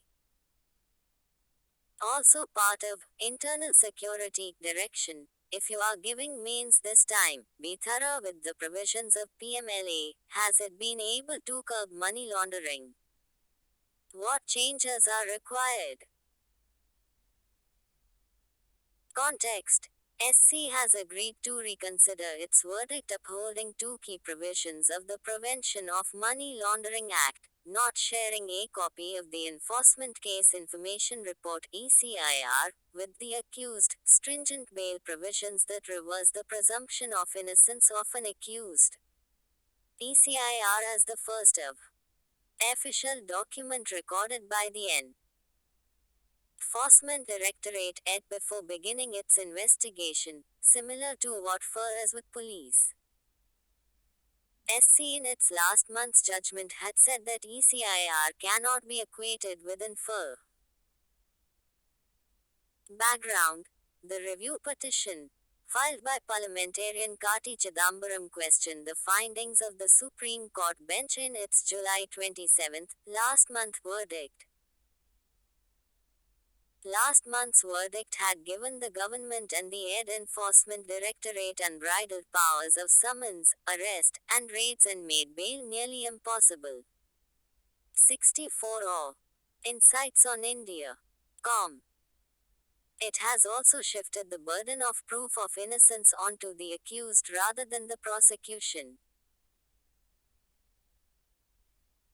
About the Prevention of Money Laundering Act (PMLA). PMLA was enacted in 2002 and it came into force in 2005 as a response to India's global commitment, including the Vienna Convention, to curb the menace of money laundering, the process of converting black money into white, to provide for confiscation and seizure of property derived from money laundering, to deal with any other issue connected with money laundering in India.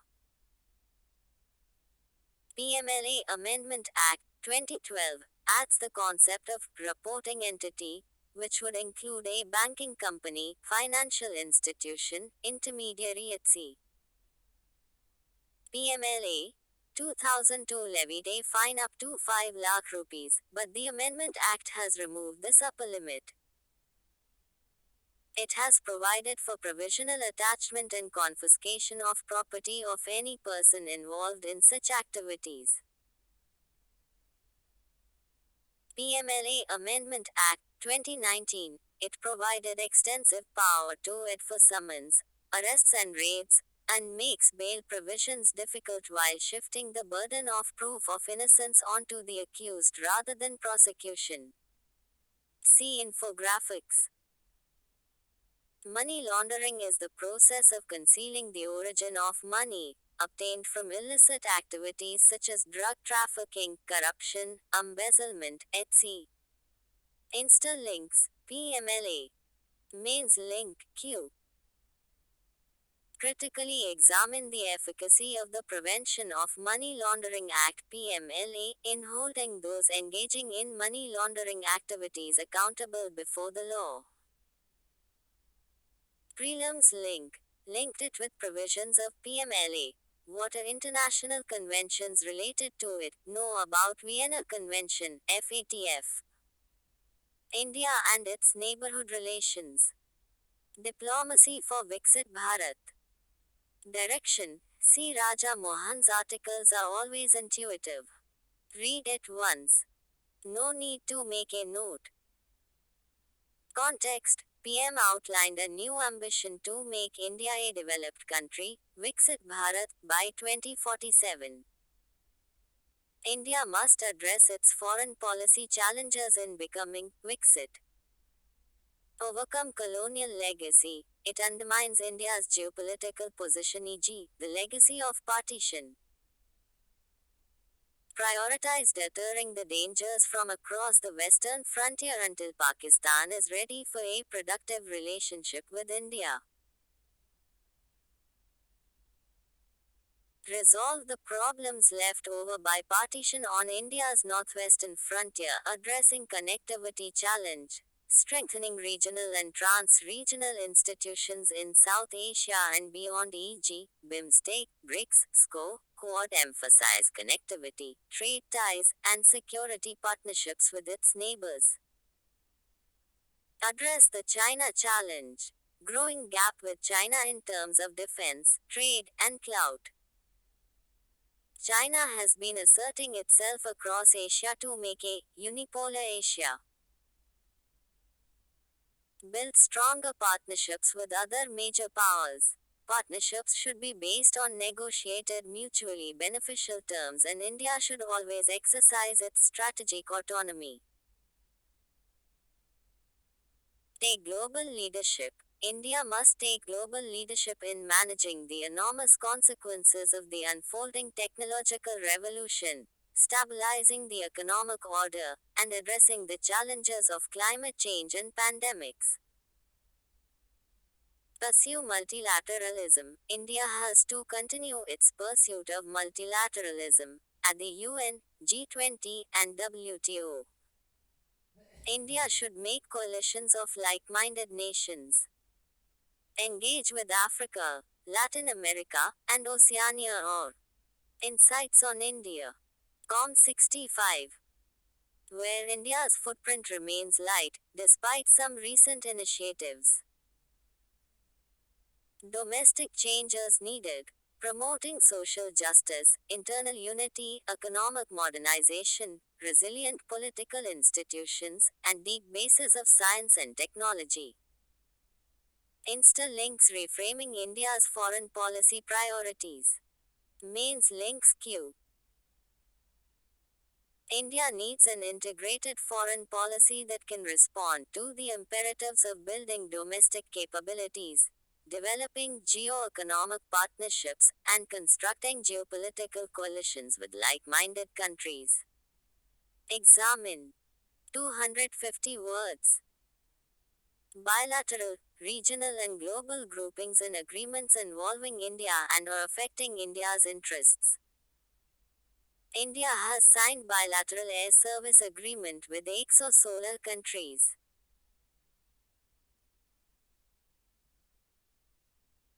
Context. India has signed a bilateral air service agreement with 116 countries including neighboring Bangladesh, Afghanistan, and Pakistan along with the US, UK, UAE at sea. Airline can operate to from a point in India. Any designated foreign airline can operate to from a point in India if it is designated as a point of call in the Bilateral Air Services Agreement (AS8) signed between India and the country which has designated the airline.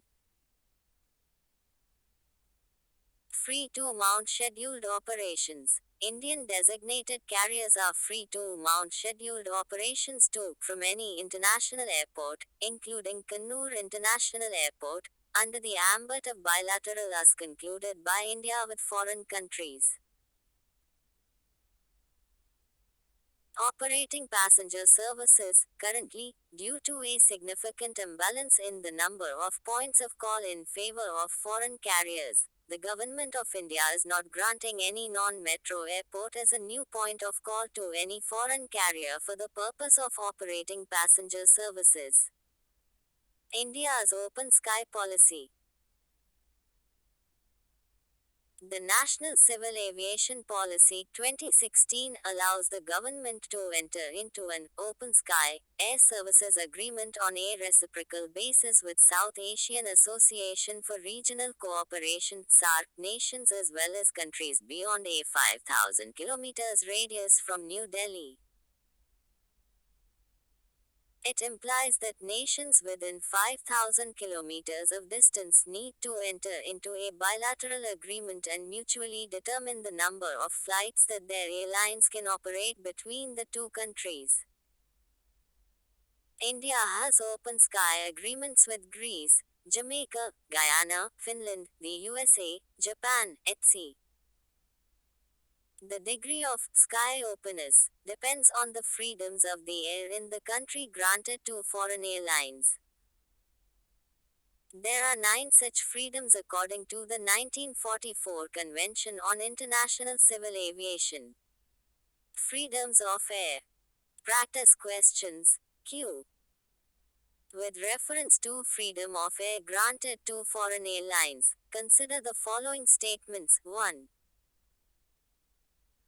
The fifth and sixth freedoms allow airlines to carry passengers picked from one country and fly them to a third country rather than the country from which the airline originated. Though.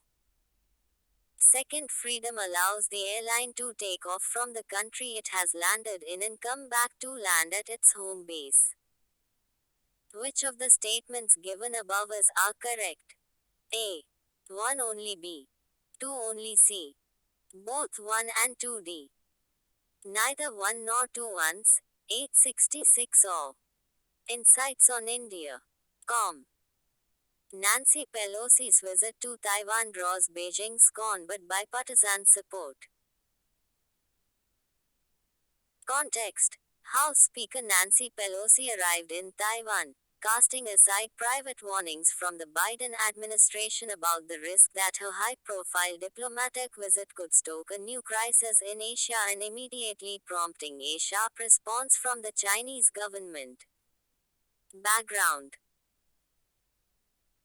One China Principle. This means that the nations who want to have diplomatic relations with the People's Republic of China (PRC) have to recognize the PRC but not the ROC as China, breaking the relations with ROC. Simultaneously, China evolved as a multi-party democracy alongside the reformation of its economic system. Since then, the two countries became economically entangled and continuously competing. Insta links. China-Taiwan relations. Practice questions. Q. China is using its economic relations and positive trade surplus as tools to develop potential military power status in Asia. In the light of this statement, discuss its impact on India as a neighbor. UPSC 2017. Q. Which of the following countries claims the South China Sea? A. Brunei 2. Taiwan 3. Indonesia 4. Malaysia. Select the correct answer using the quotes given below. A. 1, 2 and 3 only B. 2 and 4 only C. 2 only D. 1, 2, 3 and 4 uns. D. Rare earth elements and push for inclusion in supply partnership. Related GS3. Critical mineral supply chain context. As part of a global China Plus One strategy adopted post the COVID-19 pandemic that caused massive supply chain disruptions, a group of Western nations are cooperating to develop alternatives to China to ensure key industrial supplies. A new US-led partnership initiative of 11 nations aims to bolster critical mineral supply chains. India is not part of this arrangement called the Minerals Security Partnership MSP, but is working through diplomatic channels to fetch an entry. Ah. Insights on India. Com 67. Minerals Security Partnership MSP. The US and 10 partners Australia, Canada, Finland, France, Germany, Japan, the Republic of Korea, South Korea, Sweden, the United Kingdom, and the European Commission have come together to form the MSP. Catalyzing investment from governments and the private sector. The new grouping is aimed at catalyzing investment from governments and the private sector to develop strategic opportunities. Focus on the supply chains of minerals. The new grouping, industry insiders say, could focus on the supply chains of minerals such as cobalt, nickel, lithium, and also the 17 rare earth minerals. Rare earth elements. The 17 rare earth elements include the 15 lanthanides atomic numbers 57, which is lanthanum 271 in the periodic table plus scandium atomic number 21 and yttrium 39. Rhees are classified as light Re elements LREE and heavy Re elements HREE. Some Rhees are available in India, such as lanthanum, cerium, neodymium, praseodymium, and samarium, etc. Others, such as dysprosium, terbium, and europium, which are classified as HRES, are not available in Indian deposits in extractable quantities. Hence, there is a dependence on countries such as China for HRES, which is one of the leading producers of Rhees, with an estimated 70% share of the global production. Why are these minerals important? Used in electric vehicles. Minerals like cobalt, nickel, and lithium are required for batteries used in electric vehicles. Used in consumer products. Rhees are an essential, although often tiny, component of more than 200 consumer products, including mobile phones, computer hard drives, electric and hybrid vehicles, semiconductors, flat screen TVs and monitors, and high-end electronics. India's shift to clean energy. India is seen as a late mover in attempts to enter the lithium value chain, coming at a time when EVs are predicted to be a sector ripe for disruption. According to the plan, 80% of the country's 2 and 3-wheeler fleet, 40% of buses, and 30 to 70% of cars will be EVs by 2030. What is India's major concern at this moment?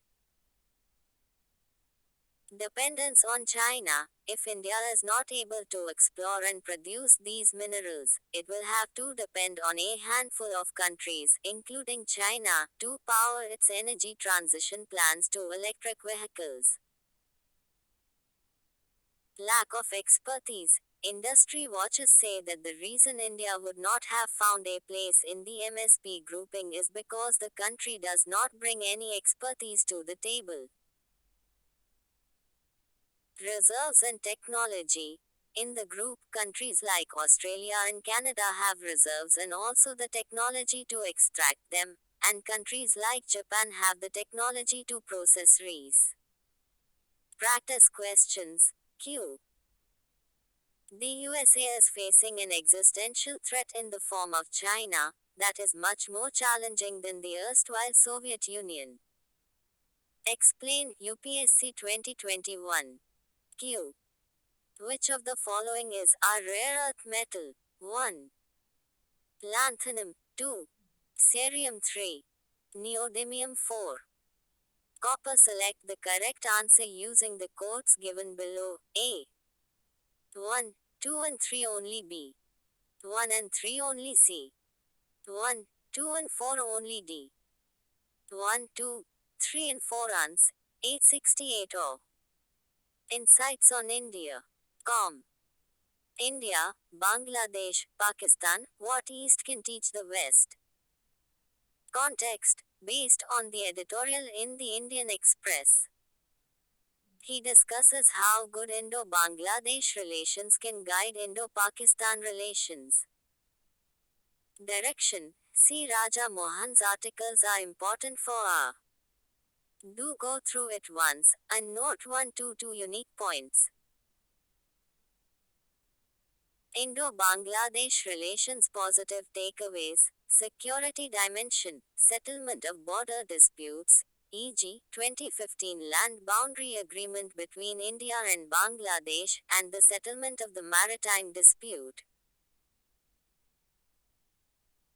Indian government accepted the award of the International Arbitration on settling the maritime boundary dispute between Delhi and Dhaka. Cooperation in reducing cross-border terrorism. Incidences of support from insurgents in Bangladesh have reduced significantly. This has helped build much needed political trust between the two national security establishments. Economics dimension. Flourishing border trade. India opened the Indian market for Bangladeshi goods, and Dhaka allowed Indian goods to transit to India's northeast. Transboundary bus services Agartala Dhaka Kolkata, Matri, Friendship Bus, reopening of railway lines Bandhan Express, and the revitalization of waterways are restoring connectivity in the eastern subcontinent that was severed. Growing trade. Bilateral trade touched nearly $16 billion last year. Bangladesh is one of India's top export markets. Developed interconnected power grids facilitating Dhaka's purchase of power from India.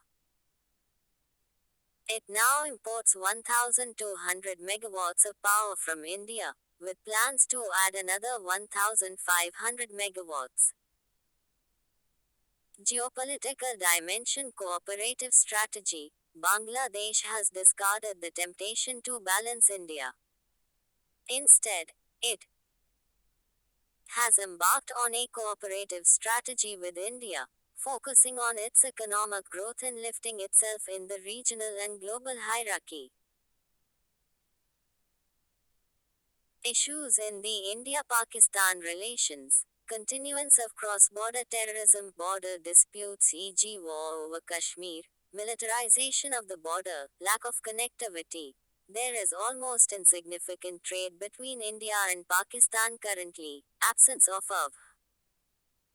official intergovernmental dialogue, no formal intergovernmental negotiations between the two countries. Lessons which can be learned from India's good relations with Bangladesh. Overcome past to build a mutually beneficial future. E.g., Prime Ministers Sheikh Hasina and Narendra Modi have proclaimed a Sonali Adhyay, a golden chapter, in Indo-Bangladesh bilateral relations. Reduced defense expenditure can be directed towards social goals. Good relations with Bangladesh have significantly eased its security challenges. India's northeast has seen increased trade and economic engagement. Common stand on the issue of global governance. South Asia faces a similar issue and is on a similar level of development. Thus, good relations have helped them take a common stand on global issues such as climate change, WTO governance, UNSC reforms, etc. Conclusion. A lot of issues are still to be resolved in the East between Delhi and Dhaka. For example, protecting the rights of minorities, sharing the waters of more than 50 rivers, promoting cross-border investments, facilitating trade and preventing illegal migration, etc. The 75th anniversary of independence offers Delhi and Dhaka a special opportunity to elevate the ambition for their bilateral partnership. In related news, India and Bangladesh in talks for major river agreement in the upcoming meeting of the Joint River Commission JRC. India and Bangladesh will try to reach an agreement on the Kushiera that flows from Assam into Bangladesh as well as on Ganga Water Treaty signed in 1996 and due to be renewed in 2026. Insights on India. COM69. Further, countries will intensify collaboration on the rivers like Manu, Muhuri, Khowai, Gomti, Dhalar and Dudhkuma. Bangladesh and India share 54 rivers and Dhaka has been keen on accessing more data from the Indian side to plan better fisheries and flood control strategies. India-Bangladesh Teesta dispute. The treaty is an agreement to share surface waters at the Farakka barrage near their mutual border. Bangladesh sought a fair and equitable distribution of Teesta waters from India, on the lines of the Ganga Water Treaty 1996. Insta-Links Basics. India-Bangladesh Relation. Mains Links Q. Highlight the recent developments in the India-Bangladesh relationship. What are the straining points and major issues in the bilateral relations? Explain 15M. Prelims Links Q. With reference to River Teesta, consider the following statements. 1. The source of the River Teesta is the same as that of Brahmaputra but it flows through Sikkim too. River Rangit originates in Sikkim and it is a tributary of River Teesta. 3. River Teesta flows into Bay of Bengal on the border of India and Bangladesh. Which of the statements given above are correct? A. 1 and 3 only, B. 2 only, C. 1 and 3 only, D. 1, 2 and 3 answer, B. The new US Bill on Climate Action. Also part of GS3 Climate Change, Laws Governing Global Warming. Directions. Just go through it once. Can be used as examples. Not so important. Context. The US Senate approved a bill titled the Inflation Reduction Act IRA 2022 with a focus on climate, healthcare and tax provisions to address inflation.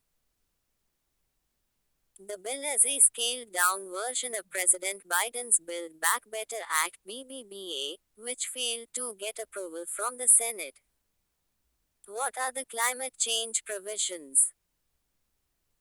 Package for the clean energy transition. The bill marks the largest American investment aimed toward making the US a leader in clean energy.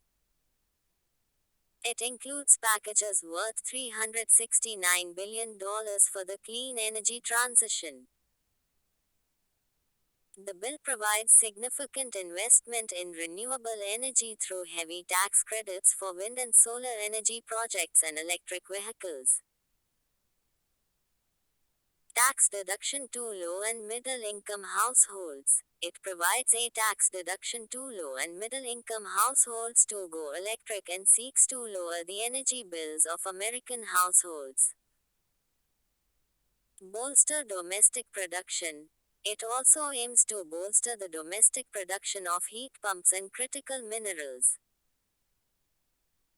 Tax on large and profitable companies to meet the green investment methane fee. It also imposes a fee on methane leaks from oil and gas drilling.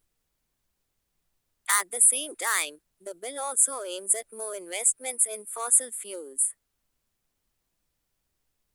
Expand oil and gas drilling. It seeks to expand oil and gas drilling, with the federal government offering land for onshore and offshore drilling with the prerequisite that the entity will develop renewable energy. Thus, it handcuffs the expansion of oil and gas with renewable energy development. Issues with the bill. Issues of fossil industry. Fossil fuel supporters criticize the bill as it does not take into account the communities that are dependent on the fossil fuel industry for their income.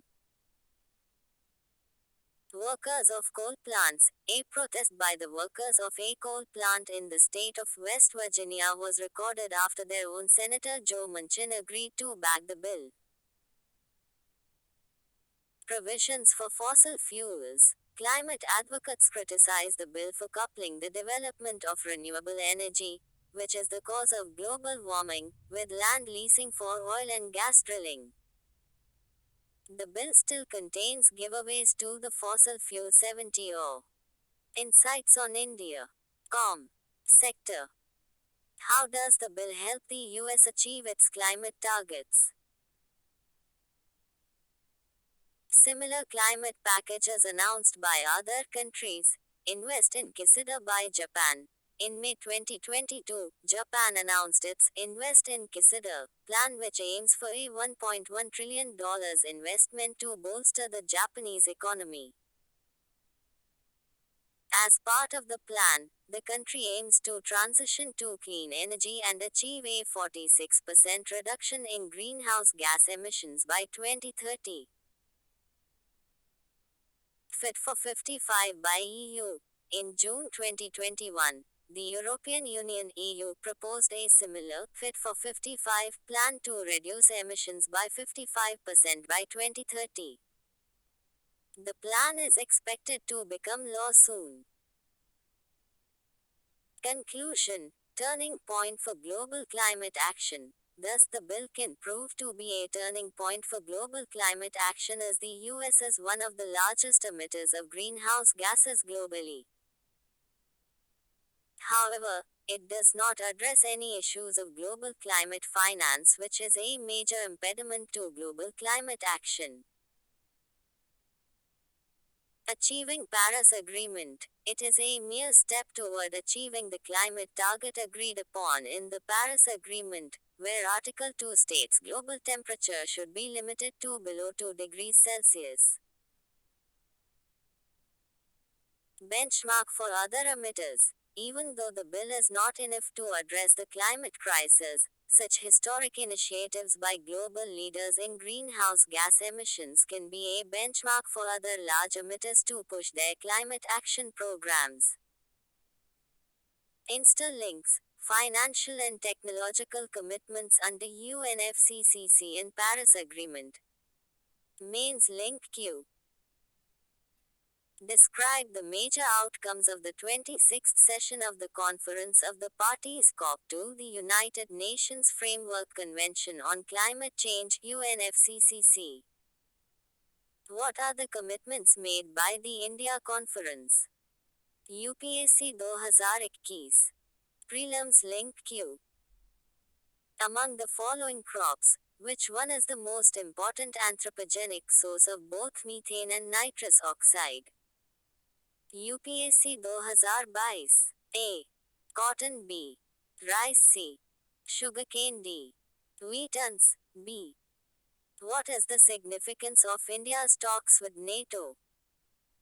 Directions. NATO mandate, membership and role of NATO are important for this year's mains, etc. Context. NATO is important due to the Russia-Ukraine issue and talks for the expansion of NATO. But be selective in making notes. Background of India-NATO engagement. India held its first political dialogue with the North Atlantic Treaty Organization (NATO) in Brussels on December 12, 2019, with the aim to assess cooperation on regional and global issues of mutual interest. The talk was primarily political in character. What is the significance of India's talks with NATO? NATO's engagement with Pakistan and China. India's talks with NATO hold significance given that the North Atlantic Alliance has been engaging both China and Pakistan in bilateral dialogue.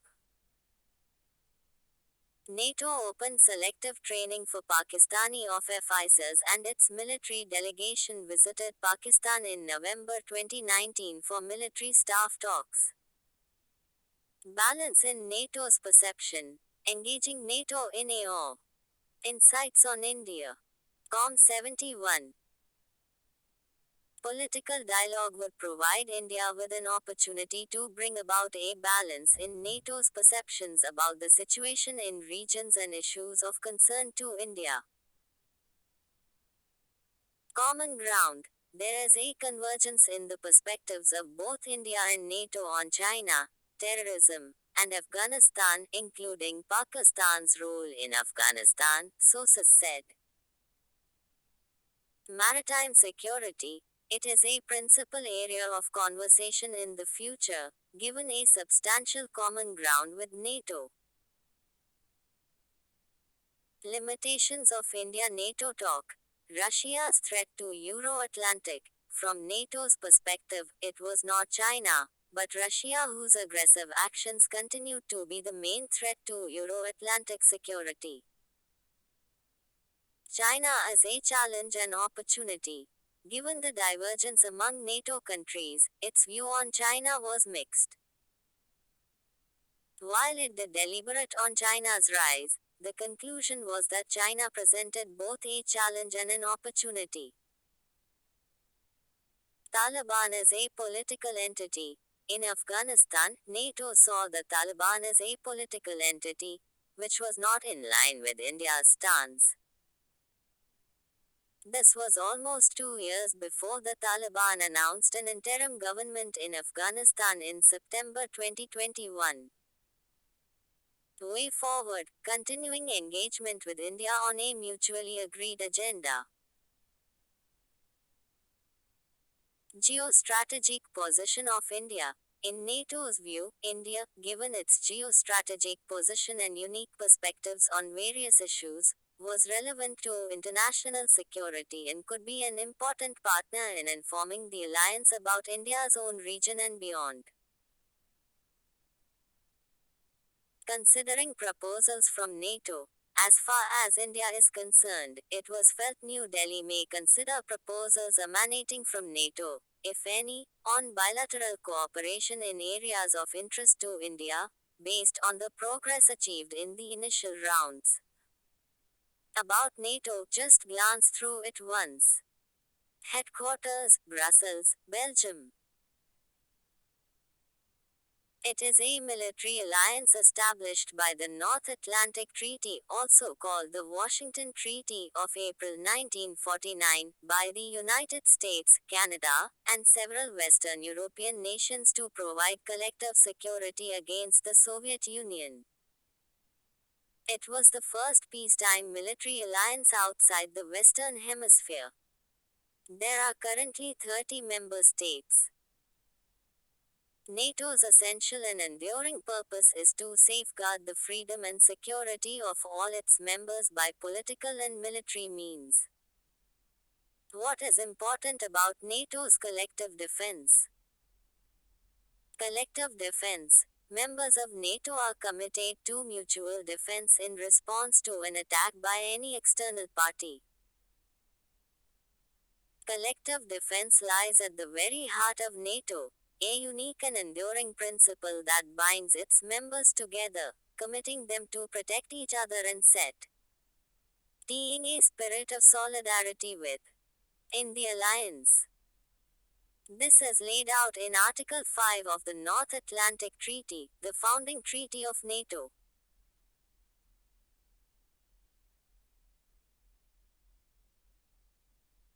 Article 5. The parties agree that an armed attack against one or more of them in Europe or North America shall be considered an attack against them all. Consequently, they agree that, if such an armed attack occurs, each of them, in the exercise of the right of individual or collective self-defense recognized by Article 51 of the Charter of the United Nations, will assist the party or parties so attacked by taking forthwith, individually and in concert with the other parties, such action as it deems necessary, including the use of armed force, to restore and maintain the security of the North Atlantic area.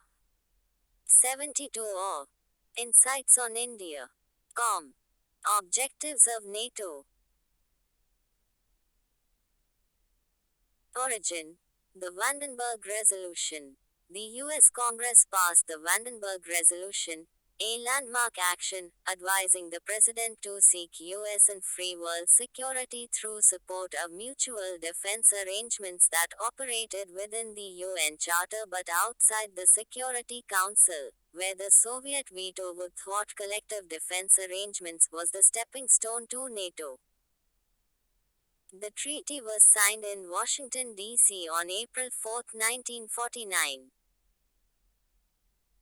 It had 12 signatories initially: the US, UK, Canada, France, Denmark, Belgium, Norway, Portugal, the Netherlands, Italy, Iceland, and Luxembourg. Insta links: NATO. Mains links: Q. The USA is facing an existential threat in the form of China, which is much more challenging than the erstwhile Soviet Union. Explain. UPSC 2021. Prelims link Q. Which of the following is our alliances of NATO? 1. Istanbul Cooperation Initiative. 2. Mediterranean Dialogue. 3. Euro-Atlantic Partnership Council. 4. Financial Market Dialogue. Select the correct answer using the codes given below. A. 1, 2 and 3 only. B. 1, 3 and 4 only. C. 2 and 3 only. D. 1, 2, 3 and 4 ans. A. Q. Consider the following statements and answer the question below. 1. Spain and Italy are not members of NATO. Though Article 5 of NATO has been invoked only once. 3. NATO was first peacetime military alliance outside the Western Hemisphere. Which statements are correct? 8 1 and 2 B 2 and 3 C 1 and 3 D only 3. Answer B. Iran may accept EU proposal to revive nuclear deal if demands met. Report. Context. A European Union proposal to revive the 2015 Iran nuclear deal can be acceptable if it provides assurances on Tehran's key demands. The EU said on August 8 that it had put forward a final text following 4 days of indirect talks between US and Iranian officials in Vienna. Background. Iranian diplomats said Iran was reviewing the proposal. Proposals by the EU can be acceptable if they provide Iran with assurance on the issues of safeguards, sanctions and guarantees, the diplomat said. No future harsh sanctions by the US. The Islamic Republic has sought to obtain guarantees that no future US president would renege on the deal if it were revived, as then President Donald Trump did in 2018 and restored harsh US sanctions on Iran. Indirect talks between US and Iran. The 2015 pact seemed near revival. But 11 months of indirect talks between Tehran and the Biden administration in VO. Insights on India. COM73. Were thrown into disarray chiefly over Iran's insistence that Washington removes its elite Revolutionary Guards Corps from the U.S. Foreign Terrorist Organizations list. Charging Iranian Revolutionary Guard member. On August 10, the United States charged a Revolutionary Guards member with plotting to murder John Bolton, a national security advisor to Trump, though Washington said it did not believe the charges should affect the nuclear talks with Tehran. Iran Nuclear Deal or Joint Comprehensive Plan of Action (JCPOA). The JCPOA was the result of prolonged negotiations between 2013 and 2015 between Iran and P5 Jore, China, France, Russia, the United Kingdom, the United States, Germany. Under the deal, Iran agreed to significantly cut its stores of centrifuges, enriched uranium and heavy water, all key components for nuclear weapons. Iran also agreed to implement a protocol that would allow inspectors from the International Atomic Energy Agency (IAEA) to access its nuclear sites to ensure Iran would not be able to develop nuclear weapons in secret. While the West agreed to lift sanctions related to Iran's nuclear proliferation, other sanctions addressing alleged abuses of human rights in Iran's ballistic missile program remained in place. The US committed to lifting sanctions on oil exports but continued to restrict financial transactions, which have deterred international trade with Iran. Insta links India Iran relations. Mains links Q. In what ways would the ongoing US Iran nuclear pact controversy affect the national interest of India? How should India respond to its situation?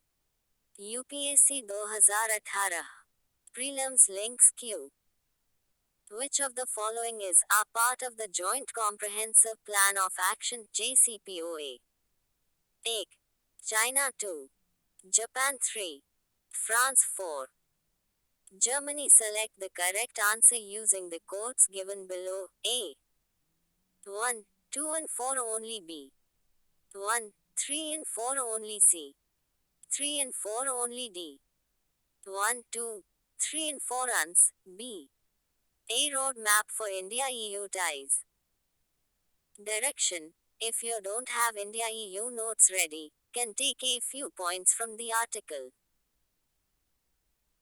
Context. While India celebrates its 75th year of independence, it also celebrates 60 years of diplomatic relations with the European Union (EU).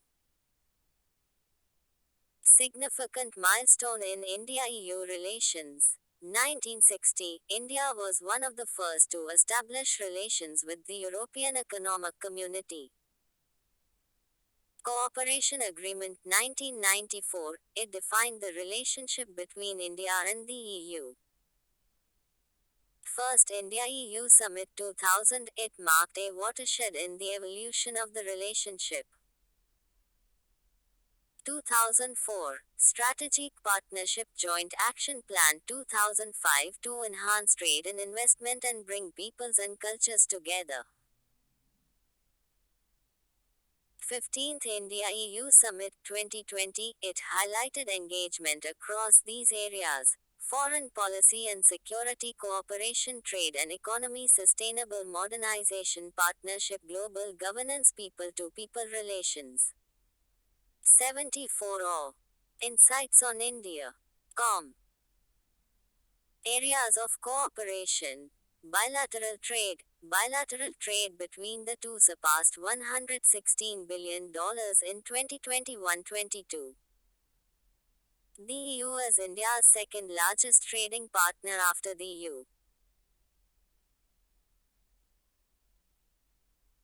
U.S. avenues of collaboration. For example, the Green Strategic Partnership between India and Denmark aims to address climate change, biodiversity loss and pollution. India-Nordic Summit focused on green technologies, defense cooperation. India and the EU regularly conduct joint military and naval exercises which reflects their commitment to a free, open, inclusive and rules-based order in the Indo-Pacific. France's on-time delivery of 36 Rafale fighter jets and willingness to offer Barracuda nuclear attack submarines to the Indian Navy. Leading European defense equipment manufacturers are willing to partner with Indian companies aligned with the Make in India program. Free Trade Agreement. India and the EU had launched talks for Free Trade Agreement (FTA), officially called Broad-Based BTIA, in 2007. Startup and Innovation Ecosystem. Science and Technology Joint Steering Committee between the two focuses on areas such as healthcare, artificial intelligence, and earth sciences. In 2020, There was an agreement for research and development cooperation in the peaceful uses of nuclear energy between the European Atomic Energy Community and the Government of India. Challengers: both have differing opinions and divergent interests in some areas. Russian intervention in Ukraine. India's reluctance to explicitly condemn Russia's intervention in Ukraine, double standard on gas imports from Russia. India has called out the double standards on the same. For the EU purchases 45% of its gas imports from Russia in 2021. Rise of China. There is also ambiguity on the strategy in tackling the rise of China. Its muted response during the Galwan clash is a case in point.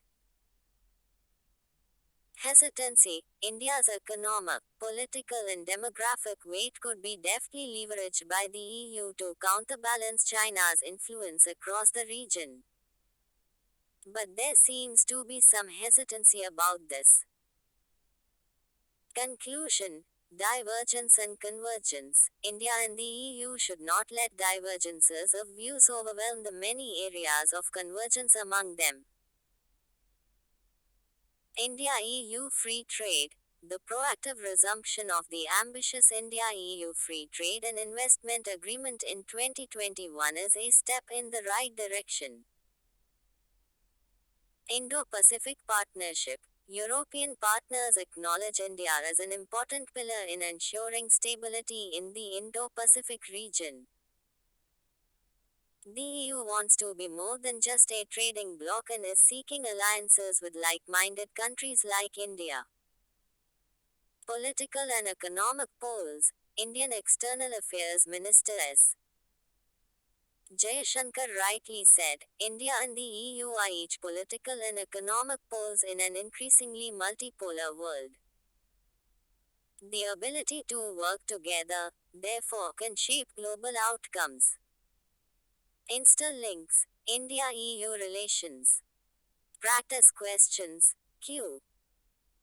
Indian diaspora has a decisive role to play in the politics and economy of America and European countries.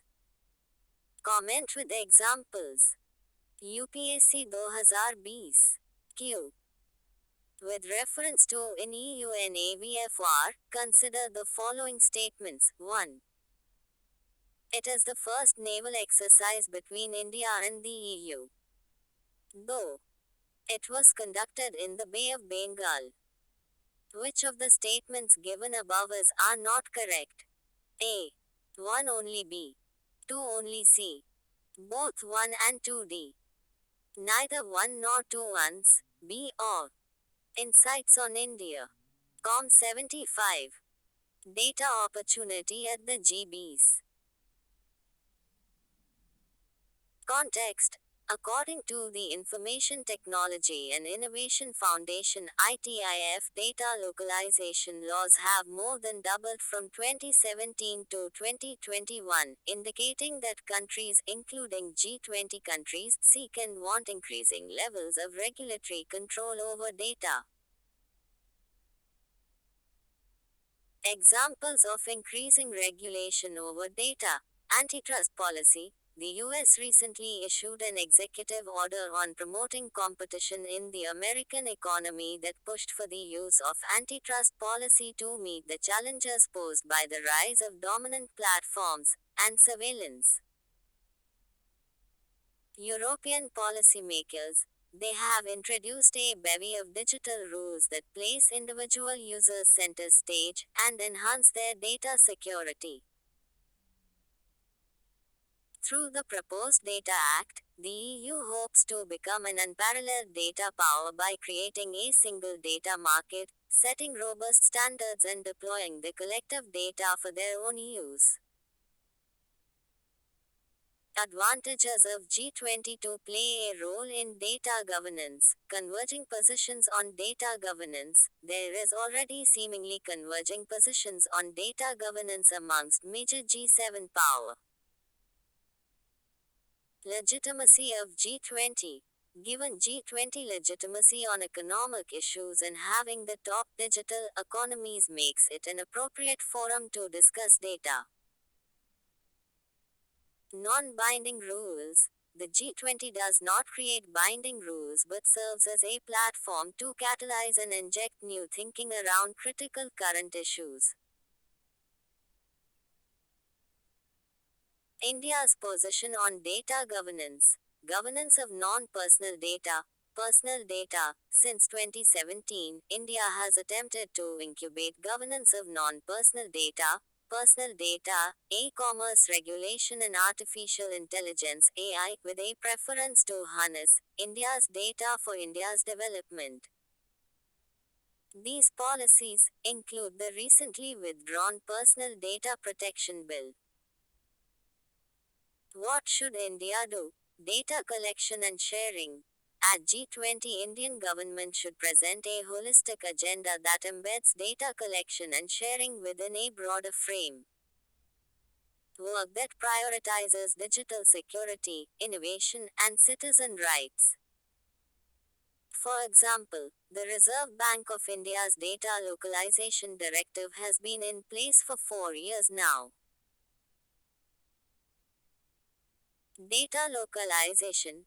India's digital economy stewardship must transcend data localization by highlighting best practices on data protection, competition law, data stewardship, and responsible artificial intelligence both in India and other G20 countries.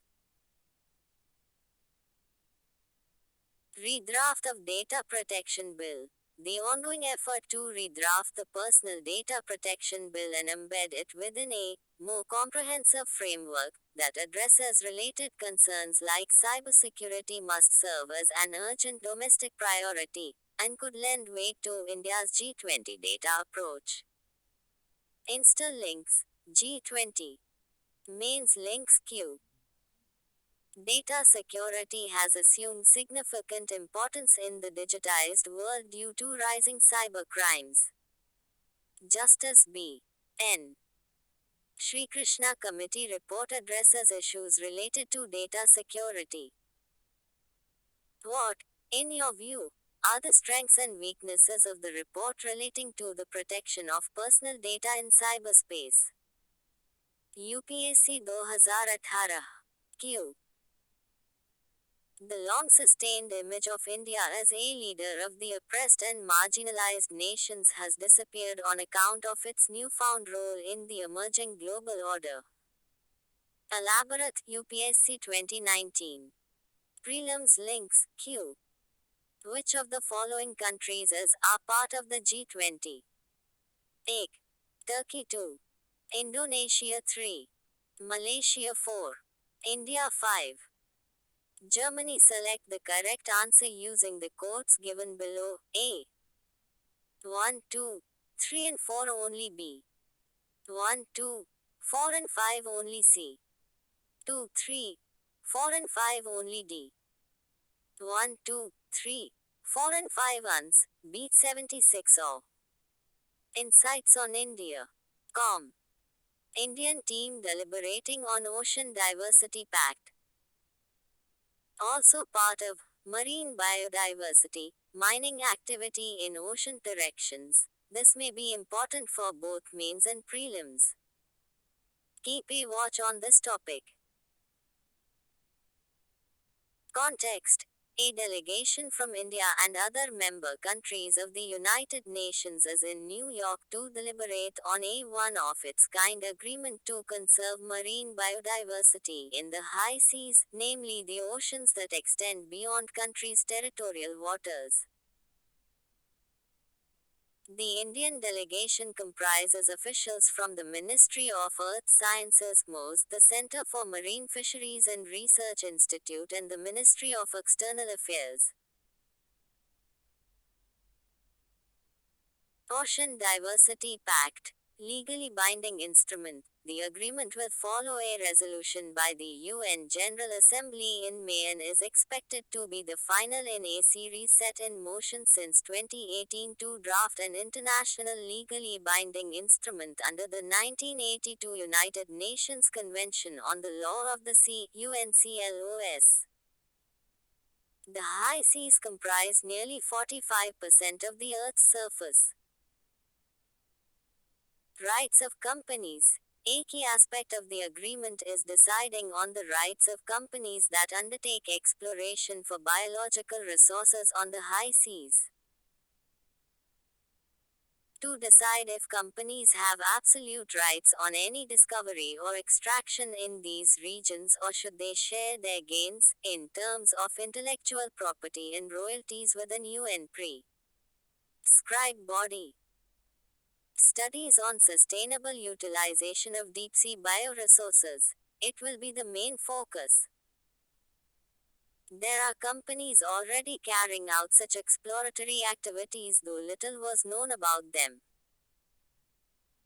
Hence, an international agreement that spells out obligations and permissible activities is important, Secretary Moss said. Uses of mining activity in the sea, gas hydrates, precious metals, fossil fuel resources with advances in biotechnology and genetic engineering. Several companies see potential in exotic microbes and other organisms. They could be used for drugs, vaccines, and a variety of commercial applications. Importance of sustainable oceans and seas. Poverty eradication, sustained economic growth, food security, and the creation of sustainable livelihoods, helping to build resilience to the impacts of climate change. High seas. The ocean surface and the water column beyond the EEZ are referred to as the high seas. It is considered as the common heritage of all mankind and is beyond any national jurisdiction. States can conduct activities in these areas as long as they are for peaceful purposes, such as transit, marine science, and undersea exploration. Insta links UNCLOS United Nations Convention on the Law of the Sea. Mains links. You can relate the article to the need for conservation of marine biodiversity and the impact of climate change on ocean biodiversity. You may opt for this Q. How do ocean currents and water masses differ in their impacts on marine life and the coastal environment? UPSC 2019. Prelims link. Related information. London Convention 1972. It's Abo. Insights on India. Com 77. Objective is to promote the effective control of all sources of marine pollution as well as the MARPOL Convention. Government Sagarmala Initiative and Deep Sea Mining Mission. OSMART Ocean Services, Technology, Observations, Resources Modeling and Science OSMART Scheme. Try to answer this Q. Consider the following statements. 1. A coastal state has the right to establish the breadth of its territorial sea up to a limit not exceeding 12 nautical miles, measured from baseline. Though the exclusive economic zone shall not extend beyond 200 nautical miles from the baseline from which the breadth of the territorial sea is measured. Which of the statements given above are correct? 1 only, 2 only, both 1 and 2, neither 1 nor 2 ones. C. India and Bangladesh discuss Ganga, Teesta and Kushera in the Joint River Commission meeting. Context.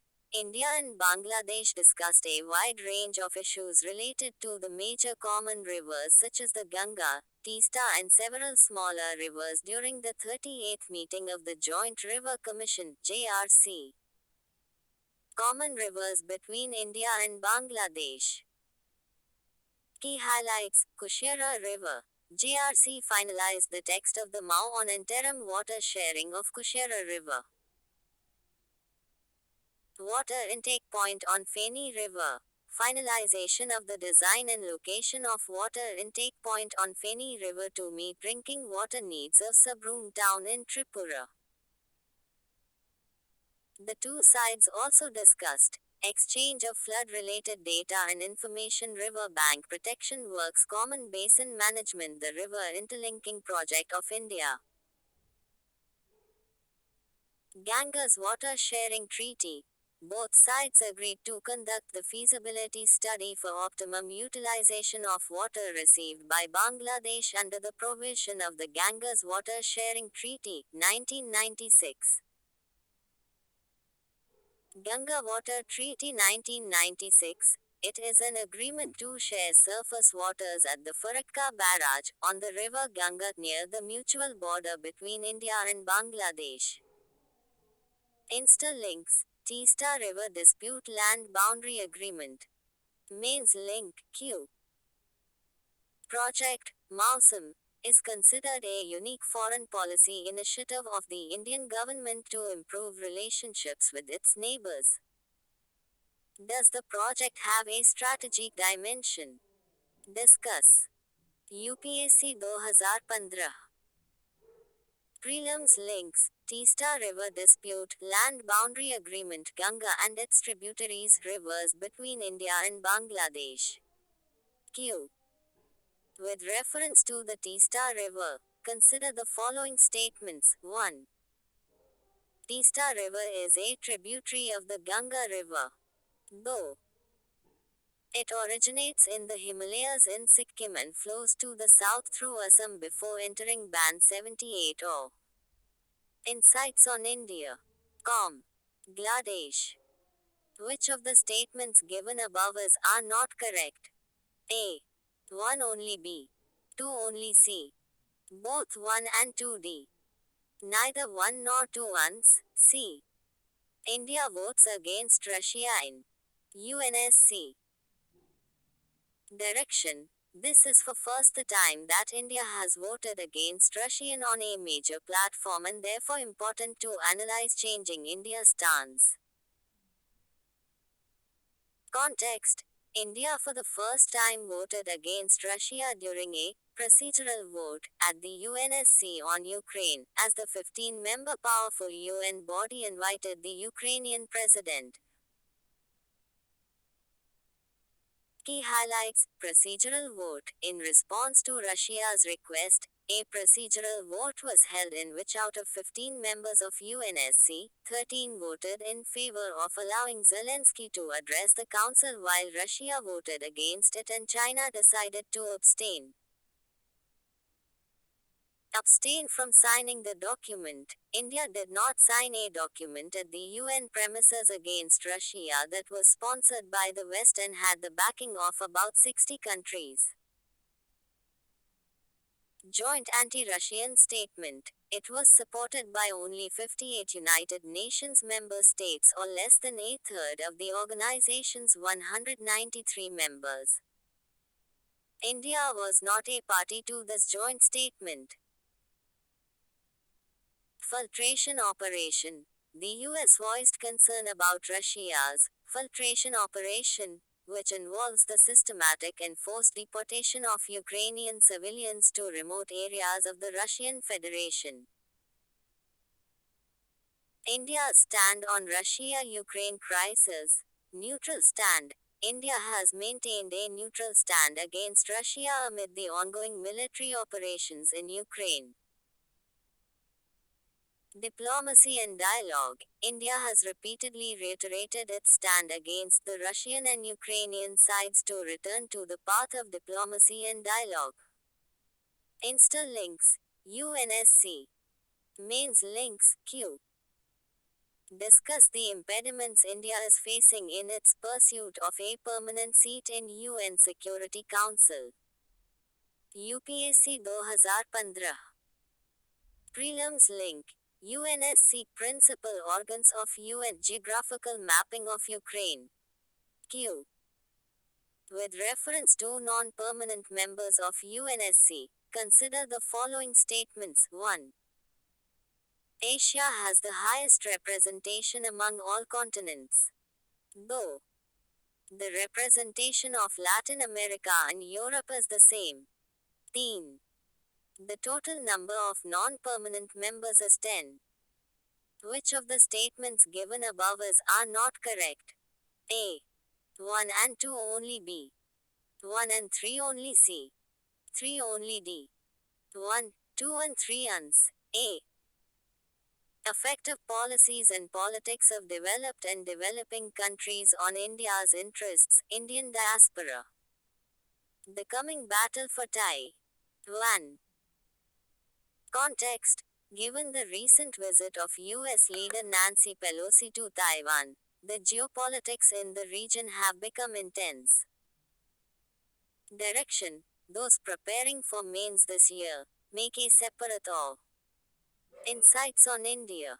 Com 79.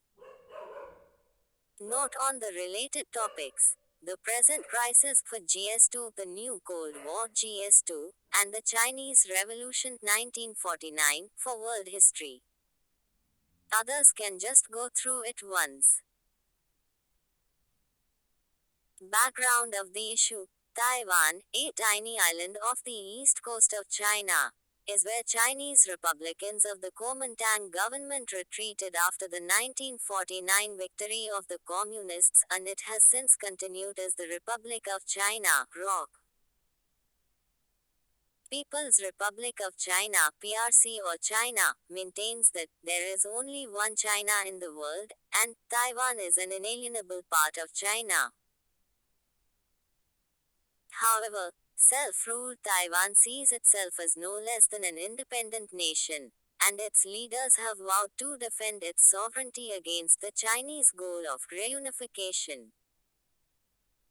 Currently, Taiwan is entirely dependent on the US for its defense against possible Chinese aggression. Why does China want to reunify the country?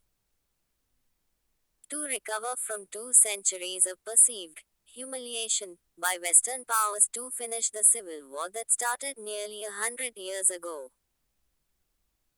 China believes that if it recovers Taiwan, then it will retake its rightful place as a global power. Recent evolution of Chinese doctrine. First act, China has adopted Deng Xiaoping's hide and bite strategy and Hu Jintao's peaceful rise. Thus, it remained peaceful until it was powerful enough to move to the next stage.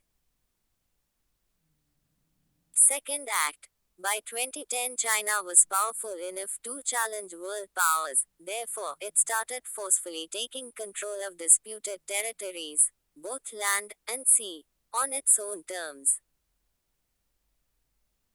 E.g., change the status quo along the Yukos, Spratlys, Paracels, the 9 dashed lines in the South China Sea, and the Himalayan frontiers with Bhutan, Nepal, and India. Third act, Hong Kong virtually reunited 2020. China destroyed its limited autonomy under one country, two systems. Macau had already been taken. Thus, the only remaining Chinese target is Taiwan. The fourth act, it will take place when China has reunified Taiwan. It will then challenge and upstage the US as the world's dominant power. Issues with the Chinese policy. Internal weakness of China. China has been suffering from 1 century of civil war and revolutionary excesses. For example, recent attacks on the private sector, the tech economy, the current zero-COVID policy, etc., have damaged the Chinese economy. People in Hong Kong are still protesting the Chinese takeover. External resistance. India's resistance has added friction to the Chinese ambition in the Himalayas. Quad and AUKUS have emerged. Nancy Pelosi's visit is a manifestation of a bipartisan consensus in Washington that Beijing must be challenged. The danger of World War nuclear war. UN chief has already warned that recent geopolitical events may cause nuclear wars. Indo-Taiwan relations. India doesn't have formal diplomatic relations with Taiwan, but both sides have trade and people-to-people ties. India has refused to endorse the One China policy since 2010. What India should do? Take sides, late K. Subramaniam Pithali stated that India is better off on the side of the West in its contest with China because China's desire and the manner of pursuing its desire is wrong. Use Taiwan to challenge China. Taiwan is not a major strategic concern for India. However, because it is the single most important factor that can consume Beijing's energies and delay its play for global power, it is in our interest that Taiwan keep China occupied. Therefore, to some extent, our interests converge with those of the US, Japan, Australia, and the Taiwanese people. Material and moral support. Quad partners can extend material support, and India's moral support for Taiwan can be very important. Conclusion. International leaders should pursue good diplomacy, which involves buying time and sustaining peace. What is needed is countries should try to come to a win-win solution that takes care of the wishes of people rather than just perceived national pride. Insta links India Taiwan relation ATO. Insights on India. Com. Mains link Q. What is the One China policy? Examine as to how the Taiwan issue exemplifies the volatile cocktail of geopolitical contestations between the U.S. and China. 250 words. China's BRI project slow, but lending rises. Context. China's investments in infrastructure projects under its Belt and Road Initiative BRI have declined while China's short and medium-term assistance to partner countries, some of which are dealing with rising debt levels, is increasing, according to recent research highlighting a shift in China's approach to overseas lending. Key highlights. Green Finance and Development Center (GFDC) report. In the first half of 2022, China's engagement through financial investments and contracts in 147 countries amounted to $28.4 billion, up by 47% from the previous year, said a report from the Green Finance and Development Center (GFDC) at Shanghai's Fudan University. Of this, $11.8 billion was through investments and $16.5 billion through project contracts. This marked a decline from $48.5 billion in the same period in 2019. China's total engagement at $932 billion. Since the launch of the BRI in 2013, the report estimated China's total engagement at $932 billion, with $561 billion in construction contracts and the rest in other investments. The report noted three clear trends in the BRI. A growing role for Chinese state-owned enterprises, the average size for project deals falling from $558 million in 2021 to $325 million last year. An increasingly uneven spread of engagement. No China engagement. Several countries saw no Chinese engagement in the first half of the year, including Russia, Sri Lanka, and Egypt, while the figure in Pakistan was down by 56%. Research from the Data Research Lab reported by Bloomberg. China's short and medium-term lending to several BRI partners has rapidly risen. Loans to Pakistan. In the past 5 years, China made nearly $26 billion in short and medium-term loans to Pakistan and Sri Lanka alone, marking a shift in its overseas engagement, from funding infrastructure toward providing emergency relief. Interlinks, Belt and Road Initiative BRI. Important international institutions, agencies and foreign structure mandate India to host UNSC meet on counterterrorism. Context: in a first, India will host diplomats and officials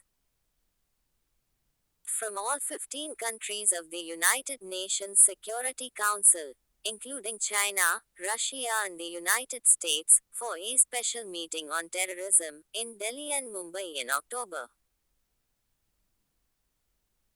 The meeting of the Counterterrorism Committee (CTC), which India is chairing for 2022 as a member of the UNSC, will focus particularly on challenges such as terrorism financing, cyber threats and the use of drones, said officials. Key highlights: cross-border threats from Pakistan and Afghan insights on India. Com81.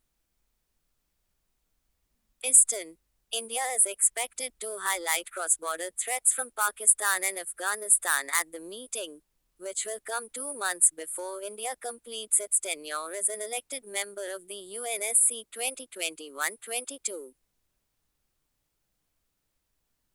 Comprehensive Convention on International Terrorism. In addition, India has been pushing for the UN members to adopt a comprehensive convention on international terrorism, first proposed in 1996, which is likely to be raised during the meeting.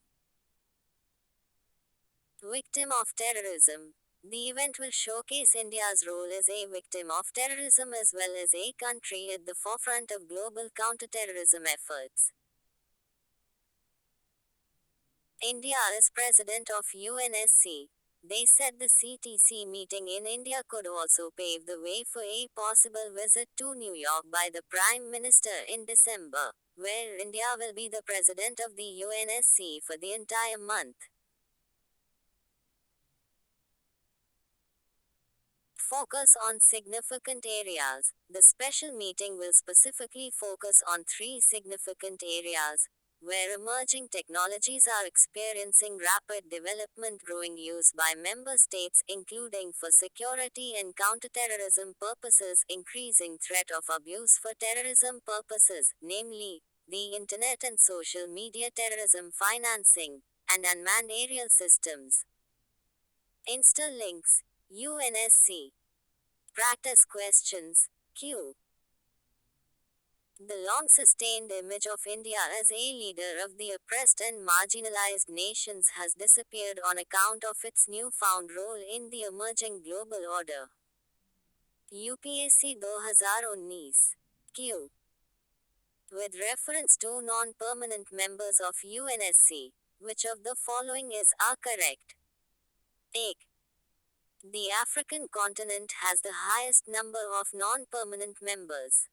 Though Latin America and Asia have the same number of non-permanent members.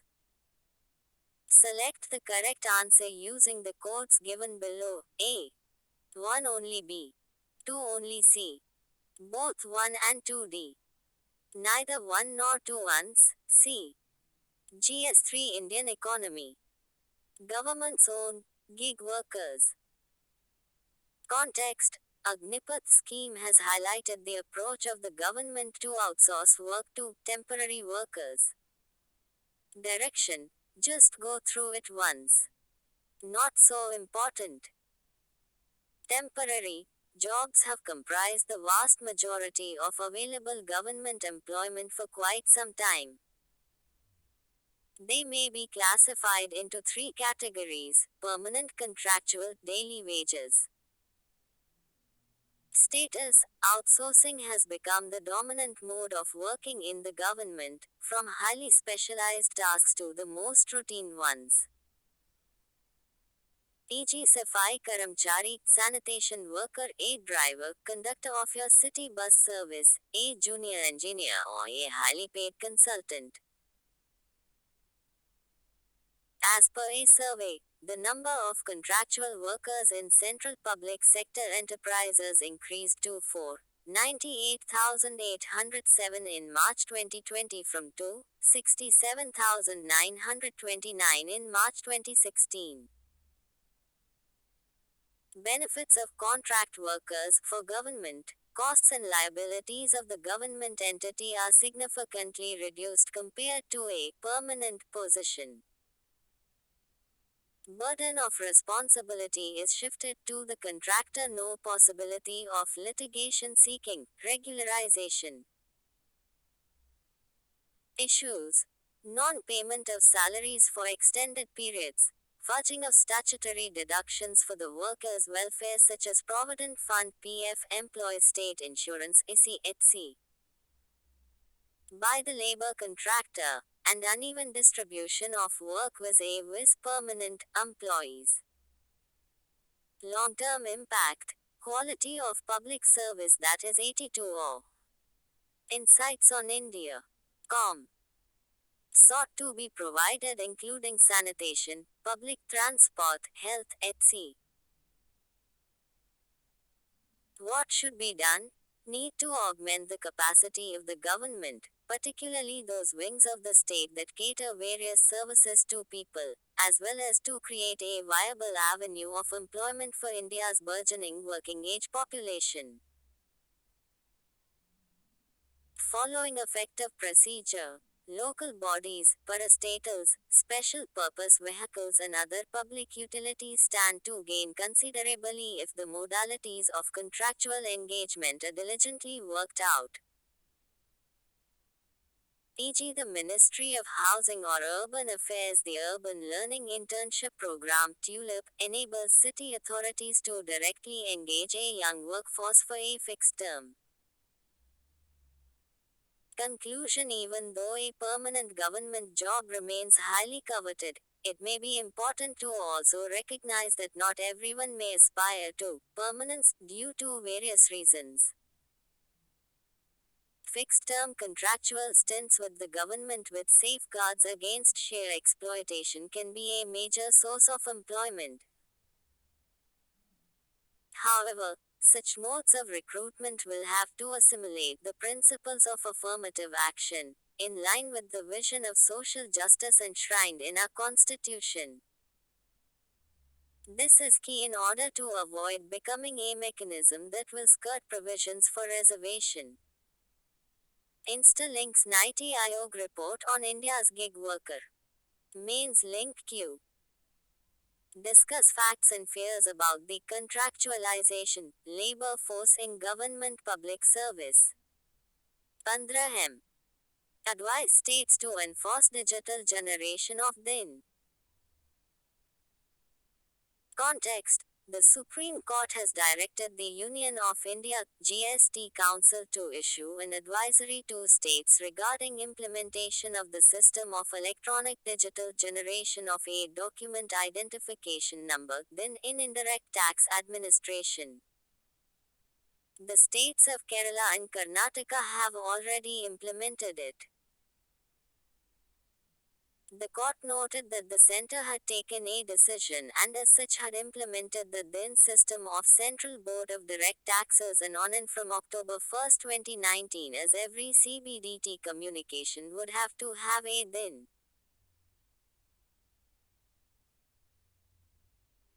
Key highlights: implement the system for electronic digital generation of a DIN.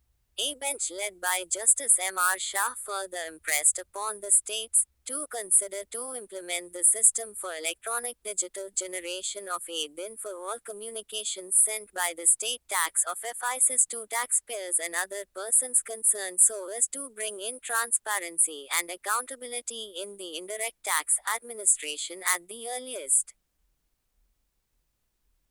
Directions to GST Council. The petition had sought a direction to the GST Council to consider and take a policy decision in respect of implementation of the DIN system by states.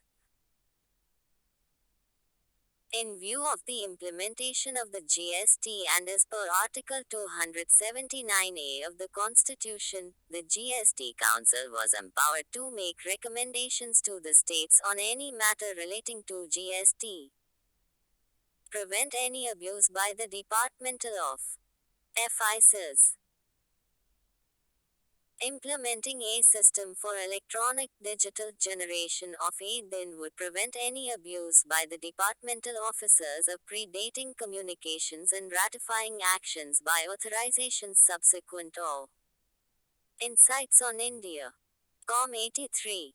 Lie made out in the files. Instalink. GST. Practice questions. Q. Explain the rationale behind the Goods and Services Tax Compensation to States Act of 2017. How has COVID-19 impacted the GST compensation fund and created new federal tensions? UPSC 2020. Q. Are the most likely advantages of implementing Goods and Services Tax GST? A. It will replace multiple taxes collected by multiple authorities and will thus create a single market in India. Though it will drastically reduce the current account deficit of India and will enable it to increase its foreign exchange reserves. 13. It will enormously increase the growth and size of the economy of India and will enable it to overtake China in the near future. UPSC 2017. Select the correct answer using the code given below. A. 1 only, B. 2 and 3 only, C. 1 and 3 only, D. 1, 2 and 3 ans. A. Subscribers say there is surplus money in apes.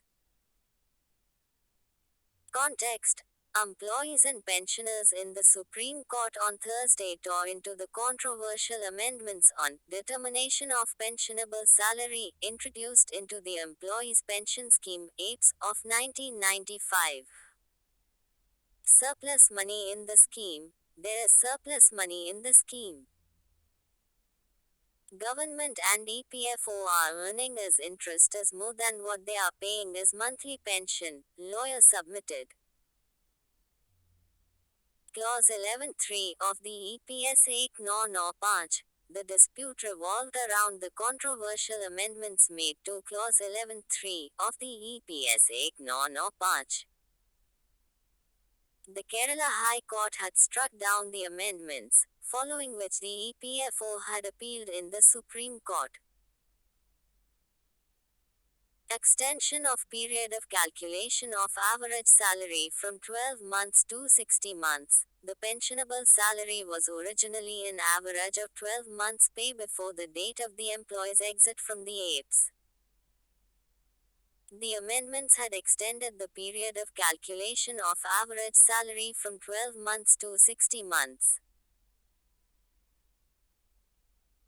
Further contribution of 1.16%. The amendment created an additional obligation for employees whose salaries exceeded the 15,000 rupees ceiling. They had to contribute a further 1.16% of their salary in addition to their employees' provident fund contribution. The 1.16% contribution is contrary to the provisions of the Employees Provident Fund Act itself. Employees Pension Scheme (APS). It is a social security scheme that was launched in 1995. The scheme, provided by EPFO, makes provisions for pensions for the employees in the organized sector after the retirement at the age of 58 years. Employees who are members of EPF automatically become members of APS. Both employer and employee contribute 12% of employee's monthly salary, basic wages plus bonus allowance to the Employees Provident Fund (EPF) scheme. EPF scheme is mandatory for employees who draw a basic wage of Rs. 15,000 per month. Of the employer's share of 12%, 8.33% is diverted towards the apes.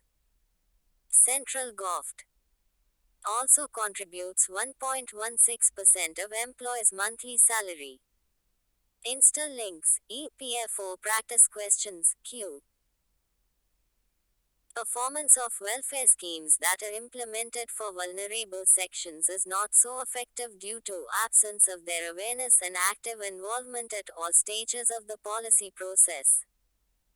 Discuss UPSC 2019. Q. With reference to Employment Provident Fund (EPF) scheme, consider the following statements. 1. EPF is mandatory for the employees who draw a basic salary of 30,000 rupees. Though both employer and employee contribute 12% of an employee's monthly salary. Which of the statements given above are not correct? A. 1 only B. 2 only C. Both 1 and 2D. Neither 1 nor 2 ones. A. 84O. Insights on India. Com. The RBI's latest round of rate hike, and how it will impact MS. Context. As inflation continues to remain at elevated levels and above the Reserve Bank of India (RBI's) target of 6%, the Monetary Policy Committee (MPC) Friday decided unanimously to increase the repo rates by 50 basis points to 5.4% with immediate effect. This is set to increase lending rates in MS of existing home loan customers. While the RBI governor maintained a GDP growth of 7.2% for FY23, inflation has been projected at 6.7% for the year 2022-23. Why did RBI hike repo rate by 50 bps per second to 5.4%? Calibrated withdrawal of monetary policy. With inflation expected to remain above elevated levels, the MPC felt further calibrated withdrawal of monetary policy accommodation and accordingly it decided to increase repo rate by 50 basis points. Calibrated accommodation is to keep inflation within the target along with supporting growth. Volatility in global markets. CPI has eased from its surge in April but remains uncomfortably high and above the target of 6%. Core inflation remains at elevated levels and the volatility in global markets is impinging on domestic markets including currency. How external factors will impact India. Influence on inflation trajectory. The inflation trajectory will depend upon global markets and geopolitical developments. There has been some let-up in commodity prices and softening in global food prices. Elevated household inflation. While household inflation expectation has eased, it remains at elevated levels. If the monsoon is normal, and at an average crude oil price of $105 for the year, inflation is projected at 6.7% in 2022-23. IMF's highlight about recession risk. The International Monetary Fund has highlighted recession risk and revised global growth. For emerging market economies, the risks are magnified as they have domestic inflation concerns and there will be impact of monetary tightening worldwide. High inflation and volatile financial markets. The Indian economy has been impacted by the global economic situation. We have been grappling with high inflation and financial markets have been volatile. Insta links. Monetary Policy Committee. Practice questions. Q. Do you agree that the Indian economy has recently experienced recovery? Give reasons in support of your answer. UPSC 2021. Q. With reference to Indian economy, consider the following. 1. Bank rate. 2. Open market operations. 3. Public debt. 4. Public revenue. Which of the above is are components of monetary policy? A. 1 only. B. 2, 3 and 4 only. C. 1 and 2 only. D. 1, 3 and 4 only. Ans. C. Indian economy. Direction. Go through it once. Context. It is an opinion piece arguing that India has strong economic fundamentals and better demographic composition to help it make a prosperous country in the next 2 decades. Strong economic fundamentals of India. Focus on infrastructure. The policy initiatives on infrastructure development, e.g., Bharatmala, Sagarmala, economic corridors, transportation. There is increased mobility of labor, capital, and raw materials which could spur economic growth even in most interior parts of the country.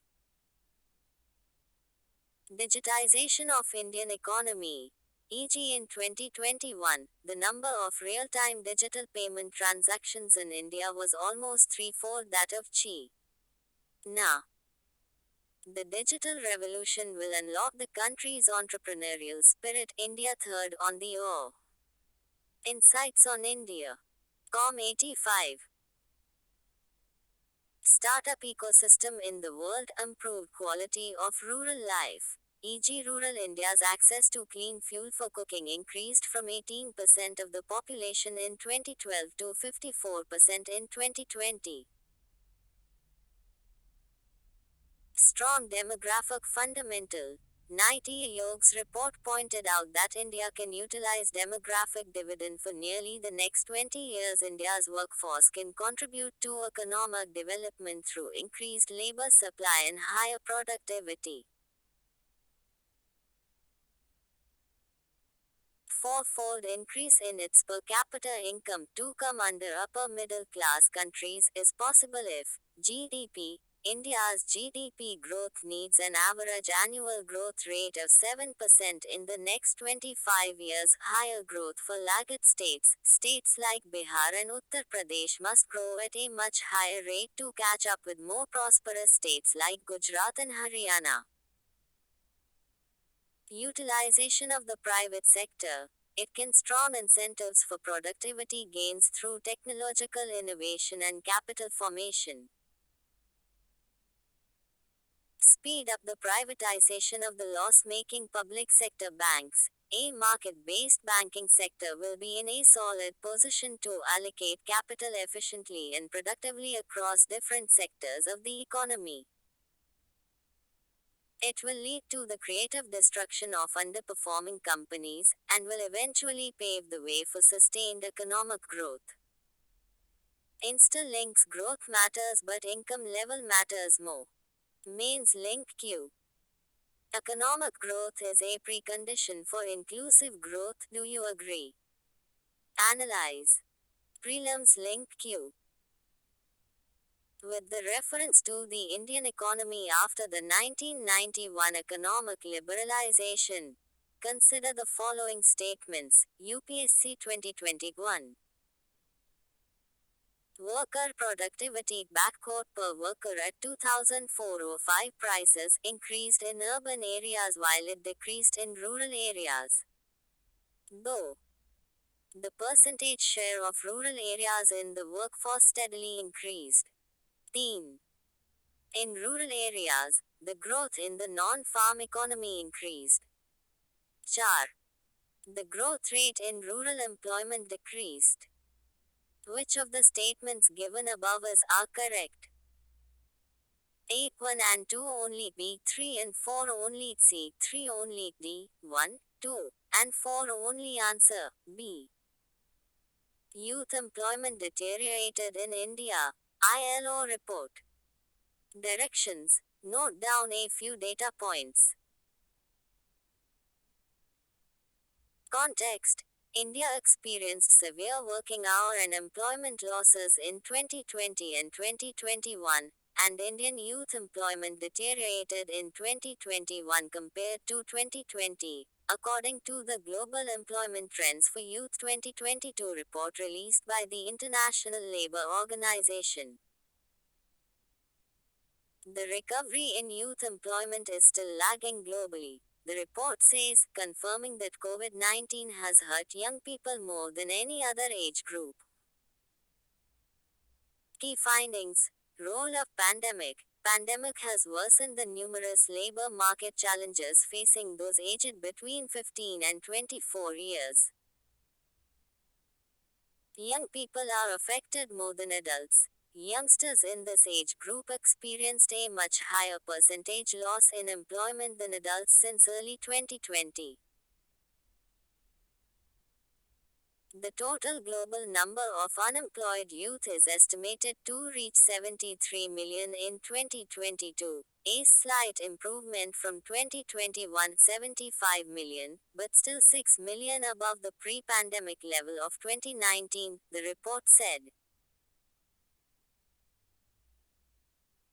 On India, surveys conducted by the Centre for Monitoring the Indian Economy (CMIE), the youth employment participation rate declined by 0.9 percentage points over the first 9 months of 2021 relative to its value in 2020, while it increased by 2 percentage points for adults over the same time period. The situation is particularly severe for very young people aged 15 to 20 years, the report said. Quality education and training opportunities. Countries are required to create decent jobs, SP86 Insights on India. Com. Sealy in green, blue and digital economies, and two set economies on the path towards greater sustainability, inclusiveness and resilience. Unequal access to online education. School closures lasted 18 months and among the 24 crore school-going children, only 8% of such children in rural areas and 23% in urban areas had adequate access to online education. Given the deeply unequal access to online resources in developing countries, children from socio-economically disadvantaged families, which are the large majority, had almost no access to education, the report said. Learning regression. It said school closures not only prevented new learning but also led to the phenomenon of learning regression, that is, children forgetting what they had learned earlier. In India, 92% of children on average lost at least one foundational ability in language and 82% lost at least one foundational ability in mathematics, the report said, citing studies. Role of MGNREGA. The report appreciated the MGNREGA and said it has played an important role in providing paid employment, particularly for women, but also in carbon sequestration because of the Act's focus on natural resources, such as land, water and trees, which provide adaptation benefits. Low youth female market participation. It added that India has a very low youth female labor market participation and Indian young women experienced larger relative employment losses than young men in 2021 and 2022. High youth employment losses. In general, the high youth employment losses in India drive up the global average employment losses. Young Indian men account for 16% of young men in the global labor market, while the corresponding share for young Indian women is just 5%, the report said. Private school teachers less paid. The study found out that teachers in non-state schools are often paid significantly less than those in state schools. Teachers in low-fee private schools in India, Kenya, Nigeria and Pakistan are paid between one-eighth and one-half of what their counterparts in the state sector receive, it added. Highly informal domestic work. It added that domestic work is a highly informal sector in India. Wages are extremely low and young women and girls are vulnerable to abuse. Abuse reports. Reports of abuse suffered by young domestic workers are common, including verbal and physical abuse and sexual exploitation, the report said. About ILO, established as an agency for the League of Nations following World War I. Established by the Treaty of Versailles in 1919. It became the first specialized agency of the United Nations (UN) in the year 1946. It got the Nobel Peace Prize in 1969. It is the only tripartite UN agency. It brings together governments, employers and workers. Headquarters, Geneva, Switzerland. Reports by ILO. Insta links, ILO. Mains links, Q. Incidence and intensity of poverty are most important in determining poverty based on income alone. In this context, analyze the latest United Nations Multi-Poverty Index report. UPSC 2020. Prelims links Q. Which of the following reports are published by ILO? 1. World Social Protection Report 2. Global Wage Report 3. Global Hunger Index 4. World Employment and Social Outlook. Select the correct answer using the codes given below. A. 1, 2 and 4 only B. 1, 2 and 3 only C. 3 and 4 only D. 1, 2, 3 and 4 ans. A or. Insights on India. Com87. The large economy in the world. Direction. Just go through it once. Context. Success of India's economy in the last 75 years. At the time of independence, the newborn nation was highly impoverished, thanks to centuries of colonial exploitation. It was critically dependent on foreign aid for food and forex and had an average life expectancy of only 32 years. The level of illiteracy was very high. Status today, third largest economy. India is today the third largest economy in terms of purchasing power parity, and in terms of the nominal exchange rate of the dollar, India is the sixth largest economy. Growth rate. It has grown at an average rate of 7% per annum for the past 40 years, growing from a size of $189 billion in 1982 nearly $3 trillion today. Comparison with China. This growth rate is about 2% lower than that of China over the same period but represents a higher rate of return when compared with the investment rate of the GDP. Foreign exchange. It holds the fifth largest stock of foreign exchange and is a net lender to the International Monetary Fund, a far cry from having to go with a begging bowl to the IMF on the brink of forex bankruptcy in 1991. Extreme poverty.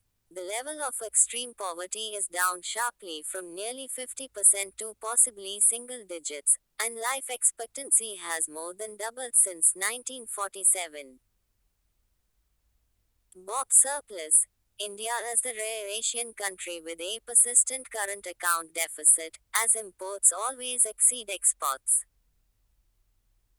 And yet, foreign investors pour investment, leading to a consistent balance of payment currency surplus for India. Strong fundamentals of the economy. The foreign investor is confident that even with twin deficits, fiscal and external, the growth of the economy, driven by demography and dynamism, can pay for the deficits. Strong democracy. India's robust democracy stands in sharp contrast to the authoritarian regime of its more affluent northern neighbor. Many large Countries such as the USSR broke up into smaller splinters meanwhile. India has witnessed largely bloodless and peaceful transfer of power 16 times, something that other former colonial, developing countries can only envy. High exports, India's trade to GDP ratio, an indicator of its openness, is higher than the United States. It is now the world's leading exporter of software and an outsourcing powerhouse. High remittances. Indian workers send nearly $100 billion of inbound remittance, which strengthens the Indian economy. In an indirect way, it is like India's labor export income. Proliferation of unicorns valued highly by equity investors, the exponential growth of e-commerce and digital payments, and a widening industrial base. Consistent growth in agriculture. Agriculture is much less dependent on the vagaries of the weather, and diversification towards more climate, soil, and market appropriate crops is evident, as is the huge growth in the animal husbandry and dairy sector. Issues that remain. Unemployment remains a huge challenge, as the youth still scramble for government jobs.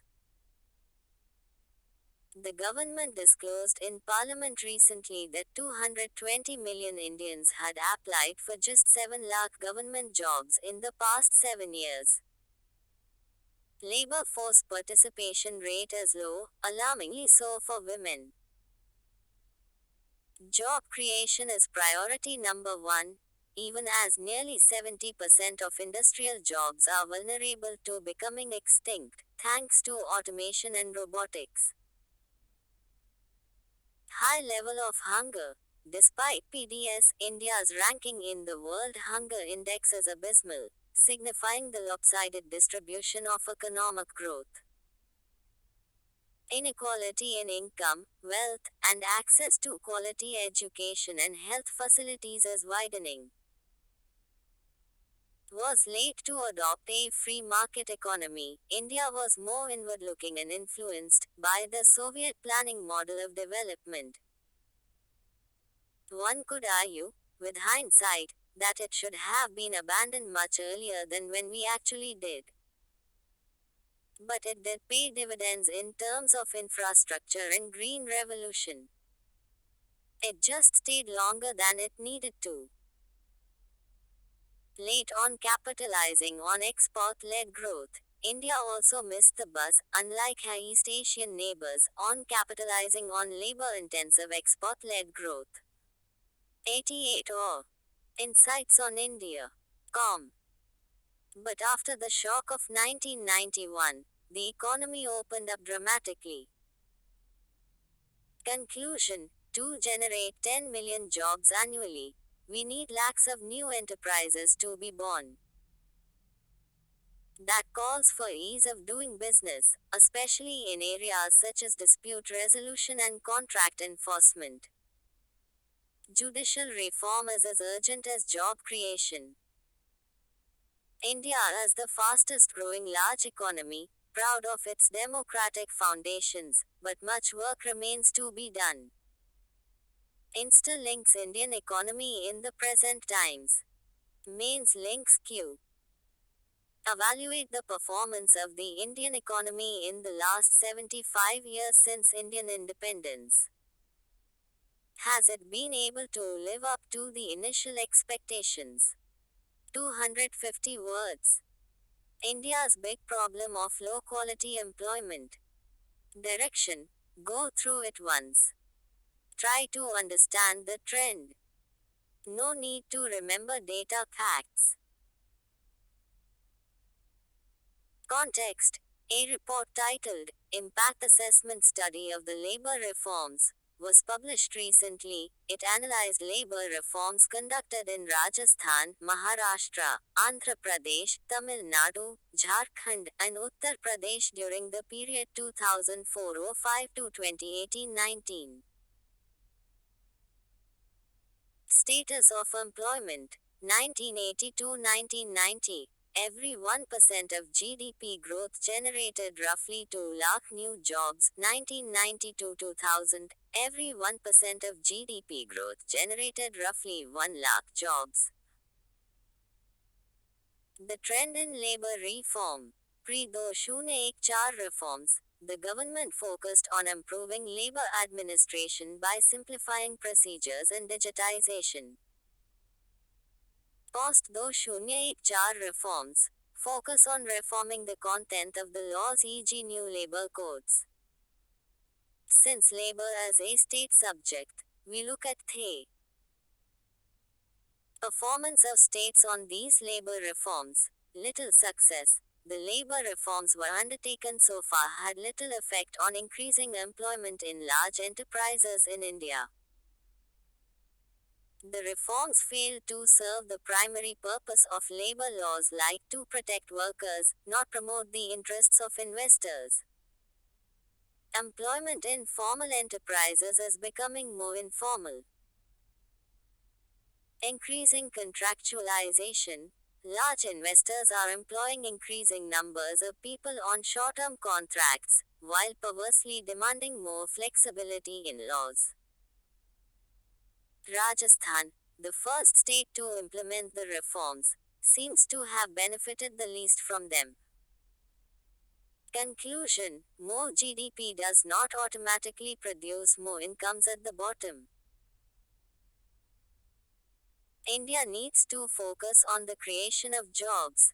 Labor policies must focus on the generation of better quality livelihoods for Indian citizens, or all citizens' ease of earning better livelihoods and with more dignity. Interlinks new labor laws. Mains links Q. What are the issues with current labor laws in the country? Examine the need for carrying out labor reforms to progress on the performance of India's manufacturing sector. 250 words. Reinvent the economic growth model. Direction: don't miss any articles by Sunita Narain, D2E, on the environment.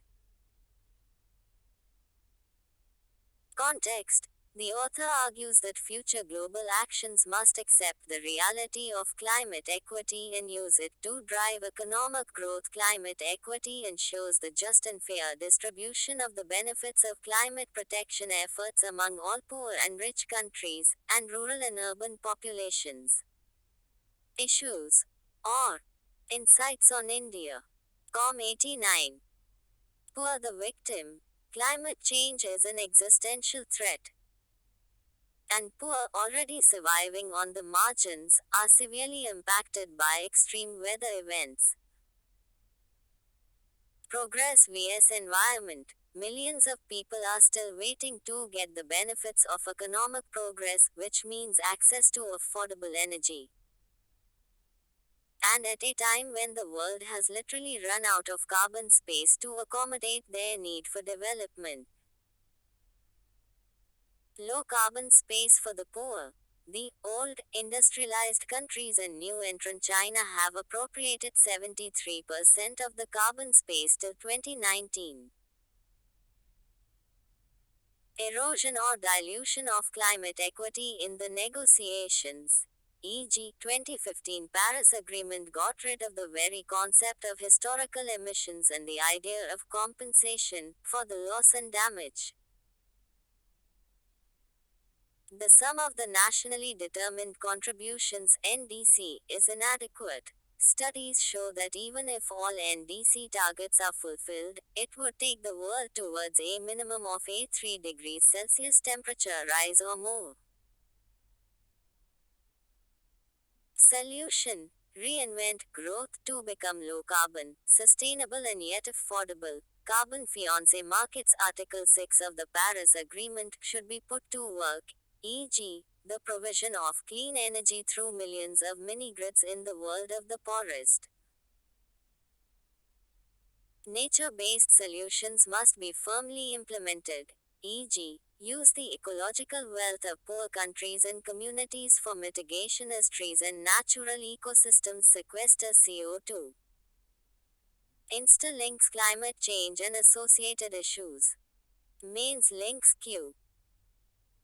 How far do you think the nature-based solutions a viable option in dealing with climate change in India? Analyze with suitable illustrations. 250 words. Prelims links Q. Climate Action Tracker, which emission reduction pledges of different countries a database created by a coalition of research organizations wing of International Panel of Climate Change Committee under United Nations Framework Convention on Climate Change, the agency promoted and financed by the United Nations Environment Program and World Bank. Answer A. Q. Which one of the following statements best describes the term social cost of carbon? 8. Long-term damage done by a ton of CO2 emissions in a given year. B. Requirement of fossil fuels for a country to provide goods and services to its citizens, based on the burning of those fuels. C. Efforts put in by a climate refugee to adapt to live in a new place.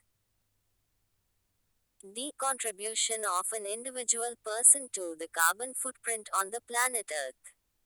Answer A. Big bang privatization of banks can be harmful. RBI report. Context. Big bang privatization of public sector banks can do more harm than good. The latest RBI bulletin has warned, asking the government to take a nuanced approach to the issue. While private sector banks (PSBs) are more efficient in profit maximization, their public sector counterparts have done better in promoting financial inclusion, they said in the article. Key highlights: privatization not at the cost of social objective. The gradual approach to privatization adopted by the government could ensure that a void was not created in fulfilling the social objective of financial inclusion and monetary transmission. Promoting green transition. PSBs public sector banks had played a key role in catalyzing financial investments in low carbon industries, thereby promoting green transition.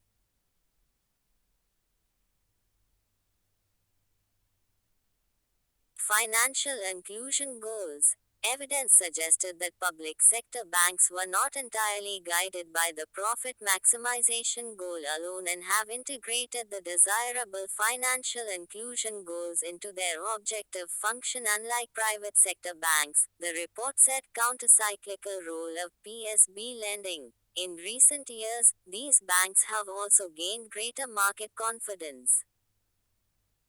Despite the criticism of weak balance sheets, 90 Insights on India. Com. Data suggests that they weathered the COVID-19 pandemic shock remarkably well. Consolidation of the sector has created robust and competitive banks. Recent mega mergers of PSBs have resulted in the consolidation of the sector, creating stronger and more robust and competitive banks. National Asset Reconstruction Company Limited (NARCL). The authors also pointed out that the establishment of the National Asset Reconstruction Company Limited (NARCL) would help in cleaning up the legacy burden of bad loans from their balance sheets. National Bank for Financing Infrastructure and Development (NABFID). The recently constituted National Bank for Financing Infrastructure and Development (NABFID) would provide an alternative channel of infrastructure funding, thus reducing the asset-liability mismatch concerns of PSBs. What is privatization? The transfer of ownership, property or business from the government to the private sector is termed privatization. The government ceases to be the owner of the entity or business. Privatization is considered to bring more efficiency and objectivity to the company, something that a government company is not concerned about. India went for privatization in the Historic Reforms Budget of 1991, also known as the New Economic Policy or LPG policy. Practice questions. Q. Explain the meaning of investment in an economy in terms of capital formation. Discuss the factors to be considered while designing a concession agreement between a public entity and a private entity. UPSC 2020. Q. Which of the following are the reasons for the privatization of banks? A. Degrading financial position of public sector banks too. It will help in the long-term project. Theme. Financial inclusion of weaker sections. Select the correct answer using the codes given below. A. 1 and 2 only B. 1 only C. 2 and 3 only D. 1, 2 and 3 uns. B. Explained. How should public sector banks be privatized? Direction. This is an editorial explained article. We had already discussed this issue in detail in last month's article. This article will add only unique points left out. Just note a few important points on nationalization, not every point should be noted down. Context. In the Union Budget 2021-22, the government announced its decision to privatize two public sector banks. A recent paper by Poonam Gupta of NCAR and Arvind Panagaria argues that the government should move as rapidly as politically feasible, meaning privatizing all except the State Bank of India. Why privatize? As per the study, private sector banks are far more efficient, far more productive and far less corrupt than the PSBs. Private banks had a greater contribution towards extending loans. They also had a higher percentage of contribution to getting deposits from savers. Private banks added more branches and created new jobs while the public sector banks saw declines on both counts. More often than not, public sector banks have been disproportionately guilty of fraud. Why not privatize? In a paper titled, Privatization of Public Sector Banks, An Alternate Perspective, by RBI, a big bang approach of privatization of these public sector or government-owned banks may do more harm than good. Rural reach. While the private banks dominate the metropolitan areas, it is the public sector banks that operate branches in rural India. PSBs provide more ATMs in rural India. Social relevance, e.g., private sector banks accounted for just 1.3 crores of the total of almost 46 crore beneficiaries of PM Jan Dhan Yojana. PSB is better in financial inclusion. On profit maximization, private banks are more efficient, but when the objective is financial inclusion, PSBs are better. Infrastructure finance, PSBs have a lion's share in all. Insights on India. Com 91. These lendings.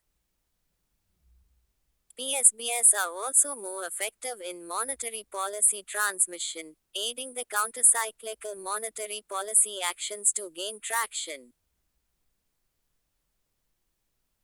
Conclusion. Private ownership alone does not automatically generate economic gains in developing economies, and a more cautious and nuanced evaluation of privatization is required. Interlinks nationalization of banks. Practice questions Q. What were the factors that led to the nationalization of banks? Examine its impact on economic development and job creation. 15 Q. Consider the following statements. UPSC 2019 1. Coal sector was nationalized by the Government of India under Indira Gandhi.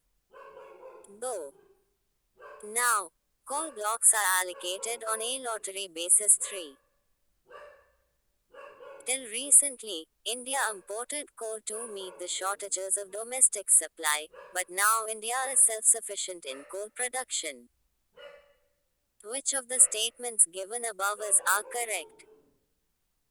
A. 1 only, B. 2 and 3 only, C. 3 only, D. 1, 2 and 3. Answer A. Q.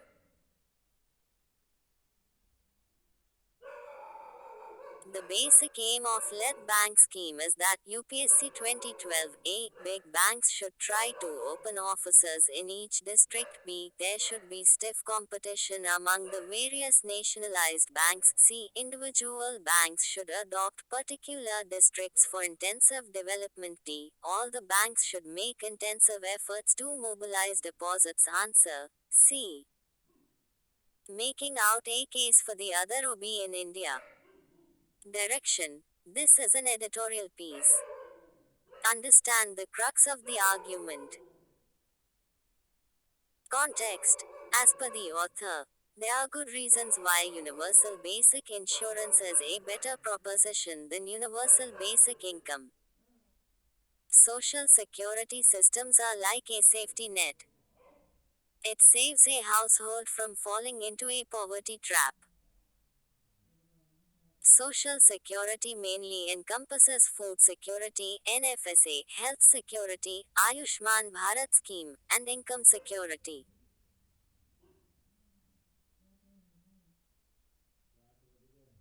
Types of security nets. Passive safety net, e.g., rising economy creating more jobs. Active safety net, it works like a trampoline so that those who fall on it are able to bounce back, e.g., National Food Security Act, MGNREGA. Ayushman Bharat scheme. Proactive safety net, which acts like a launch pad out of poverty, e.g., universal basic income. Income security is the trickiest part to tackle in the social security basket.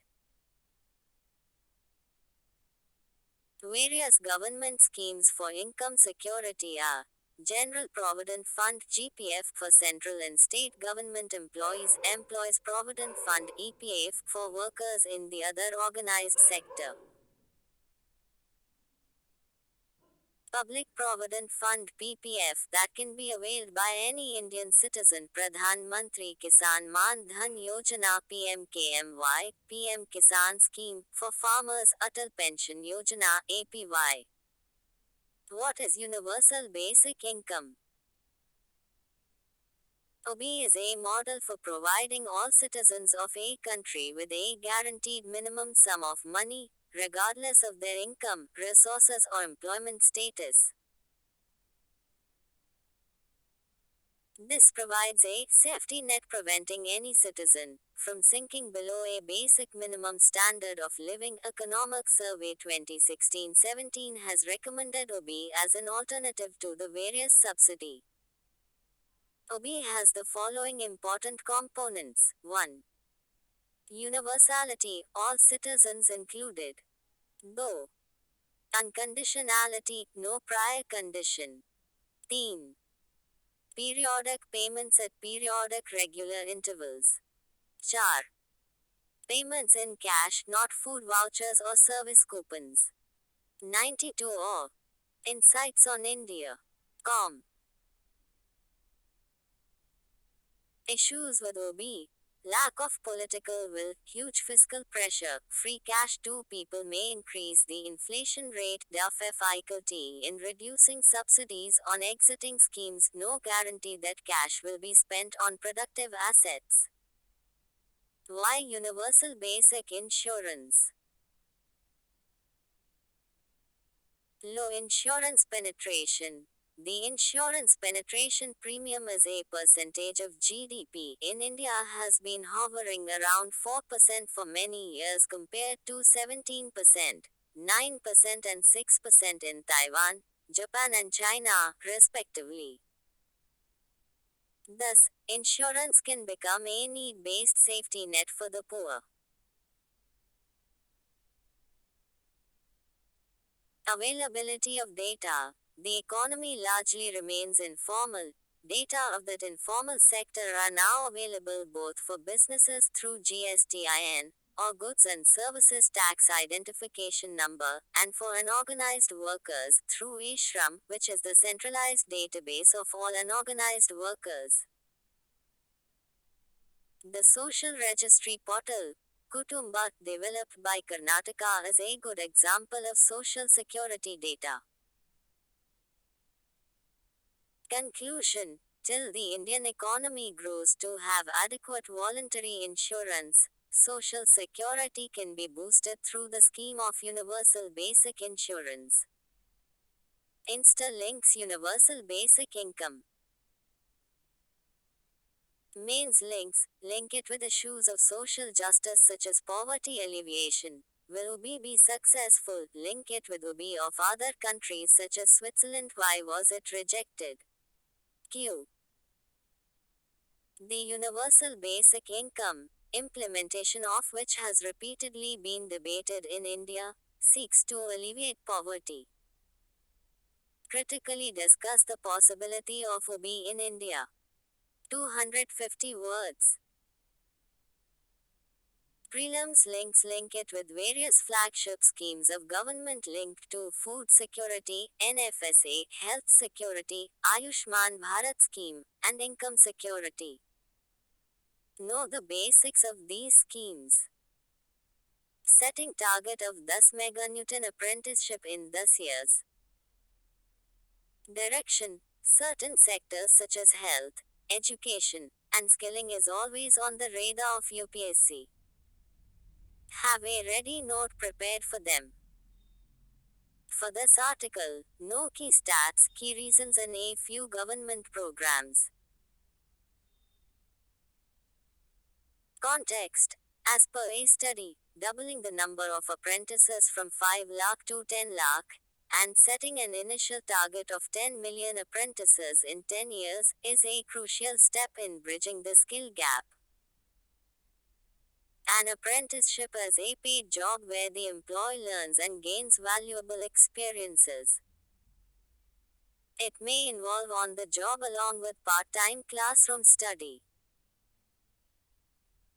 Current status. India currently has only 5 lakh apprentices, which constitutes 0.11% of the pool of apprentices worldwide. Unemployment rate in India was 3.3% 2020-21, with the youth unemployment rate at 12.9%. Formal training in India remains low at less than 4%. In South Korea, more than 90% are formally trained, or Insights on India. Com 93.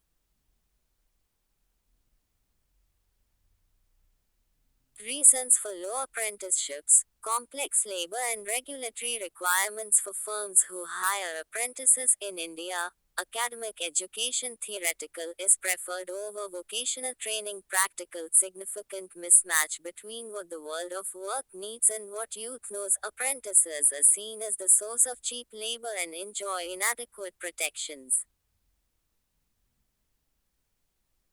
Lack of information and matching of skill set for the employer as well as employer. Government sector lags behind, e.g., of 339 central PSUs, only 150 engage apprentices.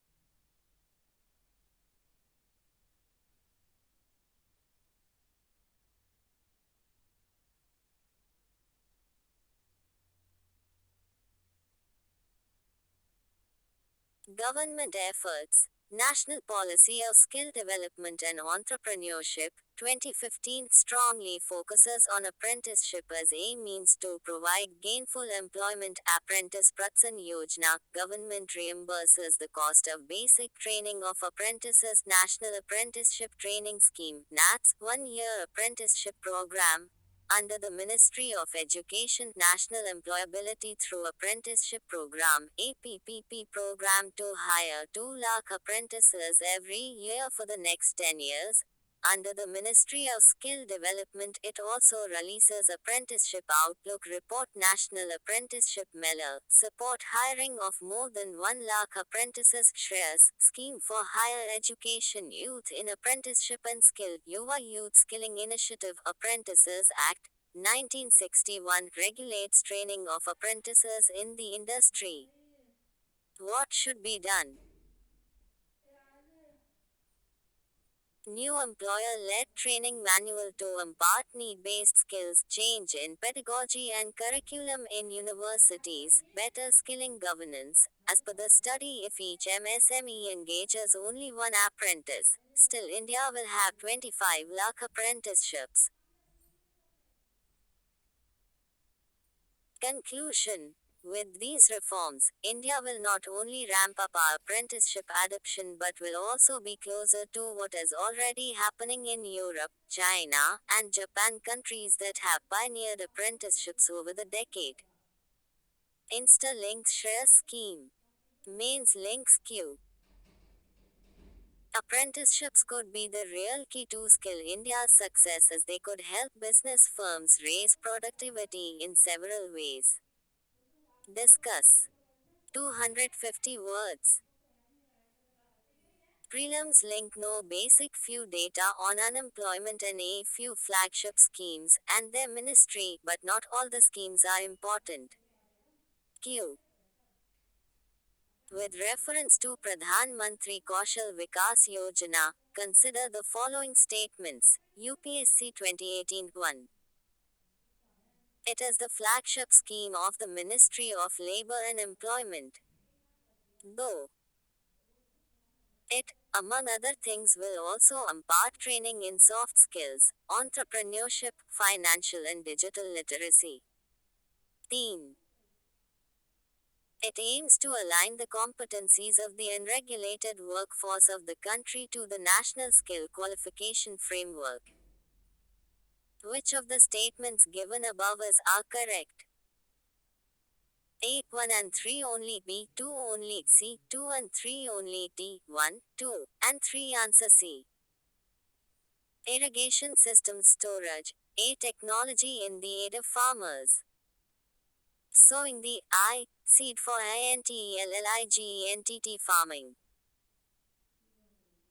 Context. 2 to 3 different articles came in the different newspapers about the same theme of AI. We have combined all of them.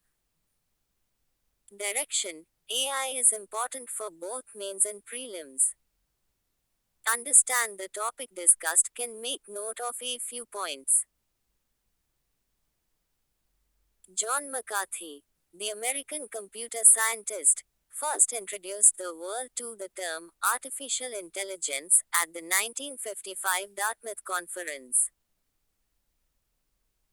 Status. According to NITI Aayog, AI has the potential to add $1 trillion to India's economy by 2035. And, as per some experts and academicians, a significant 94 insights on India. Amount of this would be in the agriculture sector. Application of the AI in agriculture, efficient and cost-effective resource and yield management in the agricultural sector. Enable smart agriculture. It refers to the usage of technologies like the Internet of Things, sensors, location systems, robots and artificial intelligence on your farm. AI, cloud computing, satellite imagery, and advanced analytics, in combination, can create an ecosystem for smart agriculture. Prediction analysis. will ensure the highest possible yields based on the seasonal forecast models. Address supply demand mismatch in real time.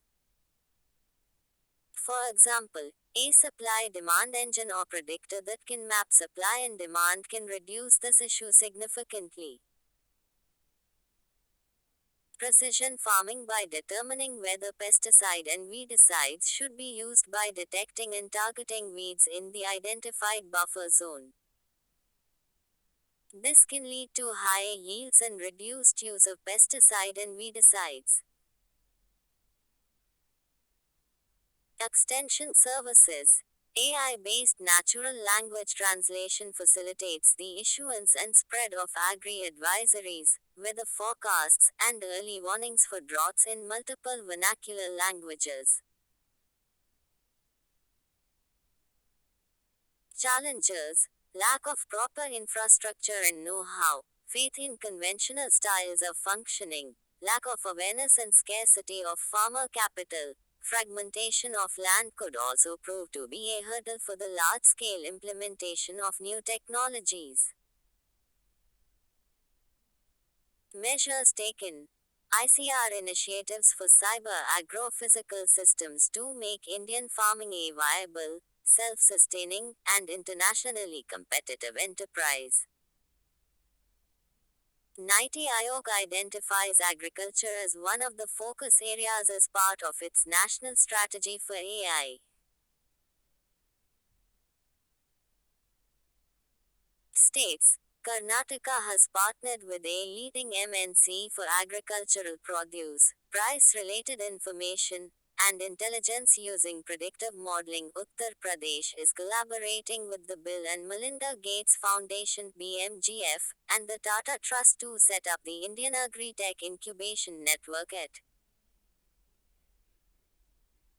IIT Kanpur, Maharashtra has launched the Maha Agritech project that is aimed at utilizing and promoting the application of satellites and drones to solve various agrarian problems. Conclusion. It is high time that collaborative agri-data stacks are created and MSME and large corporations invest in this space. There is a need for the right mix of participation from public and private institutions. AI in biology. Context. Alphabet's DeepMind Technologies recently predicted 3D structures of over 200 million proteins. Generated by its AI system AlphaFold, it aims to help researchers enhance their understanding of how proteins, the building blocks of life, may fold. Proteins. Human body is estimated to have 20,000 to over 100,000 unique types of proteins within a cell, with each having a specific function. These proteins are made up of long chains of 20 to 22 different types of amino acids linked by peptide shorter chain of amino acids bonds. Their order determines how the protein chain will fold upon itself into a 3D structure. Importance of folding. Folding lets proteins adopt a functional shape or conformation. If researchers can predict how proteins fold, they can better learn how cells function and how misfolded proteins can cause diseases. AlphaFold uses AI to predict a protein's 3D structure from its amino acid chain, thereby helping learn how cell functions and related diseases and accelerating the discovery of drugs. Responsible AI for Youth 2022. Context. Launched by National E-Governance Division of Insights on India. Com95. MIT and Intel India. Aim. To enable school students class 8 to 12 with AI skills in an inclusive manner through exclusive hands-on learning and mentorship opportunities.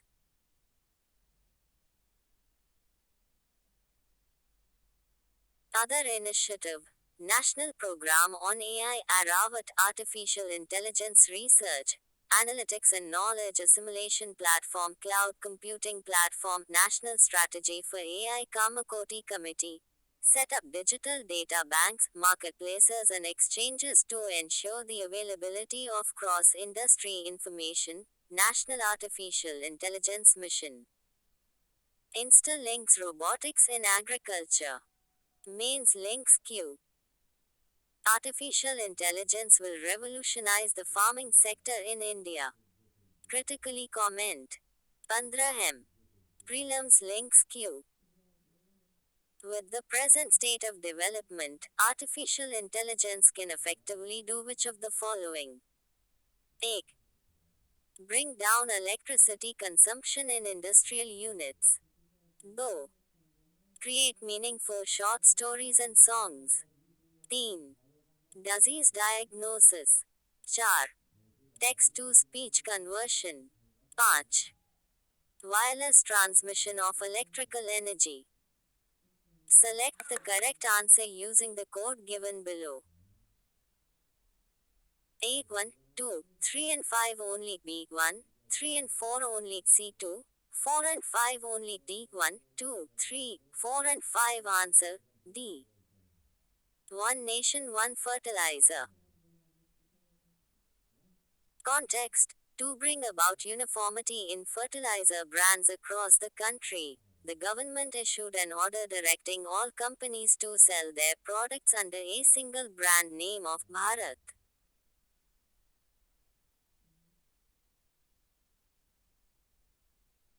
About the order, all fertilizer bags, whether containing urea or the ammonium phosphate DAP, or muriate of potash MOP, or NPK will sport the brand name Bharat Urea, Bharat DAP, Bharat MOP, and Bharat NPK, irrespective of the company that manufactures, private or public. A single brand name and the logo of Pradhan Mantri Bharatiya Janurvarak Pariyojana PMBJP will have to be displayed on the bag. The central government grants subsidies annually to the fertilizer companies and PMBJP. Government's argument for introducing this scheme: the maximum retail price of urea is currently fixed by the government, which compensates companies for the higher cost of manufacturing or imports incurred by them. Companies cannot avail subsidy if they sell at MRPs higher than indicated by the government. Through the Fertilizer Movement Control Order, 1973, the government also decides where they can sell. Taking credit. When the government is spending vast sums of money on fertilizer subsidies, deciding where and at what price companies can sell, they would want to take credit and send that message to farmers. Drawbacks of the scheme: it will disincentivize fertilizer companies from undertaking marketing and brand promotion activities. Currently, in case of any bag or batch of fertilizers not meeting the required standards, the blame is 96 or Insights on India.com put on the company. But now, that may be passed on fully to the government. Instalinks reforming the fertilizer sector. Mains Links Q. Discuss the fertilizer woes in Indian agriculture.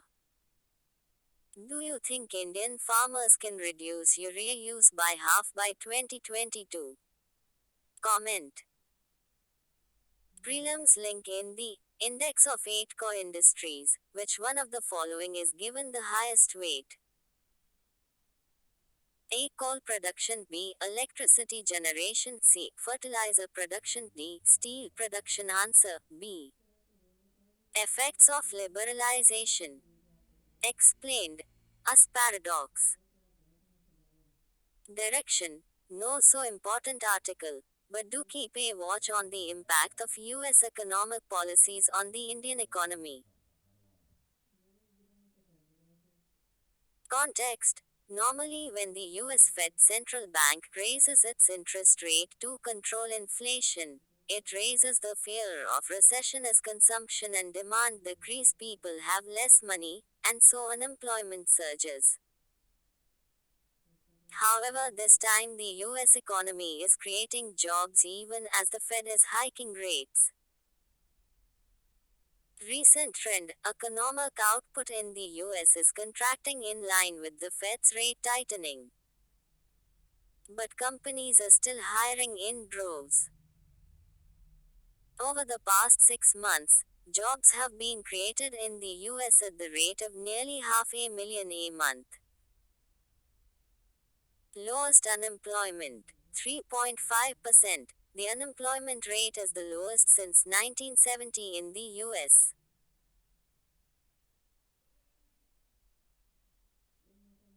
Reason for this labor market paradox. As against the previous crisis, pandemic-induced 2020 recession, financial crisis of 2007-08, and the dot-com bust of 2001 have all been because of excessive debt-related built-up in housing and internet infrastructure, and it took nearly a decade for the economy to absorb them.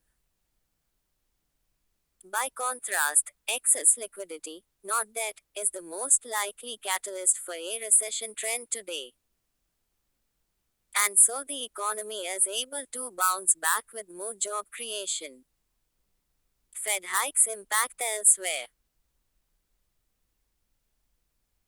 A sharper than expected hike in rates in the US leads to foreign investors leaving emerging markets like India and investing more in the US. Greater interest rate impact on currency markets stemming from outflows of funds, depreciation of rupee. What is a recession? It is a macroeconomic term that refers to a slowdown or a massive contraction in economic activities for a long enough period, or it can be said that when a recessionary phase sustains for long enough, it is called a recession. Insights on India. Com 97. Depression. It is a deep and long lasting period of negative economic growth, with output falling for at least 12 months and GDP falling by over 10%, or it can be referred to as a severe and prolonged recession.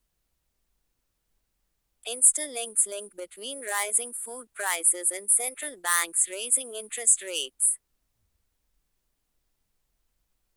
Mains link. Although the article is about US economy, but link it with its impact on India, including fee and FDI investment and depreciation of currency rate, thus making Indian import costlier. Now attempt the Q. Analyze the impact of recent interest rate hike by US Federal Reserve Fed S on Indian economy. 250 words. Prelims link. Know the basic terms: recession, inflation, interest rate and its impact, RBI's role, impact of depreciation and appreciation on currency at sea. These are very important topics. Don't miss it. Q. Which among the following steps is most likely to be taken at the time of an economic recession? UPSC CSE 2021-1 cut in tax rates accompanied by increase in interest rate. 2. Increase in expenditure on public projects. 3. Increase in tax rates accompanied by reduction of interest rate. 4. Reduction of expenditure on public projects. Answer B. Q. If the interest rate is decreased in an economy, it will UPSC CSE 2014-8 decrease the consumption expenditure in the economy. B. Increase the tax collection of the government. C. Increase the investment expenditure in the economy. D. Increase the total savings in the economy. Answer C.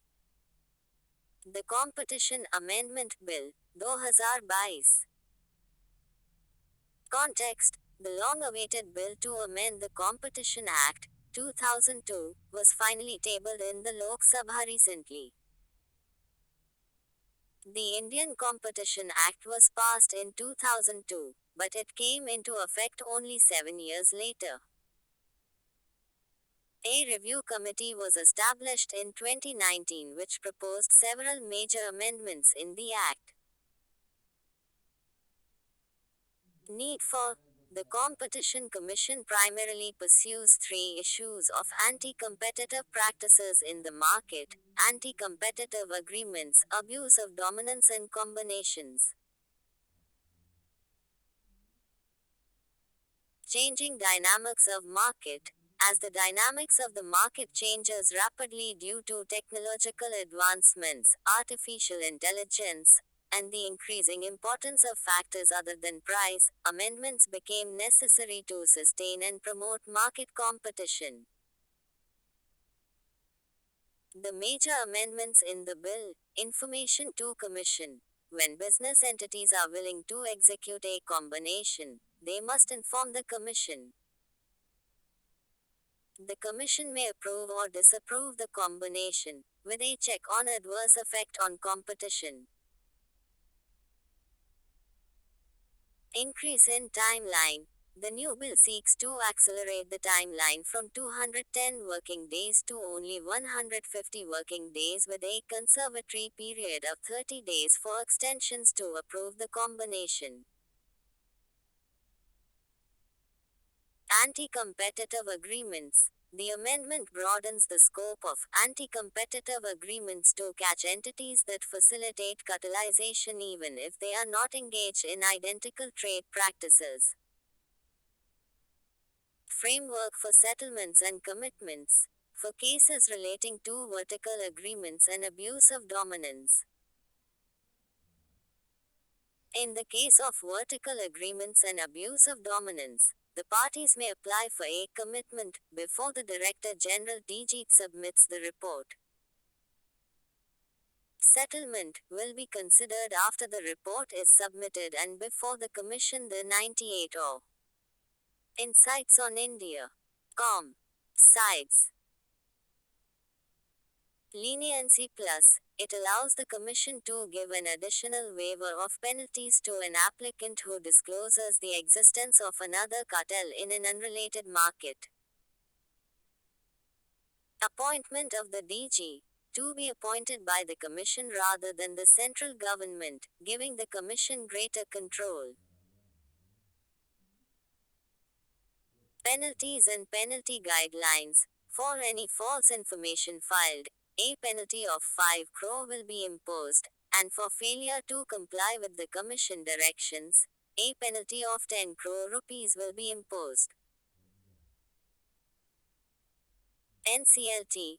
For an appeal to be heard by the National Company Law Tribunal, NCLT, against the Commission's order, the party will have to deposit 25% of the penalty amount. Challenges combining parties face in open market purchases. Gun jumping cases. There have been several gun jumping cases owing to the combining parties' inability to defer the consummation of open market purchases. Unaffordable transaction. If parties wait for the Commission's clearance, the transaction may become unaffordable.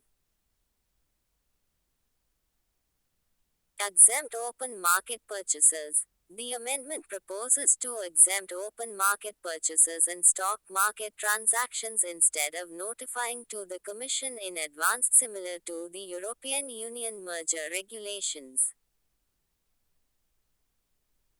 This is subject to the condition that the acquirer does not exercise voting or ownership rights until the transaction is approved and the same is notified to the Commission subsequently. Conclusion. By implementing these amendments, the Commission should be better equipped to handle certain aspects of the new age market and transform its functioning to be more robust. Hub and spoke arrangements. A hub and spoke arrangement is a kind of cartelization in which vertically related players act as a hub and place horizontal restrictions on suppliers or retailers' spokes. Currently, The prohibition on anti-competitive agreements only covers entities with similar trades that engage in anti-competitive practices. What is gun jumping? Parties should not go ahead with a combination prior to its approval. If the combining parties close a notified transaction before the approval, or have consummated a reportable transaction without bringing it to the Commission's knowledge, it is seen as gun jumping. The penalty for gun jumping was a total of 1% of the asset or turnover. This is now proposed to be 1% of the deal value. Competition Commission of India. It is a statutory body of the Government of India, responsible for enforcing the Competition Act 2002 throughout India. It prevents activities that have an adverse effect on competition. Insta links. Competition Commission of India. Mains links Q. How would the recent phenomena of protectionism and currency manipulations in world trade affect macroeconomic stability of India? UPSC 2018. Prelims links. Competition Commission of India Gun Jumping Hub and Spike Arrangements NCLT. Q. With reference to Competition Commission of INO. Insights on India. Com 99. Dear, consider the following statements. 1. It is a statutory body responsible for enforcing the Competition Act 2002. Though it ensures freedom of trade in the market. 3. It protects the interests of the consumers. Which of the statements given above are correct? A. 1 only B. 2 and 3 only C. 1 and 3 only D. 1, 2 and 3 uns. D. Infrastructure, energy, ports, roads, airports, railways at sea. India's solar power dream. Context. Based on explained article of Indian Express, the article talks about the challenges faced by solar PV manufacturing in India. Direction. Just go through the article once to understand the issues. No need to make notes. Status. From less than 10 megawatts in 2010, India has added significant solar PV capacity over the past decade, achieving over 50 gigawatts by 2022. By 2030, India is targeting about 500 gigawatts of renewable energy deployment, out of which 280 gigawatts is expected from solar PV. About solar PV panels. A typical solar PV value chain consists of first fabricating polysilicon ingots which need to be transformed into thin silicon wafers that are needed to manufacture the PV mini modules. Working on PV panel. When the sun shines onto a solar panel, energy from the sunlight is absorbed by the PV cells in the panel. This energy creates electrical charges that move in response to an internal electric field in the cell, causing electricity to flow. The bigger size of the solar wafer, there is an advantage in terms of silicon cost per wafer, as this effectively means lower loss of silicon during ingot to wafer processing. Challenges in solar PV manufacturing in India. Dependency on imports. India's current solar module manufacturing capacity is limited to 15 gigawatts. India has no manufacturing capacity for solar wafers and polysilicon ingots, and currently imports 100% of silicon wafers and around 80% of solar cells. Older technology. Indian manufacturers are still dependent on older LBSF technology, aluminum back surface field solar cells, low efficiencies of 18 to 19%, whereas worldwide PV cell efficiency is greater than 21%. India is more of an assembly hub than a manufacturing one. Several raw materials such as silicon wafers, metallic pastes of silver and aluminium to form the electrical contacts too, are almost 100% imported. India is dependent on China for the silicon wafers, the most expensive raw material. More than 90% of the world's solar wafer manufacture 100 or Insights on India. Com. Turing currently happens in China. Poor investment in research. India has hardly invested in creating centers for the try and test solar technologies in a cost effective manner. E.g., IMEC Belgium or the Holst Center in the Netherlands. Challenges at the WTO. India lost the case in WTO challenge by US PV manufacturers over India's import duty. Government initiatives. India has implemented a 40% duty on the import of modules and 25% duty on the import of cells PLI scheme to support manufacturing capex. Government has made it mandatory to procure modules only from an approved list of manufacturers ALMM. Till now only India-based manufacturers have been approved for projects that are contracted to state central government grids.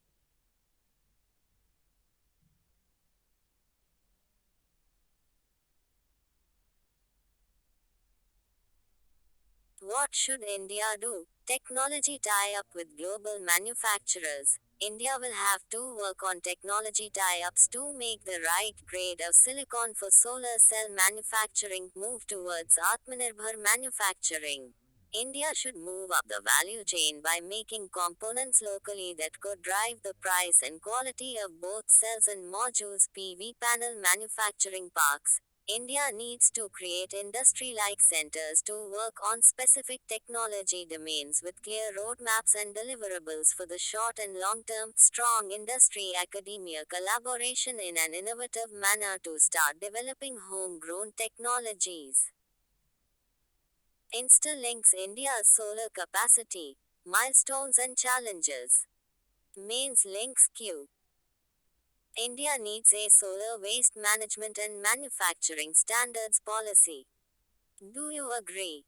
Comment. Thus M. Prelims links Q. With reference to technologies for solar power production, consider the following statements. 1. Photovoltaics is a technology that generates electricity by direction conversion of light into electricity, while solar thermal is a technology that utilizes the sun's rays to generate heat, which is further used in electricity generation process. Though photovoltaics generate alternating current AC, while solar thermal generates direct current DC. 3. India has manufacturing base for solar thermal technology, but not for photovoltaics. Which of the statement S given above is are correct? A. 1 only, B. 2 and 3 only, C. 1, 2 and 3, D. None. Answer A. Electricity Amendment Bill 2022. Context. The government has tabled the Electricity Amendment Bill 2022 in the Lok Sabha and then referred it to the Parliamentary Standing Committee on Energy for wider consultation. Direction. Just go through it once. No need to make notes right now as it will undergo many changes. Electricity Amendment Bill 2022 amends the previous Electricity Act of 2003. Electricity Act, 2003 regulates the electricity sector in India by setting up the Central and State Electricity Regulatory Commissions CERC and SERCS to regulate interstate and intrastate matters, respectively. Provisions of the bill, benefits for consumers, allows multiple discoms in the same area. More than one power distributor can operate in an area. This is aimed at boosting competition and giving more choice to the consumers. The new supplier can use existing supply lines. Regulator must decide in 90 days or the application will be deemed to be approved. It will end distribution monopolies and improve the viabilities of business. Benefit for DISCOMS. Fixing of tariffs. There will be mandatory fixing of minimum as well as maximum tariff ceilings by the appropriate commission to avoid predatory pricing by power distribution companies and to protect consumers. It aims to ensure graded and timely tariff revisions. Insights on India. COM 101. Benefits for remote areas and farmers. Cross-subsidy balancing fund. Cross-subsidy refers to the arrangement of one consumer category subsidizing the consumption of another consumer category. E.g. commercial consumers subsidies residents or farmers. The state government will set up such a fund. Benefit for environment. Renewable Purchase Obligation RPO. Under the previous Act, SERCS are empowered to specify Renewable Purchase Obligations RPO for discoms. RPO refers to the compulsory procurement of a certain percentage of electricity from renewable sources. As per the bill, RPO should not be below a minimum percentage prescribed by the central government or DISCOMS may face a penalty. Promotion of green energy, improved regulation. The bill seeks to strengthen payment security mechanisms and give more powers to regulators. Issues with the bill.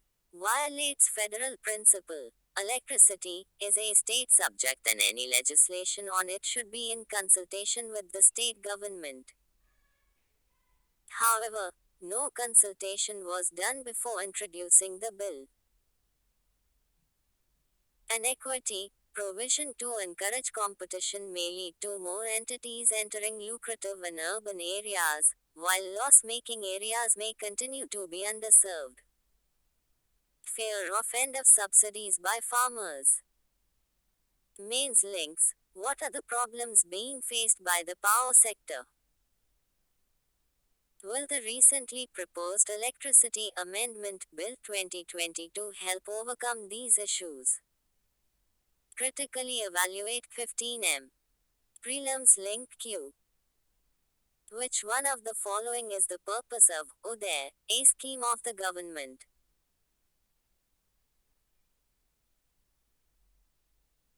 UPSC 2016-8 providing technical and financial assistance to startup entrepreneurs in the field of renewable sources of energy. B. Providing electricity to every household if the country by 2018. C. Replacing the coal-based power plants with natural gas, nuclear, solar, wind and tidal power plants over a period of time.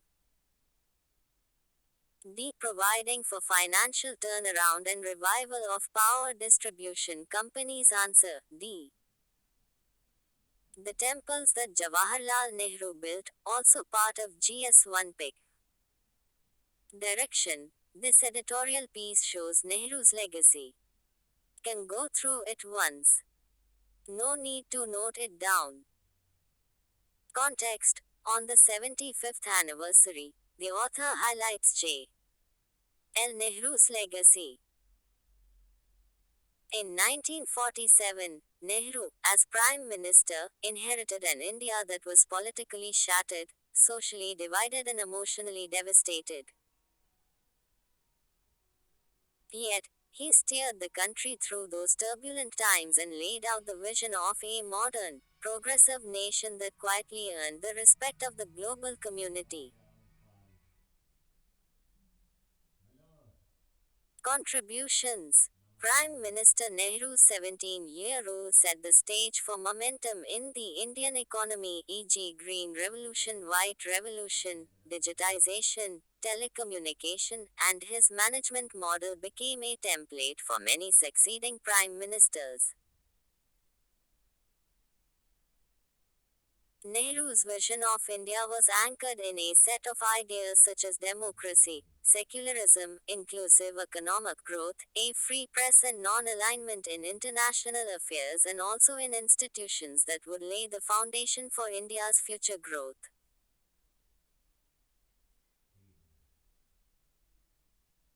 The Temples of Modern India by Nehru. Bahakar Nangal Dam, Bharat Heavy Electricals Limited, All India Institute of Medical Sciences, Oil and Natural Gas Corporation, and Indian Oil Corporation. Indian Oil became the first Indian company to be listed in the Fortune 100 in 2014. National Library of India, National Institute of Design. Life Insurance Corporation of India (LIC), now worth over the US $95 billion, Indian Institutes of Technology (IITS) and Indian Institutes of Management (IIM). Kendriya Vidyalayas Khadi and Village Industries Commission, Modern City. Chandigarh Election Commission of India, Planning Commission, now Niti Aayog. Cooperative Movement, Amul is the largest milk producer in the world. 102 Insights on India. Com.